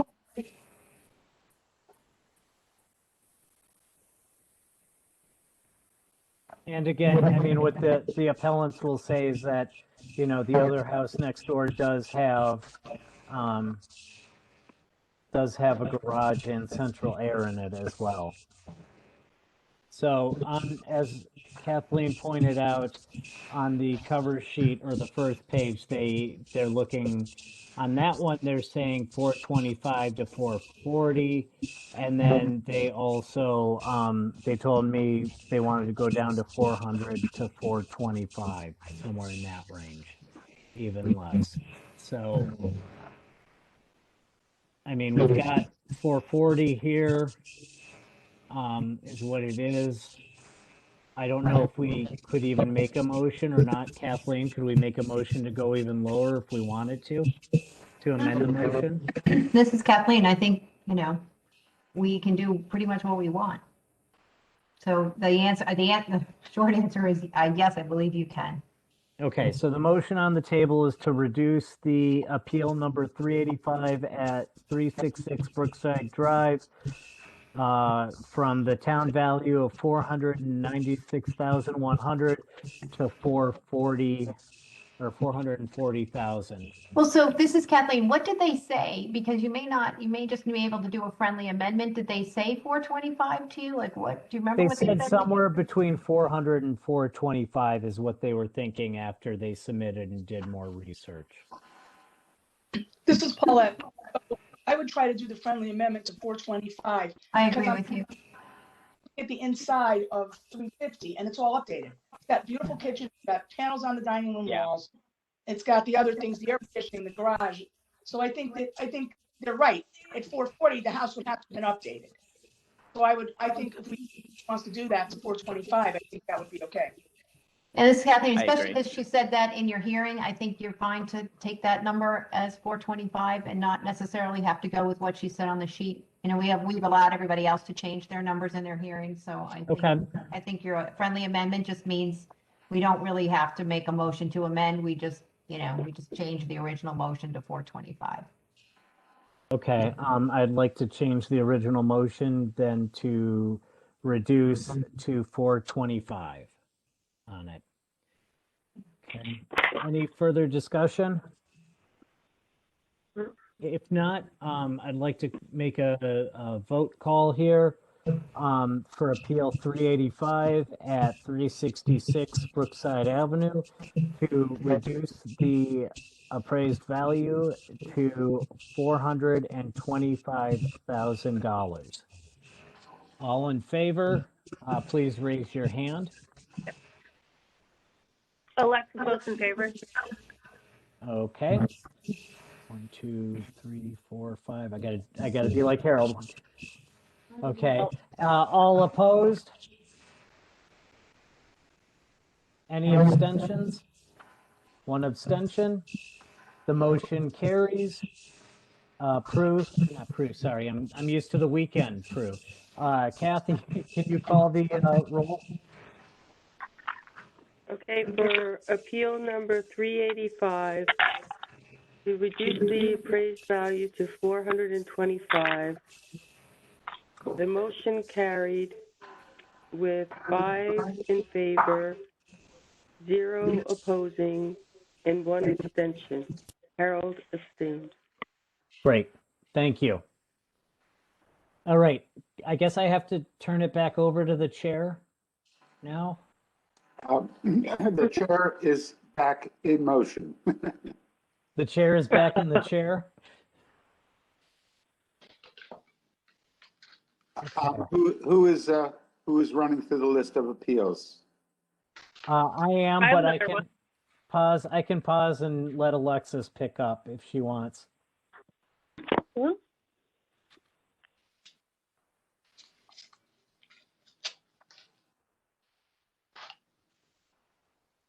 Mr. Chairman, can I speak or?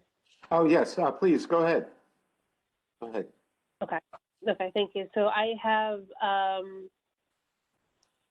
number 213, and the property is owned by John Mercove, and the property is 320 Rakowski Avenue. Pulling that up. Sorry, I have a few tabs open here, so bear with me. Okay. So the town's value is $403,300, and the appellant is asking for the property to be brought down to $315,000. Excuse me. So I'd like to make a motion to be in favor of the appellant's opinion of fair market value of 320 Rakowski Avenue at $315,000. I'll second it. This is John. Thank you, John. So this has been in the family of Mr. Merkov for several decades now. He grew up there actually, and he's probably now in his 70s. Basically, he feels the house is in need of a lot of updating. I mean, they've done very minimal work over the years. And he provided, several comps that are in the packet. They range from a house on Rakowski as well to Ronald Drive, Andrassy Avenue, and other, houses within a mile. And he just thinks this is just too much, and it's, more than what the other homes are in his neighborhood, which have been, updated and, have seen, better days in his house. And then some of the comps that he showed just have, a bigger lot size. Some of them are up to half acre. Some of them have patios and decks, 2-car garages, or an extra bath and central air. His home is, still fairly modest, and he's just hoping we can, bring it down to $315,000.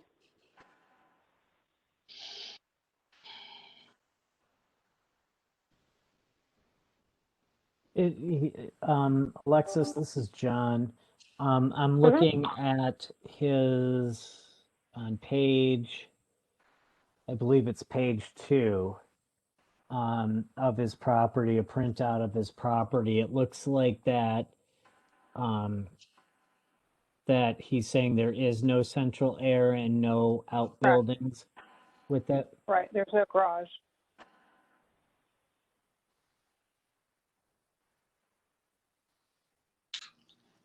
There, sorry. Yep, I'm here. So there's at least Sorry, probably some card updates that would need to be made regardless, correct? To bring it up to snuff. That's right. Okay.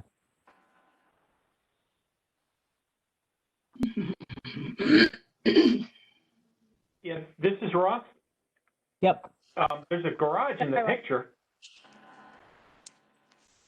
Well, he was saying there are no outer buildings, so. We have no outbuildings. There is a one car attached. No, Ross, I mixed up. You're right. Okay. And we have no AC also. Right. Okay. Thank you, Ross. This is Harold. I do see a big jump from the previous reval period of approximately $86,600 in value in appraised value. So I'm wondering what might have caused that.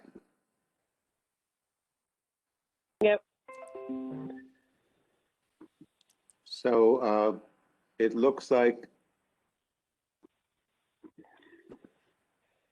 although the land, the home value stayed approximately the same, the land value jumped significantly. Is that due to the increase that was applied to this area, Ross?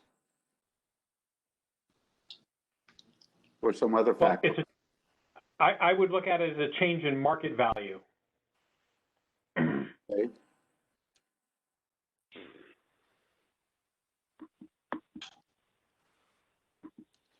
This is quite a small lot, 0.172 acres, in a neighborhood of similar sized lots, I believe.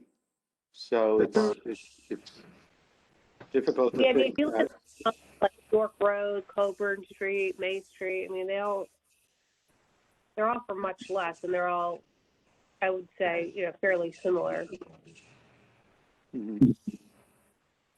And this is Kathleen. He's asking to go for lower than his land value. So we just need to keep that in mind. I'm not saying that we shouldn't. I'm just saying his land is valued at 328,900, and he's asking to go to what, 315, right? So we just would need to know that Yeah, that was no, and you bring up a point, Kathleen, like, don't divvy up land value versus house value, right? So I'm not understanding when you say that. We I'm don't just divvy saying, that up. yeah, in general, when we reduce someone to less than what their land value is, and it's one thing if we think their land value is too high, but that's basically less than a tear down. I don't know what it costs to tear something down. But I'm just saying, in general, we just have to make sure that when we do that, that the land itself isn't worth, more than, because it has a house on it, right? It might cost $22,000 to demo it, but, I'm just saying, we just need to make, look for, I don't know, rebuilds on the street or something, so we have some idea it's the land value that the town is giving that property. Yeah, I don't think we have Correct. rebuilds on the street, to be honest with you. Because it And doesn't have any new construction? Okay, I wasn't sure. I should walk it one of these days, but. This is Paulette. go ahead. I'm sorry, this is Paulette. We're trying to find new construction. Yep. Family. It just doesn't happen.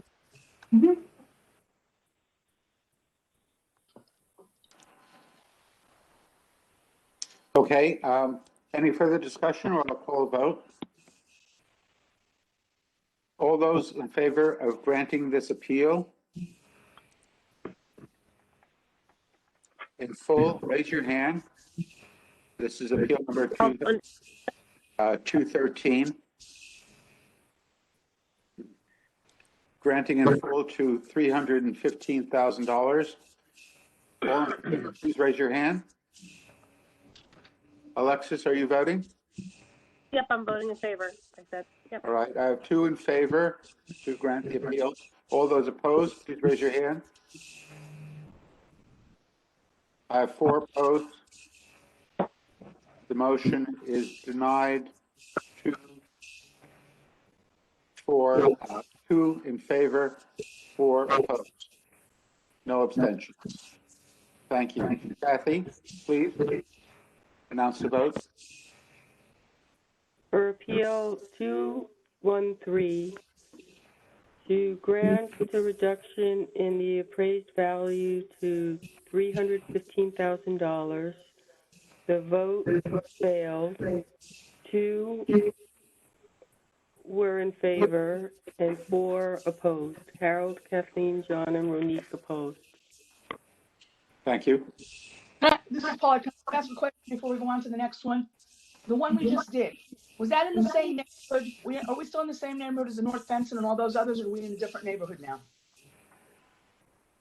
This is Kathleen, same as Painter's Way. Anything east, it's called east of North Benson. And we have, 50 some odd appeals in this area. And I can see why now. I understand better. This neighborhood, this street, this little neighborhood up there does not belong in the same neighborhood as North Benson Road. They're not even close in value. It's just not, and this is why this guy's investments is being appraised high. He's being appraised with properties that are much more valuable and neighborhoods that are much more valuable than his. He doesn't belong in that neighborhood.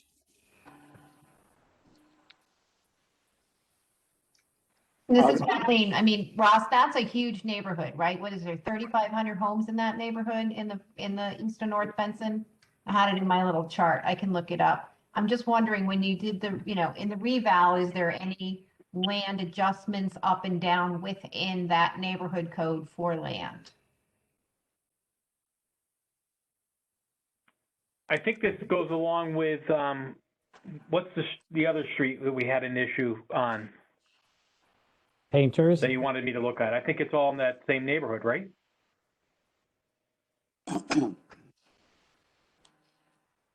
This is Kathleen. No? Ricosi's pretty far away from Painter's Way. I think that's what Paulette's point is.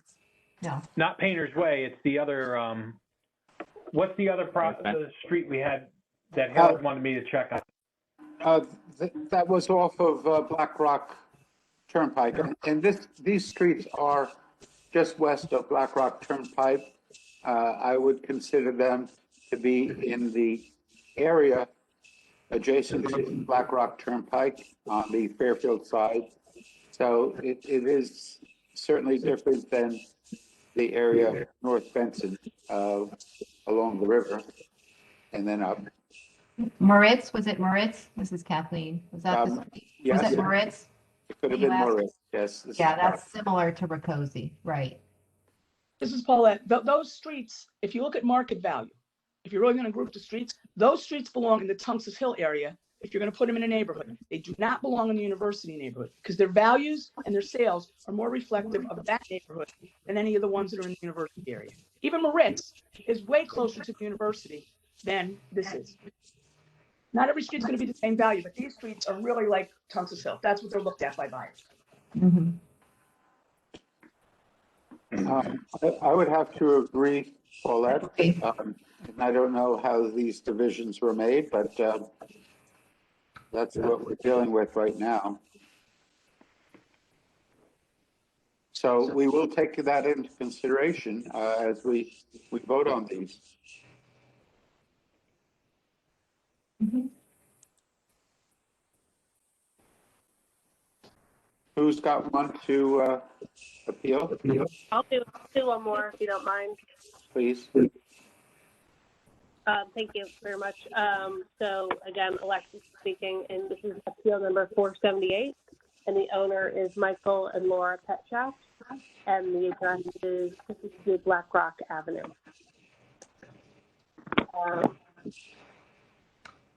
So the town has appraised it at $428,000. and the appellant feels like it's worth about $350,000. So I'd like to make a motion to agree with the appellant's opinion and to decrease it to the fair market value of $350,000.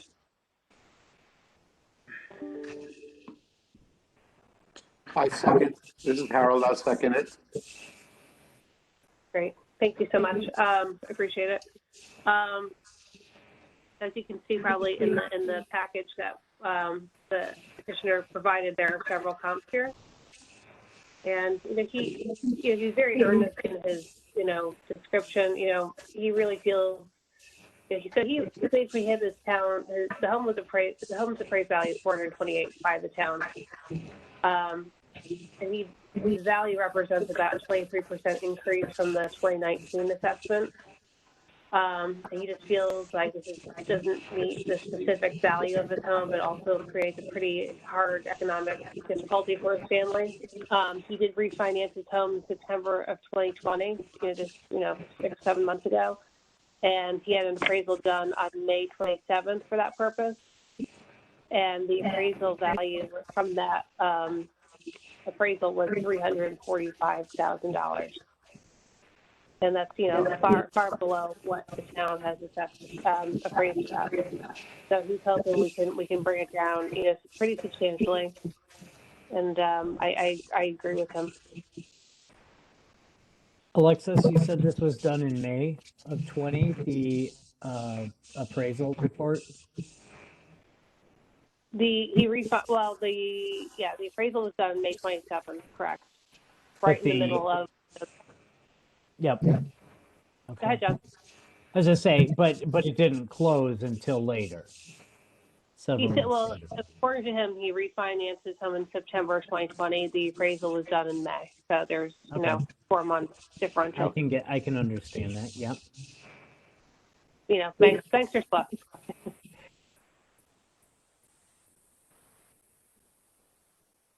So he just feels this is more in line, and it's a pretty reasonable, request to bring this down. And I agree with him. If you look at the home, it's again a fairly modest neighborhood. It's in a busy area. I'm just looking at the comps here. I see the first comp was sold in 7/19, which would, make sense for them to use for a March or a May 2020. Mm-hmm. Then there was an 11/19 and then a 1/20 that they used. Okay. And again, if you guys are familiar with this area, again, it's a modest area. It's near, Black Rock, lower Black Rock Turnpike near the Tungus Hill area. Right on top of busy. It's near School Street, Castle Avenue. There's a lot of, affordable housing complexes being built down there. So I think his request is fairly reasonable. This is Paula. This is Rodney. Oh, go ahead, Paula. Go ahead. Sorry. Oh, I was just gonna say, I think the appraisal is saying that the appraisal is $362,702 or $363,500 round, and he's requesting for $350. Am I reading that wrong? So I thought the town valued it, as I read it, as $428,000. And I think the appraisal came in at $362,702. Where are you seeing that, Ronique? Because I see on the bottom of page 6 that they. Yeah, 362. 6, 7. So the appraisal came in at 362,702. Yeah, page 7 of the appraisal, 362,702. Okay, because I do see that that's the cost approach if developed. The sales comparison was $345,000. I'm just trying to find the value for the appraisal. Then is that not the? They didn't include the cover sheet with the overall value. Right. This is how I think that the other appraised value reflects market value better than taking the cost approach, especially for such an old home. It's a very old home. There has been done a lot of work to it, so it's Yeah. you know, The amount is on, not, this is Kathleen, the amount's on page 10, at the bottom of page 10, appraised value of subject property, 345. Got it. Thank you. Harold, and he's asking 350. Looking at the pictures, I see that there looks like relatively new mechanicals, electrical panels, and Harold, re-roofed. Harold, we don't know that for a fact if they're brand new. I mean, they look okay. No, I didn't say brand new. They look newer, certainly than an old house of this age. But you're right, I don't know. Just my opinion. Yeah, no, I hear you. Do they have air conditioning or not? I can't quite tell. It doesn't look like it because they have window air conditioners, but Window units. yeah, except for they've got something on the side that I can't quite tell what it is on slide or on page 21. That almost looks like it might be an AC unit, but Now, this is Harold. Unlike the previous home that we discussed, this replacement value is in excess of the land value itself. Yeah, this is Kathleen. The land does have an adjustment for the traffic as well, because it is pretty close to 95. It's one of those streets that kind of goes up the hill there, right off of the entrance ramp. Although the kitchen does look updated. I mean, there's a lot of clutter in the photographs, but looks like there's a big farm sink in the kitchen. Can't really tell if the cabinets are updated or not. So it does look like, the bathrooms does look like it's had some updates. Well, look, they've lived there a long time. I mean, they've done some work to it. Of course they have. Right. I mean, it's not super brand new. I mean, it's not super, expensively Right. done. Let's face it. Mhm. This is Okay. Kathy with the time. Thank you. I would call a vote. No further discussion. All those in favor of granting this appeal in full to $350,000, raise your hand. Alexis votes in favor. It's unanimous.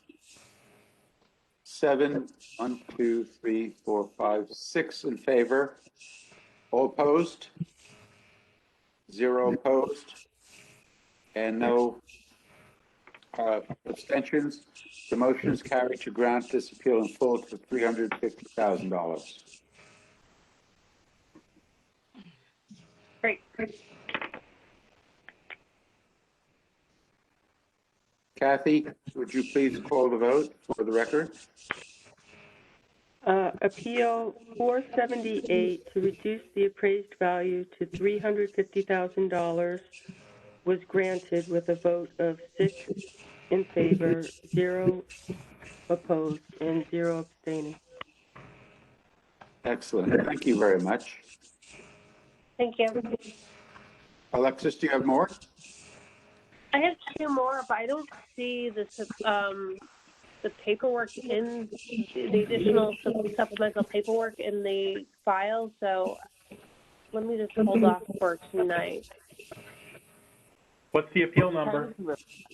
Yeah. Thank you, Ross. It is. I think it's it's Youngstown Road, number 68. Could you repeat that, the appeal number? Oh, sure. Number 68. Sorry. Number 68. It looks like there's seven pages in the file. Oh, there is. Okay. All right. We will continue.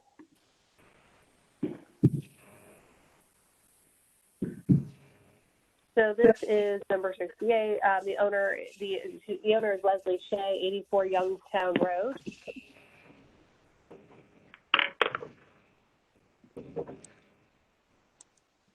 And I don't see her card up there.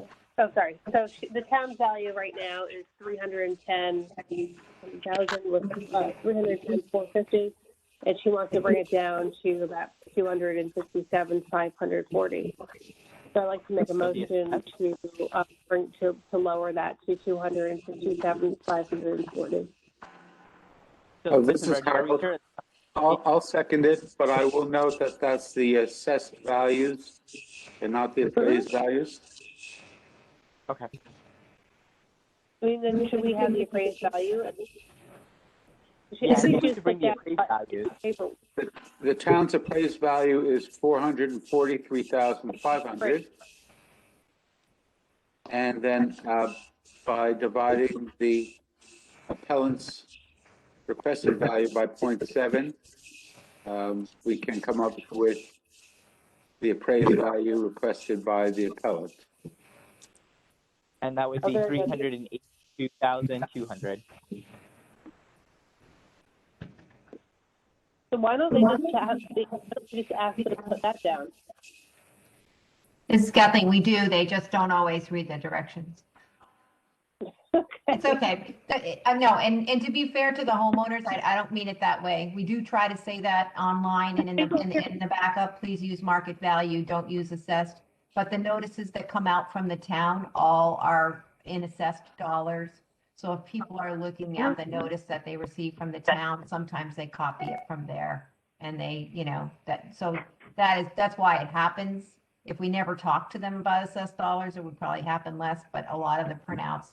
So even in the decision letters, I think we're starting to hopefully speak in terms of, market value, appraised and assessed, so people can see the difference and understand, the numbers. Because we see a lot of confusion about that. And it would be a shame to deny somebody who requested a really low value because they thought that they needed to, they were talking assessed and not appraised dollars.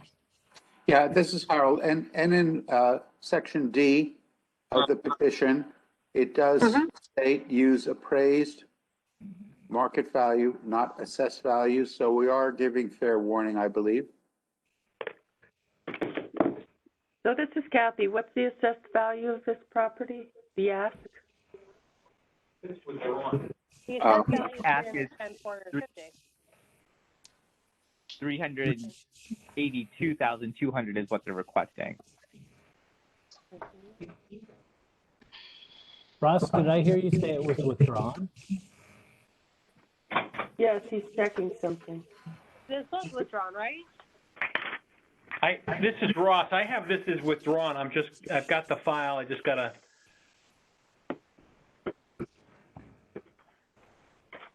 While Ross is looking that up, Alexis, there's the appellant. Did they provide any comps?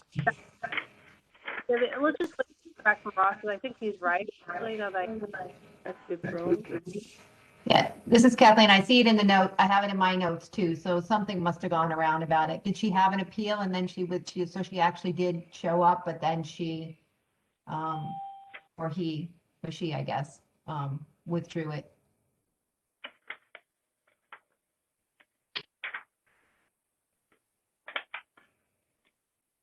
Well, Ross, do we need to vote on This is Ross. withdrawals? This is Ross. I have a reschedule notice that says it's withdrawn, but that's all I have. this is Harold. Just to avoid any complications further down the road,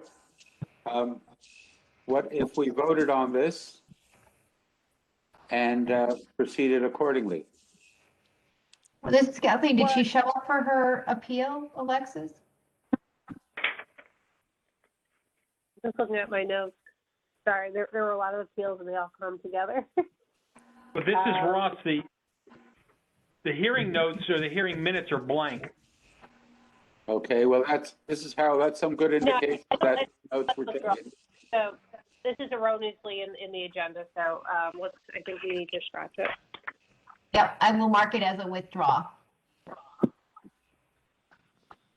This is Harold. Very good.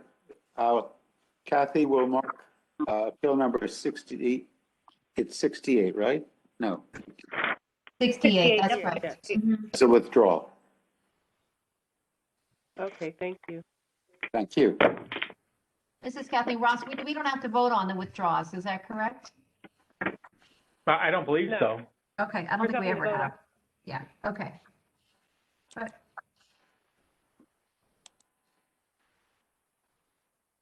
One more, Alexis, to close this out. One more, John. Mr. Chairman, can I speak? Okay. So we were, the last one I have is number 41, Deborah Tooley. It's 80 Barrow Street. And the town's value that she just put down is $426,000, and she's asking it to go down to $380,000. She feels her overarching appeal, reason for the appeal is incorrect assessment based upon comparables in neighborhood sales, and she has a chart of about a dozen or so different comparables or so, or I don't know, maybe a little less than that. Doesn't feel her house is could be ever sold at this amount, just given the neighborhood. It's a very, she said it's a very modest neighborhood. The house is, very modest. She hasn't done anything since she lived there. And you can see in the chart here all the different comparables within, I think, a mile or so, and they're kind of within the range that she's asking to go down to. So this is Harold. She's coming up with an average number of her neighbors' homes. I don't see anything right on her street. This is Kathleen. Was there a second? No, Oh, we have a motion. Was there a second? I didn't hear the motion. I'll no problem. Sorry. I will do it. Maybe I didn't do it. So I would like to make a motion to support the appellant's opinion, fair market value of 80 Barrow Street to $380,000. I'll second it. This is Harold. So she's saying about the average price among these, 10 different homes within her area is, roughly $366,000, and she'd like to bring it down, obviously, a bit more than that, or I guess in that area, 380. Excuse me. I think that's a pretty, fair offer, is to put it at 380. Alexis, you're talking about on the last page, correct, where she has the similar home sales? Yeah, and they don't have to be on the same street, as I understand. I mean, not everybody's house is like their neighbors. I just want to comment real quick. I noticed that on page 6, she took internet appraisals for her house, I believe, correct? And Did you say internet? Internet, yep. So this is Kathleen. I've never seen that. That's a new one. But it just goes to show you the range that all these have. Yeah. Oh, maybe you can, since you're the one here that's a realtor, I think, can you just help define that? So I don't think I understand that. There's a lot of them, and I never go with Zillow. I don't trust them. I don't like them. They're right. Some of these others might be better. But one I want to point out in the actual solds on the last page is some of the places she chose were Black Turnpike. Her street is quieter, but the one that interests me, because I sold the house myself, is 66 Burroughs Road. Sold on 10/1/20, $390,000. It was an arm's length transaction, and it's 1,681 square feet. It was 3 bedrooms, 1 bath, finished basement, and it was all nicely done. They had put in a new kitchen, they redid the bathroom, all hardwood floors, all spruced up, all tricked out, very nicely done. And this is a much nicer neighborhood than Barrows. So if that was 390 and she's asking for 380, I don't see a problem with that. I think that a 4-room house valued at $426,100 is excessive. She says she has 4 rooms. It says it's a tiny house. Yep. 1 bathroom, 1.5 baths, which is nice, but she's only got 4 rooms. So, and you only have 1,177 square feet. And I don't know that she has a garage. I don't see it in the picture. She could. Property I had did not have a garage, but they took a 2-car garage and turned it into a huge family. So I think that her value, her asking for 3 acres is not out of line. Yeah, this is Kathleen. She does have a garage valued at 9,300. It looks like, it just says FGR1, and then she has a shed valued at 1,500. Okay. So. And you're saying Burroughs is a nicer street or not as nice? No, I think it's actually a nicer street. It's in a better location. It's way Which closer. one? Burroughs, 66 Burroughs. Right. Again, this neighborhood, borders right on Tungus Hill. I mean, if you come out of that street, you're coming down, Tungus Hill Road is right across the street from you. Okay. 80 Barrows you're talking about. Okay. I mean, I don't think she's asking for a big differential here. I think it's within the prices of other, similar homes here. I'd like to call the question. Certainly. I will call a vote. All those in favor of granting this appeal in full to $380,000 on appeal number 40. We're doing appeal number 41, correct? Yep. Thank you. And this was a telephone hearing, I believe. All those in favor, raise your hands. Alexis votes in favor. It's unanimous. The grant in full is approved, 6-0-0.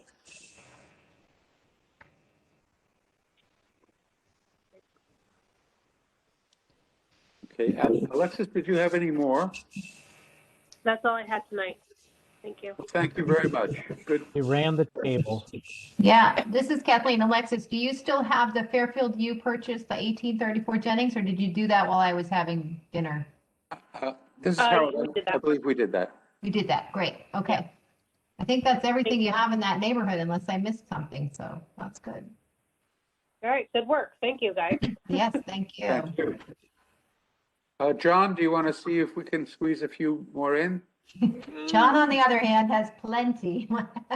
I know I have plenty, but I don't know if I have, because I know we go until 9, right? And I don't think I've got a 7-minute one here that I'm confident in.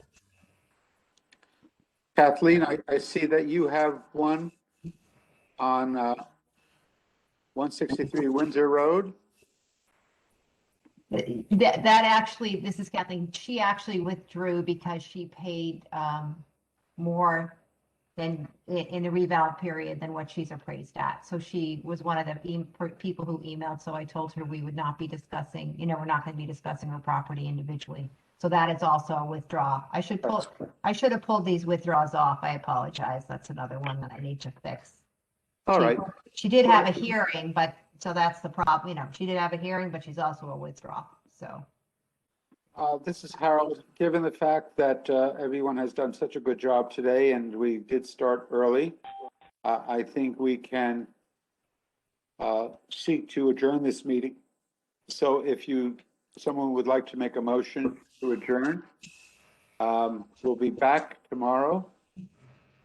The chair will be handled by Peter, who's the co-chair. I will not be present unless things change.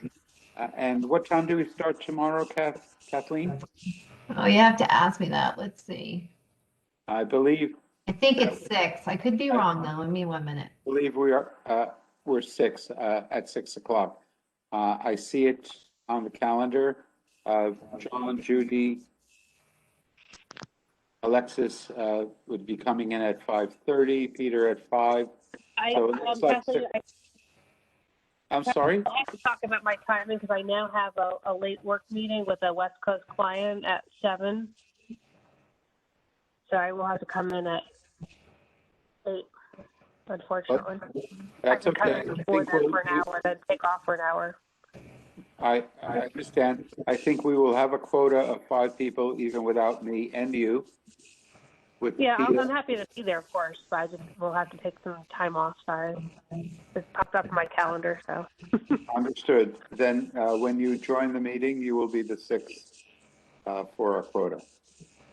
Quorum. Yeah, this is Kathleen, and, you know, for anybody who's listening, we'll probably just continue with that. Harold, you did have a few left on that other neighborhood that we didn't quite get to, right? You've got 3 or 4 left in Fairfield Woods.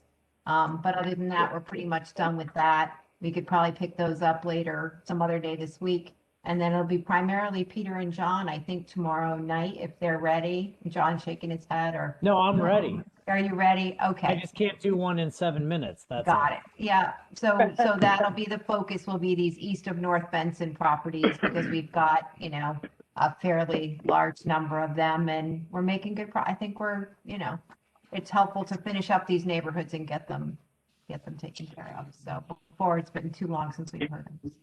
Okay. You did 24 tonight. What did we do? 24. But that's starting at 4 o'clock. 12 and a half minutes apiece. No, you're average. You average 12 and a half minutes. That's good. Okay.